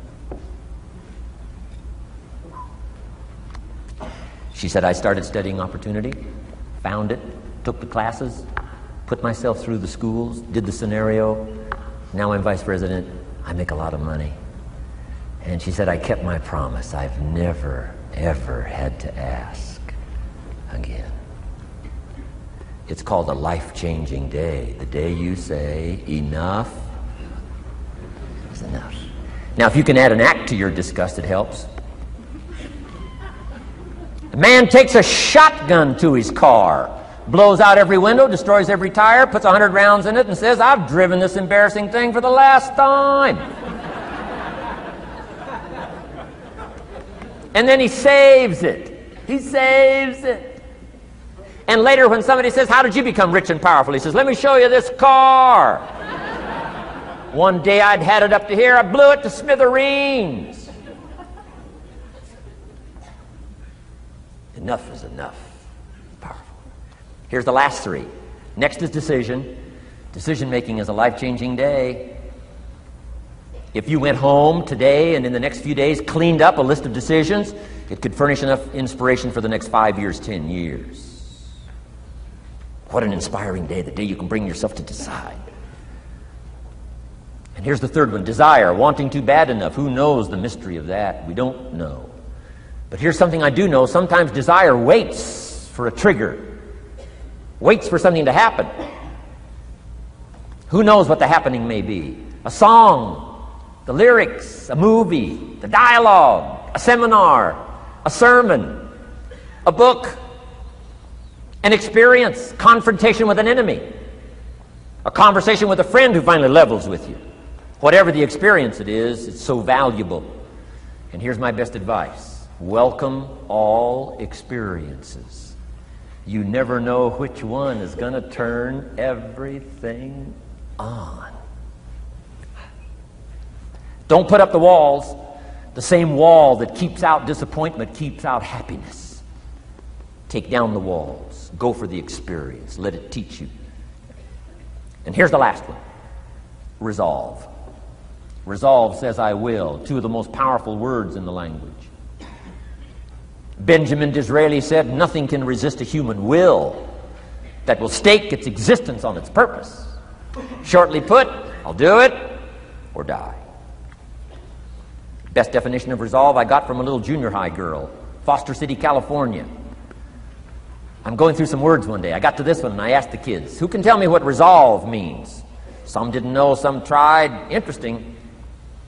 The last one was the best. Little girl about 3 rows back, she said, I think I know, Mr. Rohn. I said, what? She said, I think resolve means promising yourself you will never give up. I said, that's the best I've ever heard. She's probably giving seminars somewhere today, right? I mean, that's the best I've heard. I asked the kids, how long should a baby try to learn how to walk? How long would you give your average baby? Before you say, hey, enough's enough. No. Any mother in the world would say, you're crazy. My baby is going to keep trying what? Until. What a magic word. I want you to write it down. Until. Promise yourself you'll read the books until your skills change. You'll go to seminars until you get a handle on it. You'll listen to it until it makes sense. You'll go for it until you understand it. You'll practice it until you develop the skill. Never give up until, however long that is. Step by step, piece by piece, book by book, word by word, apple by apple. Walk around the block, walk around the block. Go for it. Don't miss the chance to grow. and resolve that you'll pay the price until you learn, change, grow, become. Then you'll discover some of life's best treasures when you pay that price. Now here's my last word to you. As leaders in the community, I'm sure you are. Parents, the greatest challenge of leadership is parenting. Whether you're in sales or management, wherever I've found you today, I want to give you, from my heart to you, what I wished you would do from this seminar today. And if I've inspired you to do this part here, among all the other things I've talked about, I would have considered it worthwhile to leave my family, fly away from my home, drop down into Fort Worth, Dallas, and spend one of my very precious days with you. If I can accomplish this, it'll all be worthwhile. It comes in two parts, and here it is. One, learn to help people with their lives, not just their jobs. Learn to help people with their lives, not just their skills on the job. Touch people with a book, touch people with a poem, touch people with some words. Don't fail to say something that could be meaningful. Help people with their lives, help them set their goals. Help them with their dreams, help them with the future, help them with errors, help them with mistakes. Help people. Help your kids not just get along, not just hang in there, not just try to hold the family together. Try to build lives with communication, build lives with setting goals. Help your kids with their lives, not just their homework, their lives. And here's my last one for you personally, because I'm probably one of the best examples of this standing before you in this auditorium today. Here it is. Ancient script says, if you work on your gifts, they will make room for you. If you work on your gifts, they will make room for you. Wow. Look where my gifts have brought me today, to this room. A chance to invest in this many lives.